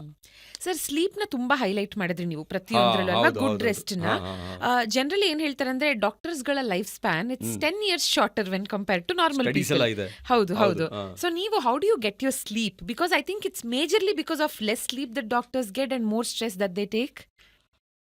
Definitely sleep is less in doctors. But ಇತ್ತೀಚೆಗೆ ಡಾಕ್ಟರ್ಸ್ ಹೆಚ್ಚಾಗಿ ಸಪ್ಲೈ ಜಾಸ್ತಿ ಆಗಿ ನಿದ್ದೆ ಚೆನ್ನಾಗಿ ಸಿಗ್ತಾ ಇದೆ. ಮೊದಲೆಲ್ಲ ಡಾಕ್ಟರ್ ಶಾರ್ಟೇಜ್ ಇದ್ದಾಗ ಬರೀ ನಿದ್ದೆನೇ ಇರಲಿಲ್ಲ. ಒಂದು, sleep is less among doctors. ಎರಡನೇದು ಸ್ಟ್ರೆಸ್. ಯಾರಿಗೆ ಅಂದರೆ, ಯಾರು ಈ ಕಾಂಪ್ಲೆಕ್ಸ್ ಸರ್ಜರೀಸ್ ಮಾಡ್ತಾರೆ, ಈ ಕಾರ್ಡಿಯಾಕ್ ಸರ್ಜರೀಸು ಅಥವಾ fistula surgeries, gut surgeries, liver surgeries, neuro surgeries ತುಂಬ ಹೊತ್ತು ನಿಂತು ಮಾಡ್ತಾ ಇರ್ತಾರಲ್ಲ, ಅವ್ರಿಗೆ ಸ್ಟ್ರೆಸ್ಸು ಇರುತ್ತೆ. ಸೊ ಆ ಸ್ಟ್ರೆಸ್ಸು, ಆ ಸ್ಲೀಪು ಎರಡನ್ನೂ ಚೆನ್ನಾಗಿ ಇಂಪ್ಯಾಕ್ಟ್ ಆಗಿ, it impacts their gut health, it impacts their overall health, and they die 10 years early ಅಂತ studies are there. But I will tell you, I will leave 10 years extra. ನಂಗೆ ದೇವ್ರು ಕೊಟ್ಟಿರೋದಕ್ಕಿಂತ 90 ಕೊಟ್ಟಿದ್ರೆ ನಾನು 100 ಬದುಕ್ತೀನಿ. ನನ್ನ ಕೈಯಲ್ಲಿದೆ ಅದು. ಸೊ ಹಾಗಾಗಿ gut bacteria very very important. Sleep is very important. Once again, sleep is also connected to gut. ನಮ್ಮ ದೇಹದಲ್ಲಿ 90% ಸೆರೋಟೋನಿನ್ನು ಸೆಕ್ರೀಟ್ ಆಗೋದು ಗಟ್ಟಿಂದ, ಗಟ್ ಬ್ಯಾಕ್ಟೀರಿಯಾದಿಂದ. ಆ ಸೆರೋಟೋನಿನ್ ಹಾರ್ಮೋನ್ ಇದೆಯಲ್ಲ, ಸ್ಲೀಪಿಗೆ ಒಳ್ಳೆ ಹಾರ್ಮೋನ್ ಅದು. ಅದು ಸರಿಯಾಗಿಲ್ಲ ಅಂದರೆ ನಿದ್ದೆ ಬರಲ್ಲ, ಅದು ಸರಿ ಇಲ್ಲ ಅಂದರೆ ಮೂಡಿರಲ್ಲ, ಅದು ಸರಿ ಇಲ್ಲದೆ ಹೋದರೆ ಆಂಗ್ಸೈಟಿ, ಡಿಪ್ರೆಷನ್ನು, ಸ್ಟ್ರೆಸ್ಸು ಇದೆಲ್ಲ ಆಗುತ್ತೆ because of hormone serotonin which is secreted in the gut. ನೀವು ಬಂದ ತಕ್ಷಣ ಕೇಳಿದ್ರೆ, ಏನು ಸರ್ ಇಷ್ಟೊಂದು ಎನರ್ಜೆಟಿಕ್ ನೀವು ಅಂತ. ನಮಗೆ ಎನರ್ಜಿ ಕೊಡೋದು, ನಮಗೆ ಕಿಕ್ ಕೊಡೋದು ಡೋಪಮೀನ್. ಆ ಡೋಪಮೀನ್ ಸೆಕ್ರೇಟ್ ಮಾಡೋದು ಗಟ್ ಬ್ಯಾಕ್ಟೀರಿಯಾನೇ. So I can 100% tell that my gut bacteria is good because I operate at highest levels of energy. Number 2, I sleep well. Number 3, physical ಆಕ್ಟಿವಿಟಿಯಲ್ಲಿ ಚೆನ್ನಾಗಿ ಮಾಡ್ತೀನಿ. Number 4, ಜಂಕ್ ಫುಡ್ ಲೈಫಲ್ಲೇ ತಿಂದಿಲ್ಲ. My God. Because ನಮಗೆ junk food luxury ಇರಲಿಲ್ಲ, masala dosa luxury ಇರಲಿಲ್ಲ. ನಮ್ಮಮ್ಮ ಮಾಡ್ತಾ ಇದ್ದು ಮುದ್ದೆ, ತರಕಾರಿ, ಸೊಪ್ಪು, ಮೊಳಕೆ ಕಾಳು ಸಾರು, ಸೀಸನಲ್ಲಿ ಅವರೆಕಾಳು ಸಾರು, ಸೀಸನಲ್ ಫ್ರೂಟ್ಸು ನಮ್ಮಮ್ಮ ಕೊಡ್ತಿದ್ರು. ಹಾಗಾಗಿ ನಮಗೆ ಆ ಒಂದು ಲಕ್ಸುರಿ ಆಗ ಇರಲಿಲ್ಲ. ಅದೇ ಕಂಟಿನ್ಯೂ ಆಯಿತು ನಮ್ಮ ಪ್ಯಾಲೆಟು. ಸೊ ಇವತ್ತು ಆಗಿದ್ದೀವಿ. I am more fit than my son. ನನ್ನ ಮಗ ನೋಡ್ಲಿ ಇದನ್ನ, I am more fit than him ಅಂತ. ಸೊ ನಾನು ಅದೇ, ವೈಲ್ ಐ ಆಮ್ ಡಿಸ್ಕಸಿಂಗ್ ಮನೇಲೂ ನಾನು ಅದೇ ಹೇಳ್ತಾ ಇರ್ತೀನಿ, ನಾವ್ ಯಾಕೆ ಚೆನ್ನಾಗಿರ್ಬೇಕು, ಸ್ಟ್ರಾಂಗ್ ಆಗಿರ್ಬೇಕು, ಹೆಲ್ದಿ ಆಗಿರ್ಬೇಕು, ಫಿಟ್ ಆಗಿರ್ಬೇಕು ಅಂದ್ರೆ, ನಮ್ ಮಕ್ಕಳು ದೊಡ್ಡವರಾಗಿ ಅವ್ರ ವಯಸ್ಸಿಗೆ ಬಂದಾಗ ನಾವ್ ಕೈಲಾಗದೆ ಇರೋರ್ ತರ ಇರಬಾರ್ದು. ಬಿಕಾಸ್ ಅವ್ರಿಗೆ ಅದೇ ನೆನಪಿರತ್ತೆ. ನೋಡ್ದಾಗೆಲ್ಲ ಅಯ್ಯೋ ಅಮ್ಮ ಅನ್ಕೊಂಡಿದ್ರು ನಮ್ಮ ಅಪ್ಪ ಅಮ್ಮ ಅಂತ. We should be fit. And ನಾಳೆ I want to say this dialogue, at least I am more fit than my daughter ಅಥವಾ ಸನ್ ಅಂತ ಹೇಳ್ದೆ ಇದ್ರು, I am very fit for my age ಅಂತ ನಾನು ಹೇಳ್ಬೇಕು. I will tell now I am more fit than my son ಅಂತ. But ಇತ್ತೀಚಿನ ದಿನದಲ್ಲಿ ಒಂದು ಹೊಸ ಟರ್ಮ್ ಏನ್ ಕೇಳ್ತಾ ಇದೀವಿ ಹೆಚ್ಚಿಗೆ, ಲೀಕಿ ಗಟ್ ಸಿಂಡ್ರೋಮ್. ಏನಿದು ಸರ್ ಲೀಕಿ ಗಟ್ ಸಿಂಡ್ರೋಮ್? ಮೇಡಮ್, ಏನಾಗಿದೆ, ನಾನು ಆಗ್ಲೇ ಹೇಳ್ತಾ I told about Crohn's disease and ulcerative colitis. 91 ಆದಮೇಲೆ ನಮ್ಮ ಆಹಾರ ಪದ್ಧತಿಗಳೆಲ್ಲ ಬದಲಾಗಿದೆ. 91 ಆದಮೇಲೆ ನಾವು KFC, ಪಿಜ್ಜಾ, ಬರ್ಗರ್ ಎಲ್ಲ ನೋಡಿರೋದು ಅರ್ಬನ್ನಲ್ಲಿ. ಹಳ್ಳಿನಲ್ಲಿ ಇವತ್ತು ನೀವು ನೋಡಿದ್ರೆ ತಂದೆ ಮನೆಗೆ ಹೋಗ್ಬೇಕಾದ್ರೆ ಏನೋ ಸಿಟಿಯಿಂದ ಹಳ್ಳಿಗೆ ಗೋಬಿ ಮಂಚೂರಿ, ಕಬಾಬು, ರೋಡ್ ಸೈಡಲ್ಲಿ ಕಲರ್ ಎಣ್ಣೆ ಡೀಪ್ ಫ್ರೈ ತೊಗೊಂಡು ಹೋಗ್ತಾರೆ. ಸೊ ಈಟಿಂಗ್ ಹ್ಯಾಬಿಟ್ಸ್ ಎಲ್ಲ ಬದಲಾಯಿತು. ಸೊ ಬದಲಾಗಿ ಏನಾಯಿತು ಮೇಡಮ್, ಈ ಲೀಕಿ ಗಟ್ ಸಿಂಡ್ರೋಮ್ ಅಂದರೆ ಈ ನಮ್ಮ ಕರಳಲ್ಲಿ ಆ ಲೇಯರ್ಸ್ 4 ಲೇಯರ್ಸ್ ಇರುತ್ತಲ್ಲ, ಅದೆಲ್ಲ ಅಲ್ಸರ್ಸ್ ಆಗಿ ಅಲ್ಲಿಂದ ಬ್ಲೀಡ್ ಆಗಿ ಲೂಸ್ ಮೋಷನ್ಸ್ ಆಗಿ ಮಕ್ಕಳು ಸಣ್ಣ ಆಗ್ತಾ ಹೋಗ್ತಾರೆ. ಲೀಕಿ ಗಟ್ ಸಿಂಡ್ರೋಮ್ ಲೇಮನ್ ಟರ್ಮಲ್ಲಿ ಅಲ್ಸರೇಟಿವ್ ಕೊಲೈಟಿಸ್ ಮತ್ತು ಕ್ರಾನ್ಸ್ ಡಿಸೀಸ್ ಅಂತ. ಇದು ಇಂಡಿಯಾದಲ್ಲಿ ನಾವು ಓದಬೇಕಾದ್ರೆ 0.5% ಪಾಪ್ಯುಲೇಷನ್ಗಿತ್ತು. ಇವತ್ತು 5% ಜನಕ್ಕೆ ಈ ಕಾಯಿಲೆ ಇದೆ. ಪ್ರತಿ 100 ಪೇಷಂಟ್ಸ್ ಡಯಾಗ್ನೋಸ್ ಮಾಡ್ತೀವಲ್ಲ, 25 ಜನ ಮಕ್ಕಳಿಗೆ ಇದೆ. ಅದು ಯಾವ age group? 5 to 15 years age group. ಈ ಲೀಕಿ ಗಟ್ ಸಿಂಡ್ರೋಮು ಈ ಕಾಯಿಲೆಗೆ ಜೀವನ ಪೂರ್ತಿ ವಾಸಿಯಾಗಲ್ಲ. ಇದು ಸಿಂಪ್ಟಮ್ಸ್ ಕಡಿಮೆ ಆಗುತ್ತೆ, ಜಾಸ್ತಿ ಆಗುತ್ತೆ, ಕಡಿಮೆ ಆಗುತ್ತೆ, ಜಾಸ್ತಿ ಆಗುತ್ತೆ. ಸೊ ಮೆಡಿಸಿನ್ ಲೈಫ್ ಲಾಂಗ್ ಕೊಡ್ತಾ ಇರಬೇಕು. ಹಾಗೆ 10 ವರ್ಷ, 15 ವರ್ಷ, 20 ವರ್ಷ, 25 ವರ್ಷ ಆದಮೇಲೆ ಮೇಜರ್ ಸರ್ಜರಿ ಆಗುತ್ತೆ. ಕೆಲವರಿಗೆ ಅದು ಕ್ಯಾನ್ಸರು ಕನ್ವರ್ಟ್ ಆಗುತ್ತೆ. ಇದೇ ಲೀಕಿ ಗಟ್ ಸಿಂಡ್ರೋಮ್. ಇವತ್ತು primarily because of one reason is diet ಅಂತ ಹೇಳ್ತಾ ಇದೀವಿ. ಎಲ್ಲ ಹೆಣ್ಮಕ್ಳಿಗೂ ಬಿಫೋರ್ ಮ್ಯಾರೇಜು ಅವ್ರ ಕಾನ್ಸ್ಟಿಪೇಷನ್ ಇದ್ರೆ ದಯವಿಟ್ಟು ಡಾಕ್ಟರ್ ಬಂದು ಫಿಕ್ಸ್ ಮಾಡ್ಕೊಳ್ಳಿ. Before marriage piles, fissure, fistula ಇದ್ರೆ ಅದನ್ನೇ ಟ್ರೀಟ್ ಮಾಡ್ಕೊಳ್ಳಿ. ಒಂದು ವೇಳೆ ನಾಚಿಕೆ ಸಂಕೋಚ ಮುಚ್ಚಿಟ್ಕೊಂಡು ಮದುವೆ ಆಗಿಬಿಡ್ತೀರಾ ಮೇಡಮ್, ಅತ್ತೆ ಕರ್ಕೊಂಬರ್ತಾರೆ, ಇದು ಮುಚ್ಚಿಟ್ಕೊಂಡು ಮದುವೆ ಮಾಡಿದ್ದಾರೆ, ಏನೋ ದೊಡ್ಡ ಕಾಯಿಲೆ ಅಂತ. ಆಲ್ಮೋಸ್ಟ್ 3 ತಿಂಗಳಿಗೊಂದು ಕೇಸ್ ಇದ್ದಾರೆ ನೋಡ್ತೀನಿ. ಅತ್ತೆ ಬಂದ್ಬಿಡ್ತಾರೆ, ನೋಡಿ ಸರ್ ನಮಗೆ ಹೇಳೇ ಇಲ್ಲ, ಇದು ಪೈಲ್ಸ್ ಇದೆ ಅವ್ರಿಗೆ, ಮದುವೆ ಮಾಡ್ಕೊಂಡ್ಬಿಟ್ಟಿದ್ದಾರೆ ಅಂತ, ಅದೇನೋ ದೊಡ್ಡ ಕಾಯಿಲೆ ಅಂತ. ಸೊ ಒಂದು ವೇಳೆ ಮದುವೆ ಆಗೋಯ್ತು, ಪ್ರೆಗ್ನೆನ್ಸಿ ಆಗಕ್ಕೆ ಮೊದಲು, ಕನ್ಸೀವ್ ಆಗಕ್ಕೆ ಮೊದಲು ಇದನ್ನು ಟ್ರೀಟ್ ಮಾಡಿಸ್ಕೊಳ್ಳಿ. ಏಕೆಂದರೆ ಕನ್ಸೀವ್ ಆದಾಗ ಗೈನಕಾಲಜಿಸ್ಟ್ ಐರನ್ ಸಿರಪ್ ಕೊಡ್ತಾರೆ, ಮೋಷನ್ ಗಟ್ಟಿ ಆಗುತ್ತೆ. ಆವಾಗ ಪಾಸ್ ಆದಾಗ ಕ್ರ್ಯಾಕ್ ಆಗುತ್ತೆ. ಆ ಮೋಷನ್ ಗಟ್ಟಿ ಆದಾಗ ಪದೇ ಪದೇ ಗಟ್ಟಿ ಆಗ್ತಾ ಇದ್ರೆ ಪೈಲ್ಸು ಆಗುತ್ತೆ. ಆ ಕ್ರ್ಯಾಕ್ ಆಗಿ ಇನ್ಫೆಕ್ಟ್ ಆಗಿ ಆಪ್ಸಸ್ ಆಗಿ ಫಿಸ್ಚುಲ್ ಆಗುತ್ತೆ. ಇನ್ನು ಮಗು ಪ್ರೆಷರು ಸಹ ಎಲ್ಲ ಸೆಂಟ್ರಲ್ ಗರ್ಭಕೋಶ ಇರ್ತಲ್ಲ, ಹಿಂಭಾಗ ಹೋಗ್ತಾರೆ ಪ್ರೆಷರ್ ಎಲ್ಲ, ಆವಾಗ ಪೈಲ್ಸು ಫಿಷರು ಜಾಸ್ತಿ ಆಗುತ್ತೆ. ಮತ್ತು ಪ್ರೆಗ್ನೆನ್ಸಿನಲ್ಲಿ ಪ್ರೊಜೆಸ್ಟರಾನ್ ಹಾರ್ಮೋನ್ ಜಾಸ್ತಿ ಆಗುತ್ತೆ. ಮೊದಲೇ ಪೈಲ್ಸು ಫಿಷರ್ ಇದ್ದರೆ ಅದನ್ನು ಜಾಸ್ತಿ ಮಾಡುತ್ತೆ. ಸೊ ಈ 3 ಕಾರಣ, ಪ್ರೆಷರು, ಪ್ರೊಜೆಸ್ಟ್ರಾನು ಮತ್ತು ಐರನ್ನು, ಇದರಿಂದ ಪ್ರೆಗ್ನೆನ್ಸಿನಲ್ಲಿ piles fissure fistula common. And I think ಇದು IVF ಅಲ್ಲಿ ಇನ್ನೂ ಜಾಸ್ತಿ ಕಾಮನ್, ಯಾಕಂದ್ರೆ ಪ್ರೊಜೆಸ್ಟ್ರಾನ್ ಅಲ್ಲಿ ಇನ್ನೂ ಜಾಸ್ತಿ ಕೊಡ್ತಾರೆ. ಎಕ್ಸಾಕ್ಟ್ ಕರೆಕ್ಟಾಗಿ ಹೇಳಿದೆ. IVF ಅವರು ಅಷ್ಟೇ ಎಷ್ಟೋ ಜನ ಆಕ್ಚುಲಿ ಬರ್ತಾರೆ, ಸರ್ ನಾವು IVF ಪ್ಲಾನ್ ಮಾಡ್ತಾ ಇದೀವಿ, ನಮಗೆ ಪೈಲ್ಸ್ ಇದೆ, ನಮಗೆ ಫಿಷರ್ ಇದೆ, ಇದನ್ನ ಸರಿ ಮಾಡಿಸ್ಕೋಬೋದಾ ಅಂತ. ನಾನು ಹೇಳ್ತೀನಿ, it's A precious pregnancy IVF ಅಂದರೆ, ದಯವಿಟ್ಟು ಇದನ್ನ ಸರಿ ಮಾಡ್ಕೊಳ್ಳಿ ಅಂತ. ಮದರ್ಸ್ ಎಮೋಷನ್ಸ್ ಇದೆಯಲ್ಲ ತುಂಬ ನೋವಾಗುತ್ತೆ. ಇನ್ನು ನೆಕ್ಸ್ಟ್ ಏನಾಗುತ್ತೆ, ಇದನ್ನು ಹೇಳ್ಕೊಳಲ್ವಾ ಪ್ರೆಗ್ನೆನ್ಸಿನಲ್ಲೂ, ಹಂಗೆ ಮುಂದಕ್ಕೆ ಕೊಟ್ಟೋಗ ಡೆಲಿವರಿ ಆಗಿಬಿಡುತ್ತೆ. ಆ ಡೆಲಿವರಿ ಆದಮೇಲೆ ನಮ್ಮ ಮನೆಗಳಲ್ಲಿ ಸೋಷೋ ಕಲ್ಚರಲ್ ಇಶ್ಯೂಸ್, ಡೆಲಿವರಿ ಆದಮೇಲೆ ಸ್ಕಾರ್ಫ್ ಕಟ್ಕೋ, ಸಾಕು, ತಣ್ಣೀರು ಕುಡಿಬೇಡ, ಬಿಸಿನೀರು ಕುಡಿ, ಕೋಲ್ಡ್ ಆಗುತ್ತೆ, ಹೀಟ್ ಆಗುತ್ತೆ ಅಂತ ಮನೇಲಿರೋ ತಾಯಂದ್ರು ಮತ್ತು ಅಜ್ಜಿದಿರು ಎಲ್ಲ ರೆಸ್ಟ್ರಿಕ್ಟ್ ಮಾಡಿಬಿಡ್ತಾರೆ. ಆವಾಗ ಇನ್ನೂ ಜಾಸ್ತಿ ಆಗುತ್ತೆ. ಆವಾಗ ಬರ್ತಾರೆ, ಡಾಕ್ಟ್ರಿಗೆ ಊಟ ಮಾಡೋಕ್ಕಾಗ್ತಲ್ಲ, ಫೀಡ್ ಮಾಡೋಕ್ಕಾಗ್ತದೆ, ಏನಾದ್ರು ಮಾಡಿ ಅಂತ. ಸೊ 2 ದಿನ ಇರೋ ಮಗು ತಾಯಿಗೂ ಸಹ ಲೇಸರಲ್ಲಿ ಪೈಲ್ಸ್ ಫಿಷರ್ ಮಾಡಿ ಅವ್ರು ಫೀಡಿಂಗ್ ಮಾಡೋ ಥರ ಮಾಡಿದ್ದೀವಿ. ಸೊ ತುಂಬ important, specially in young females, ತುಂಬ ಇಂಪಾರ್ಟೆಂಟು ಇನ್ ಪ್ರೆಗ್ನೆಂಟ್ ಮದರ್ಸ್, ತುಂಬ important postpartum mothers. Piles fissure fistula ಇದೆಯಲ್ಲ, ನನಗೆ specially handling mothers is my very favourite subject. ಅವ್ರಿಗೆ ಆ ಒಂದು ಹ್ಯಾಪಿನೆಸ್ಸು, ಆ ಮುಖದಲ್ಲಿ ಸ್ಮೈಲ್ ಬರುತ್ತಲ್ಲ, ಆ ಖುಷಿ ನೋಡೋಕ್ಕೆ ಎಷ್ಟೋ ಖುಷಿ ಆಗುತ್ತೆ. ಸೊ ಮದರ್ಸ್ ಯಾರೇ ಇದ್ರೂ ಸಹ ಪೈಲ್ಸು ಫಿಷರ್ ಫಿಸ್ಚುಲಾ ಇದ್ದರೆ ಹೆದರ್ಕೋಬೇಡಿ, ಅದನ್ನು ಸಿಂಪಲ್ಲಾಗಿ ಸಾಲ್ವ್ ಮಾಡಿ ನಿಮಗೆ ಸ್ಮೈಲ್ ಬರೋ ಥರ ಮಾಡ್ಬೋದು. Yes sir. ಅಂಡ್ ಮತ್ತೊಂದು which females especially women they will relate, ನೀವು ಅವಾಗಲೇ ಏನು ಹೇಳಿದ್ರಿ, ಎಸ್ಪೆಷಲಿ ಆಫ್ಟರ್ ಒಂದು ಡೆಲಿವರಿ ನಕ್ಕಾಗ, ಕೆಮ್ಮದಾಗ, ಯೂರಿನ ಕಂಟ್ರೋಲ್ ಮಾಡ್ಕೊಳಕ್ ಆಗ್ತಾ ಇಲ್ಲ ಅನ್ನೋದು ಐ ಥಿಂಕ್ ತುಂಬಾ ಜನ ಇದನ್ನ ಎಕ್ಸ್ಪೀರಿಯನ್ಸ್ ಮಾಡ್ತಿರ್ತಾರೆ. But this can be an issue ಅಂತ ಗೊತ್ತಿರಲ್ಲ. ಬಹುಶಃ ಇವತ್ತಿನ ಎಪಿಸೋಡ್ ನೋಡಿದ ಮೇಲೆ ದೇ ವಿಲ್ ನೋ ಇದನ್ನ ಇಗ್ನೋರ್ ಮಾಡಬಾರ್ದು ನಾನು ಅಂತ. ಮೇಡಮ್, ಈಗ ಇಂಡಿಯಾದಲ್ಲಿ 147 billion population, half fail of mails. ಅದರಲ್ಲಿ 75 crores ಒಂದು ಸೇ 40% ಮದರ್ಸ್ ಇರ್ತಾರೆ. ಎಲ್ಲ ಮದರ್ಸೂ ಇದು ನೋಡ್ತಾ ಇರೋರು, ಎಲ್ಲ ಹೆಣ್ಮಕ್ಳು ಕರ್ನಾಟಕದಲ್ಲಿ ನೋಡ್ತಾ ಇರೋರು, ಕೆಮ್ಮದಾಗ, ಸೀನ್ದಾಗ, ಜೋರಾಗಿ ನಕ್ಕಾಗ ಯೂರಿನ್ ತೊಟ್ಟಿಕ್ಕಿದ್ರೆ ಅದನ್ನ ಇಗ್ನೋರ್ ಮಾಡಬೇಡಿ. ಅರ್ಜೆಂಟ್ ಆದಾಗ ಕಂಟ್ರೋಲ್ ಮಾಡಕ್ಕೆ ಹೋಗದೆ ಹೋದರೆ ಅದನ್ನ ಇಗ್ನೋರ್ ಮಾಡಬೇಡಿ. ಇದಕ್ಕೆ ಟ್ರೀಟ್ಮೆಂಟ್ ಇದೆ. ಈ ಕೆಮ್ಮದಾಗ ನಕ್ಕಾಗ ಇದಕ್ಕಿದೆಯಲ್ಲ, ಕೆಲವು ಜನಕ್ಕೆ ಫಿಸಿಯೋಥೆರಪಿ ಮಾಡಿನೇ ಸರಿ ಮಾಡಬಹುದು. ಇದನ್ನ ಇಗ್ನೋರ್ ಮಾಡಿದ್ರೆ ಯೂರಿನ್ ಇನ್ಫೆಕ್ಷನ್ ಆಗಿ ಮುಂದೆ ಅನಾಹುತ ಆಗತ್ತೆ. ಕೆಲವು ಹೆಣ್ಮಕ್ಳು, ಕೆಲವು ತಾಯಂದ್ರು ಮದುವೆ ಮನೆಗೆ ಹೋದಾಗ ನೀರು ಕುಡಿಯಲ್ಲ, ಯಾಕೆಂದ್ರೆ ಅರ್ಜೆಂಟ್ ಆಗಿಬಿಡುತ್ತೆ ಅಂತ. ಟ್ರಾವೆಲ್ ಮಾಡಿದಾಗ ನೀರು ಕುಡಿಯಲ್ಲ, ಅರ್ಜೆಂಟ್ ಆಗುತ್ತೆ ಅಂತ. ಎಷ್ಟೋ ಜನ ವಾಶ್ರೂಮ್ ಪಕ್ಕ ಮಲಗ್ತಾರೆ, ರಾತ್ರಿ ಹೊತ್ತು ಹಿಂಗೆ ಮಲಗಿದಾಗ ಫ್ಲ್ಯಾಟ್ ಆದಾಗ ಪದೇ ಪದೇ ಫ್ರೀಕ್ವೆನ್ಸಿ ಯೂರಿನ್ಗೆ ಹೋಗ್ಬೇಕಾಗ್ತಾ ಇರುತ್ತೆ. ಕಂಟ್ರೋಲ್ ಮಾಡೋಕ್ಕಾಗಲ್ಲ, ವಾಶ್ರೂಮ್ ಪಕ್ಕ ಮಲಗಿರೋ ನೋಡಿದ್ದೀನಿ ನಾನು. ಸೊ ಇದು ತುಂಬ ಇಂಪಾರ್ಟೆಂಟು. ಪ್ಲೀಸ್ ಇದನ್ನು ನೆಗ್ಲೆಕ್ಟ್ ಮಾಡಬೇಡಿ.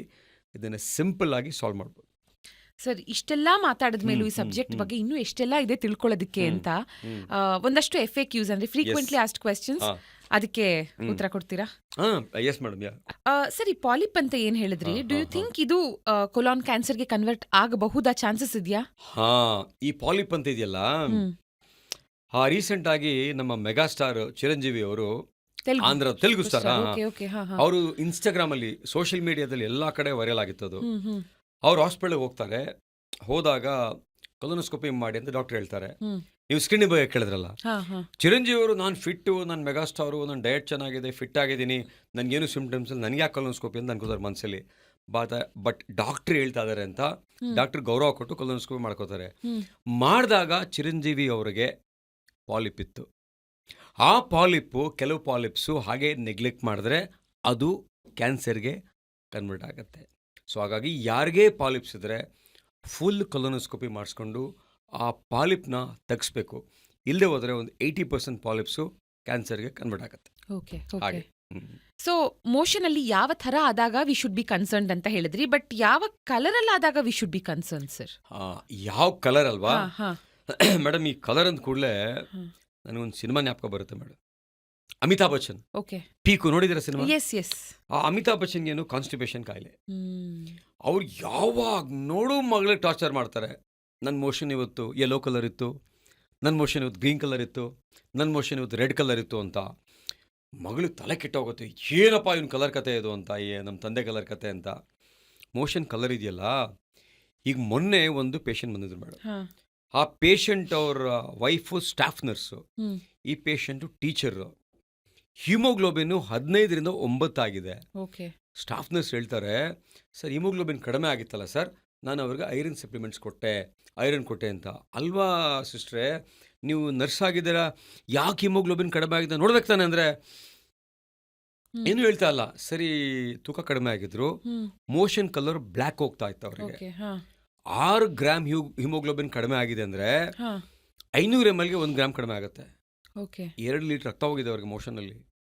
ಅವ್ರು ಹೇಳ್ತಾರೆ 2 ಸರಿ ರೆಡ್ ಕಲರ್ ಹೋಗಿದ್ದು, ಬ್ಲ್ಯಾಕ್ ಕಲರ್ ಹೋಗಿದ್ದು ಅಂತ.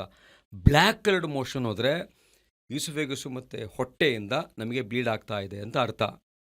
ಅವ್ರು ನೆಕ್ಸ್ಟ್ ಡೇ ಬೆಳಗ್ಗೆ ಒಂದು ನಾವು ಎಂಡೋಸ್ಕೋಪಿ ಮಾಡಿದಾಗ ಅವರಿಗೆ ಸ್ಟಮಕ್ ಕ್ಯಾನ್ಸರ್ ಇತ್ತು. ಸೊ ಬ್ಲ್ಯಾಕ್ ಕಲರ್ ಮೋಷನ್ ಇದೆ, ಸ್ಟಮಕ್ ಕ್ಯಾನ್ಸರ್ ಇರ್ಬೋದು. ಮೋಷನಲ್ಲಿ ರಕ್ತ ಹೋದರೆ ಕೊಲನ್ ಕ್ಯಾನ್ಸರ್ ಇರ್ಬೋದು. ಮೋಷನ್ ಬ್ರೌನ್ ಹೋದರೆ ನಾರ್ಮಲ್ ಕಲರ್ ಅಂತ ಅರ್ಥ. ಮೋಷನ್ ಒಂಥರ ಕ್ಲೇ, ಈ ಜಡಿ ಮಣ್ಣು ಥರ ಹೋದರೆ ಎಲ್ಲೋ ಒಂದು ಕಡೆ ಗಾಲ್ ಬ್ಲಾಡರು ಅಥವಾ ಬೈಲು ಪಿತ್ತದಲ್ಲೋ ವ್ಯತ್ಯಾಸ ಆಗಿದೆ ಅಂತ. ಮತ್ತು ಮೋಷನ್ ಎಲ್ಲೋ ಕಲರ್ ಒಂಥರ ಹೋದರೆ ವೈಟಿಶ್ ಆಗಿ ಫ್ಯಾಟ್ ಅಬ್ಸಾರ್ಪ್ಷನ್ ಕಡಿಮೆ ಆಗ್ತಾ ಇದೆ ಅಂತ. ಸ್ಮೆಲ್ ಹೋದರೆ ಫ್ಯಾಟ್ ಅಬ್ಸಾರ್ಪ್ಷನ್ ಕಡಿಮೆ ಆಗ್ತಾ ಇದೆ ಅಂತ. ಸೊ ಮೋಷನ್ ಕಲರಿಂದನೂ ಸಹ ನಾವು ಕಾಯಿಲೆಯನ್ನು ಡಯಾಗ್ನೋಸ್ ಮಾಡ್ಬೋದು. ಸೊ ಮೋಷನ್ಗೆ ಹೋಗದೆ ಇರೋದು ಒಂದು ಎಮೋಷನಲ್ ಸಬ್ಜೆಕ್ಟು. ಸೊ ಪ್ಲೀಸ್, ಯಾರಿಗೆ ಕಾನ್ಸ್ಟಿಪೇಷನ್ ಇದ್ದರೆ, ಪೇರೆಂಟ್ಸ್ಗೆ ಆಗಲಿ, ತಂದೆ ತಾಯಿ ತಾತ ಅಜ್ಜಿ ಮಕ್ಕಳಿಗೆ, ದಯವಿಟ್ಟು ಡಾಕ್ಟ್ರನ್ನ ಕನ್ಸಲ್ಟ್ ಮಾಡಿ ಅವ್ರ ಎಮೋಷನ್ಸ್ನ ಹ್ಯಾಂಡಲ್ ಮಾಡಿ ದಯವಿಟ್ಟು. ಸರ್, ಇವಾಗ ಕೊಲೊರೆಕ್ಟಲ್ ಕ್ಯಾನ್ಸರ್ ಯಂಗ್ಸ್ಟರ್ಸ್ ಅಲ್ಲೂ ನೋಡ್ತಾ ಇದ್ದೀರಾ, ಹಾಗಾಗಿ biologically do you think it's different younger ಮತ್ತೆ ಎಲ್ಡರ್ ಪೇಷಂಟ್ಸ್ ಅಲ್ಲಿ? ಎಸ್, ಬಯೋಲಾಜಿಕಲಿ ಯಂಗರ್ ಪೇಷಂಟ್ಸ್ ಅಲ್ಲಿ colorectal cancers are very aggressive. ಬೇಗ ಸ್ಪ್ರೆಡ್ ಆಗುತ್ತೆ, ಬೇಗ ಡಯಾಗ್ನೋಸ್ ಆದರೆ ಯಂಗ್ಸ್ಟರ್ಸು ಟ್ರೀಟ್ಮೆಂಟ್ಗೂ ಚೆನ್ನಾಗಿ ರೆಸ್ಪಾಂಡ್ ಆಗ್ತಾರೆ. ಯಂಗ್ಸ್ಟರ್ಸ್ ಅಲ್ಲಿ ಆಗ್ತಾ ಇರೋದು 5 to 10% ಜೆನೆಟಿಕ್ಸ್ ಇಂದ. ಯಾವ 3 ಸಿಂಪ್ಟಮ್ಸ್ ನೋಡೋದಕ್ಕೆ ಮೇಲ್ನೋಟಕ್ಕೆ ತುಂಬಾ ಹಾರ್ಮ್ಲೆಸ್ ಅಂತ ಅನ್ಸುತ್ತೆ, ತುಂಬಾ ಒದ್ದಾಡ್ತಾನೂ ಇರಲ್ಲ ಪೇಷಂಟ್, ಬಟ್ ದೆನ್ ನೀವು ಅದನ್ನ ಗಮನಿಸಿ ನೋಡಿದಾಗ when you report it to them it makes them worry? Simple madam, pain abdomen. 3 ಕಡೆ ಹೋಗಿದ್ರು ಹಾಸ್ಪಿಟ್ಲಿಗೆ, ಸ್ಕ್ಯಾನ್ ಮಾಡಿದ್ದಾರೆ, ಏನೂ ಇಲ್ಲ ಅಂತ ಕಳಿಸಿದ್ದಾರೆ. ನಾವು ಕೊಲೊನೋಸ್ಕೋಪಿ ಮಾಡಿದಾಗ it was large intestine cancer. Number 2, bleeding ಆದಾಗ ಪೈಲ್ಸ್ ಅಂತ ಟ್ರೀಟ್ ಮಾಡಿದ್ದಾರೆ. ಹಾ it was a rectal cancer. Hmm. Number 3, ಸಣ್ಣ ಆದಾಗ ಹಾ ನಾನು ಡಯಟಿಂಗ್ ಮಾಡ್ತೀನಿ, ಎಕ್ಸರ್ಸೈಸ್ ಮಾಡ್ತೀನಿ ಅಂತ ಹೋಗಿದ್ದಾರೆ. ಹಾ ಸ್ಕ್ಯಾನ್ ಮಾಡಿದಾಗ scan normal.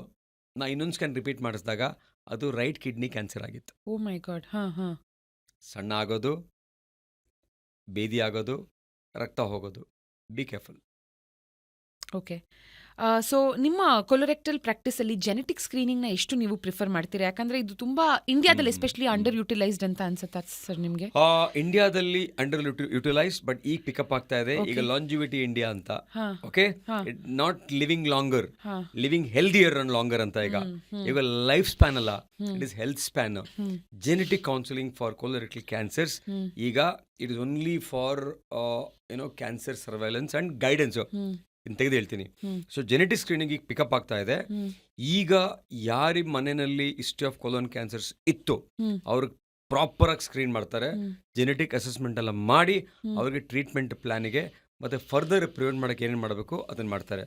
So genetic is picking up in India now. Okay sir, ಇವಾಗ ಟಾಕಿಂಗ್ ಅಬೌಟ್ AI, ನಿನ್ನೆ ನಾನು ನನ್ನ AIಗೆ ಒಂದು ಫೀಡಲ್ಲಿ ಕ್ವೆಶ್ಚನ್ ಕೊಟ್ಟೆ, AI ಹೆಲ್ತ್ ರಿಲೇಟೆಡ್ ಕ್ವೆಶ್ಚನ್ ಕೊಟ್ಟಾಗ ಅದು ನನಗೆ ಸೊಲ್ಯೂಷನ್ ಕೊಟ್ಟಿದ್ರ ಜೊತೆಗೆ ಗೋ ಮೀಟ್ ಯು ಡಾಕ್ಟರ್ ಇಮಿಡಿಯೇಟ್ಲಿ ಅಂತ. ಸೊ ಐ ಥಿಂಕ್ AI ಕೂಡ ಸ್ಮಾರ್ಟ್ ಆಗಿ ಕೋರ್ಸ್ ನಮ್ಮ ಪ್ರಾಬ್ಲಮ್ಗೆ ಸೊಲ್ಯೂಷನ್ ತಕ್ಕ ಮಟ್ಟಿಗೆ ಕೊಡೋದ್ರ ಜೊತೆ ನೀವು ಫಸ್ಟ್ ಡಾಕ್ಟರ್ ಹತ್ರ ಹೋಗಿ ಮೆಡಿಕಲ್ ಅಡ್ವೈಸ್ ಬೇಕೇ ಬೇಕು ಅಂತ ಇದೆ.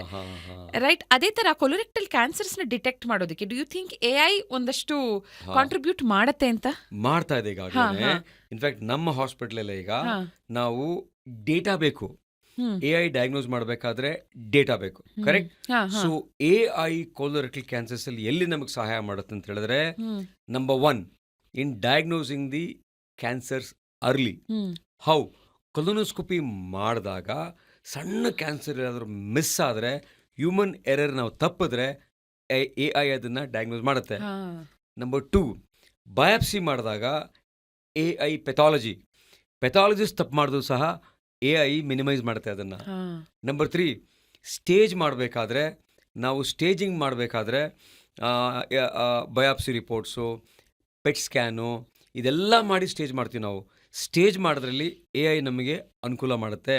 ನಂಬರ್ 4, AI ನಮಗೆ ಪ್ರಿಸಿಷನ್ ಮೆಡಿಸಿನ್, ಅಂದರೆ ಈ ಕಾಯಿಲೆಗೆ ಈ ಪರ್ಟಿಕ್ಯುಲರ್ ವೆರೈಟಿಗೆ ಇದೇ ಕಾಯಿಲೆ ಅಂತ ಇದೇ ಟ್ರೀಟ್ಮೆಂಟ್ ಅಂತ AI ನಮಗೆ ಗೈಡ್ ಮಾಡುತ್ತೆ. ಫುಲ್ ಅದೇ ಮಾಡಲ್ಲ. It will support us in clinical decision making, in assisting to do a better diagnosis, better precise and personalised care. And Indian vegetarian food generally ಇತ್ತೀಚೆಗೆ ತುಂಬಾ ಮಾತಾಡ್ತಿದೀವಿ ಇದ್ರ ಬಗ್ಗೆ. ಹೇಗೆ ನಾವು as a nation we are protein deficient, fibre country ಅಲ್ವಾ, and fibre, yes. So high carb, ಅದ್ರಲ್ಲೇನು compromise ಮಾಡ್ಕೋತಿಲ್ಲ, ಕಾರ್ಬ್ಸ್ ಚೆನ್ನಾಗಿ ತಿಂತಾ ಇದೀವಿ. ಸೊ ಕೊಲಾನ್ ಫ್ರೆಂಡ್ಲಿ ಅಲ್ವಾ ಇದು? Fiberless is colon's enemy. 25 grams of fiber every day is mandatory. 25 to 30 grams of fiber. Okay. 1.2 grams per kg body weight of protein is very important. So protein ನಮ್ಮ vegetarians ಅಲ್ಲಿ ತುಂಬಾ ಕಡಿಮೆ ಇದೆ ಇವತ್ತು actually. So they should work on there protein intake. Okay. ಇಲ್ಲದೆ ಹೋದ್ರೆ muscle mass ಕಡಿಮೆ ಆಗುತ್ತೆ. ಮಸಲ್ ಮಾಸ್ ಕಡಿಮೆ ಆದ್ರೆ ಲೈಫ್ ಸ್ಪ್ಯಾನ್ ಕಡಿಮೆ ಆಗುತ್ತೆ. ಸೊ ಮಸಲ್ ಮಾಸ್ ಚೆನ್ನಾಗಿರ್ಬೇಕು, ಹೆಚ್ಚು ವರ್ಷ ಬದುಕಬೇಕು ಅಂದ್ರೆ. Correct sir, correct. So also ನಾವು ಮಾತಾಡಿದ್ವಿ ಹೇಗೆ ಸ್ಟ್ರಗಲ್ ಟು ಪಾಸ್ ಟೂಲ್, ಅದನ್ನ ನಾವು ಎಕ್ಸ್ಪೀರಿಯನ್ಸ್ ಮಾಡ್ತೀವಿ. ಈ ಸ್ಟ್ರಗಲ್ ಪಟ್ಟಾಗೆಲ್ಲ ಇಸ್ ಇಟ್ ODS ಅಂದ್ರೆ ಒಬ್ಸ್ಟ್ರಕ್ಟೆಡ್ ಡಿಫಿಕೇಶನ್ ಸಿಂಡ್ರೋಮ್ ಏನಾ, ಅಥವಾ ಸ್ಟ್ರಗಲ್ ಮಾಡಿದಾಗ ಪ್ರೆಷರ್ ಆಗಿದಾಗ it may not be obstructed defecation syndrome alone. Struggle ಮಾಡಿದಾಗ ನಾವು ಪೇಷಂಟ್ನ ಡೀಟೇಲ್ ಆಗಿ ನೋಡಬೇಕು. ಓಕೆ.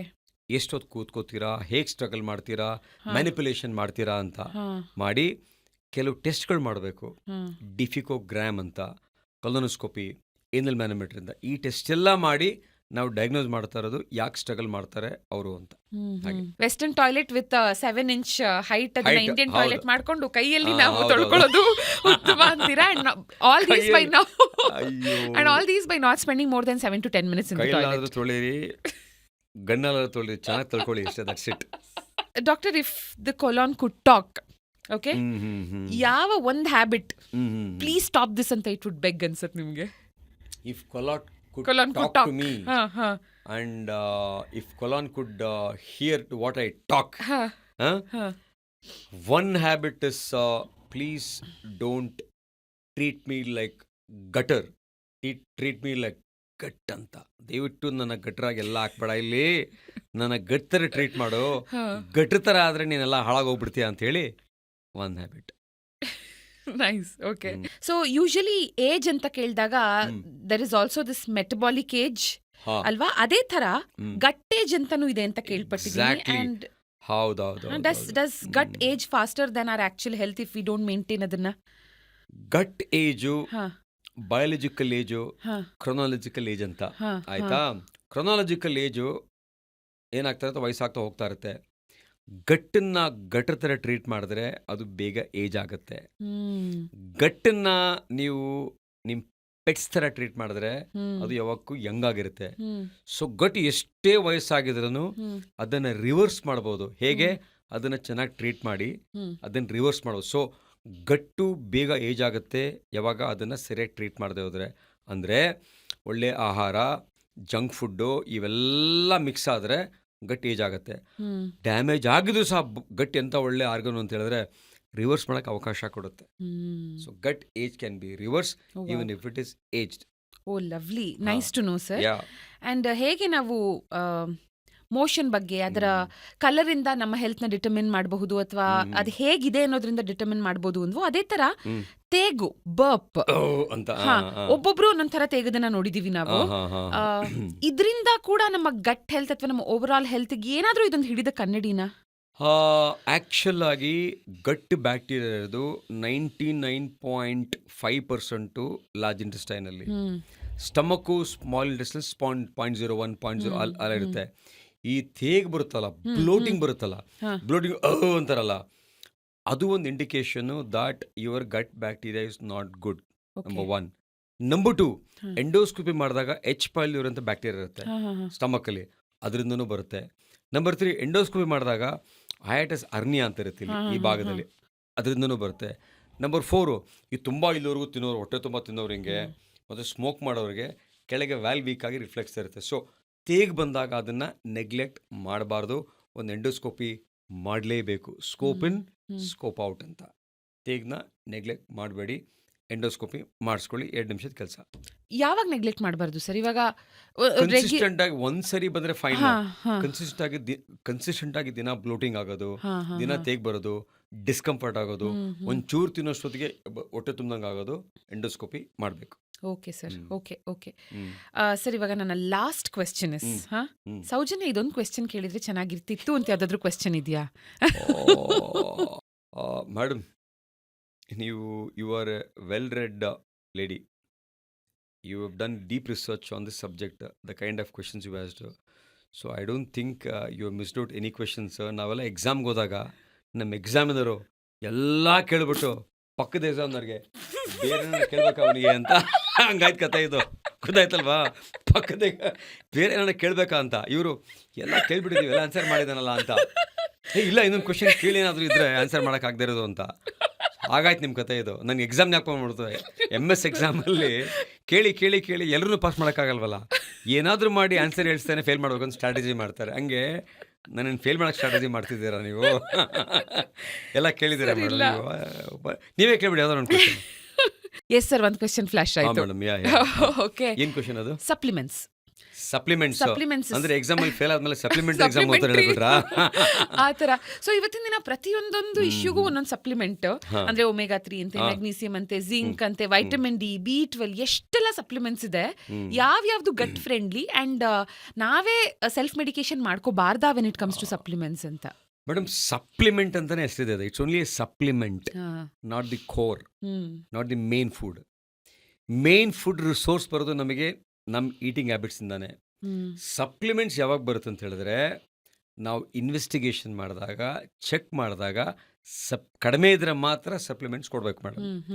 ಕಾಮನ್ ಆಗಿ ಈಗ ಏನಾಗ್ತದೆ ಇಂಡಿಯಾದಲ್ಲಿ, ವೈಟಮಿನ್ ಡಿ ಯಾರು ಬಿಸಿಲಿಗೆ ಹೋಗೋದೇ ಇಲ್ಲ, ಡಿ ಡೆಫಿಷಿಯನ್ಸಿ ಇರುತ್ತೆ.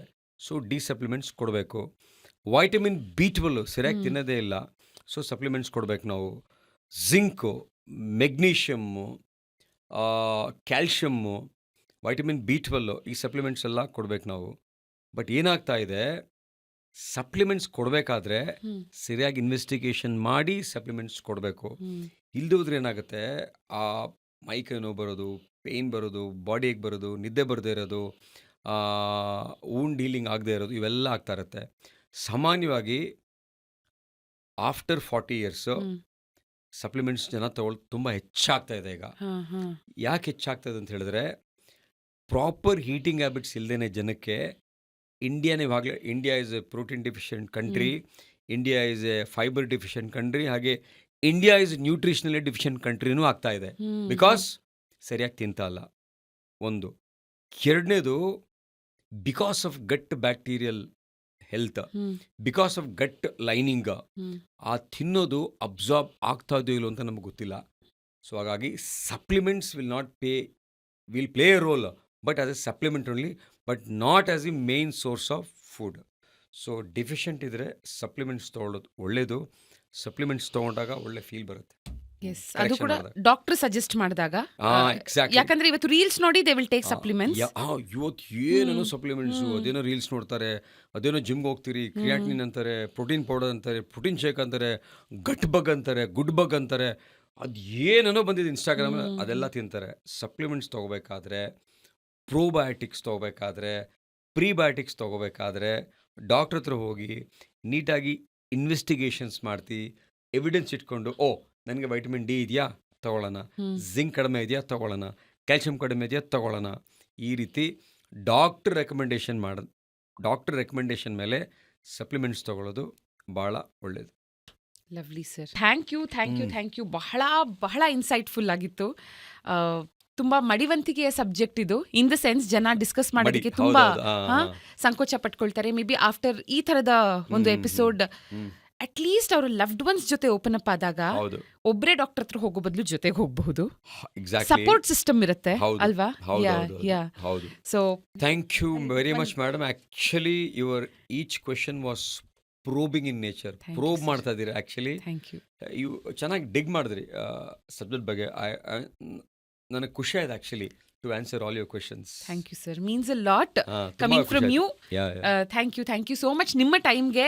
And after a very hectic day, ಇದನ್ನ ಮೆನ್ಷನ್ ಮಾಡಲೇಬೇಕು, ಆಫ್ಟರ್ ವೆರಿ ಹೆಕ್ಟಿಕ್ ಡೇ ಸರ್ಗೆ ಬೆಳಗಿಂದ ಆಲ್ಮೋಸ್ಟ್ ಸಂಜೆ 7:30 ಪೇಷನ್ಸ್ ನ ನೋಡಿ ಆ ನಂತರ ಬಂದು ನಾವು ಈ ಪಾಡ್ಕಾಸ್ಟ್ ನ ರೆಕಾರ್ಡ್ ಮಾಡ್ತಿರೋದು. But you are so full of energy and ಎಷ್ಟೆಲ್ಲ ಇನ್ಫಾರ್ಮೇಶನ್ ಡಿಸ್ಕಸ್ ಮಾಡಿದ್ವಿ ನಾವು. Thank you so much. So ನಾಳೆ again day starts, surgeries, patients, day after tomorrow ಎಲ್ಲ ಕೆಲಸ ಮುಗಿಸಿ evening Mumbai, there surgery, Saturday come back, Saturday surgery, ಮತ್ತೆ ಮಧ್ಯಾಹ್ನ panel discussion on AI in healthcare. Oh my God. Again Sunday work. So continues work pack. Lovely sir, more power to you. Thank you very much. ನಿಮ್ಮ good ಗಟ್ bacteria ಹೀಗೆ ಇನ್ನು best ಗಟ್ bacteria ಆಗಿ ನಿಮ್ಮನ್ನ ಇದೇ ತರ energetic ಆಗಿ ಕಾಯ್ಲಿ. Thank you so much. Thanks a lot. ನನಗೆ ಗೊತ್ತು ದಟ್ ನಿಮಗೆ ನಾನು ಏನಾದ್ರೂ ಒಂದು ಚಿಕ್ಕದಾಗಿ ಗಿಫ್ಟ್ ಕೊಡಬೇಕು ಅಂದ್ರೂ it should be good for your gut ಅಂತ. ಹಾಗಾಗಿ 100% ವುಡ್ ಪ್ರೆಸ್ಡ್ ಆಯಿಲ್ಸೇ ಬೆಸ್ಟ್ ಅಂತ ನನ್ ಗಟ್ ಹೇಳ್ತು. Wood pressed oils which is good for your gut bacteria and overall health. So ಇಲ್ಲೇ ಇದೆಯಲ್ಲ ಪ್ಯೂರಿಟಿ ಫಸ್ಟ್ ಅಂತ. Yes sir. So pure oil ಅಂತ. Yes. ಹಾಗಾದ್ರೆ ನನ್ನ ಗಟ್ ಇನ್ನೂ ಚೆನ್ನಾಗಿರುತ್ತೆ, ಖಂಡಿತ ಇನ್ನೂ ಎನರ್ಜಿ ಬರುತ್ತೆ, ಇನ್ನೂ ಕೆಲಸ ಮಾಡ್ತೀನಿ. Yes sir. Thank you. Yes sir.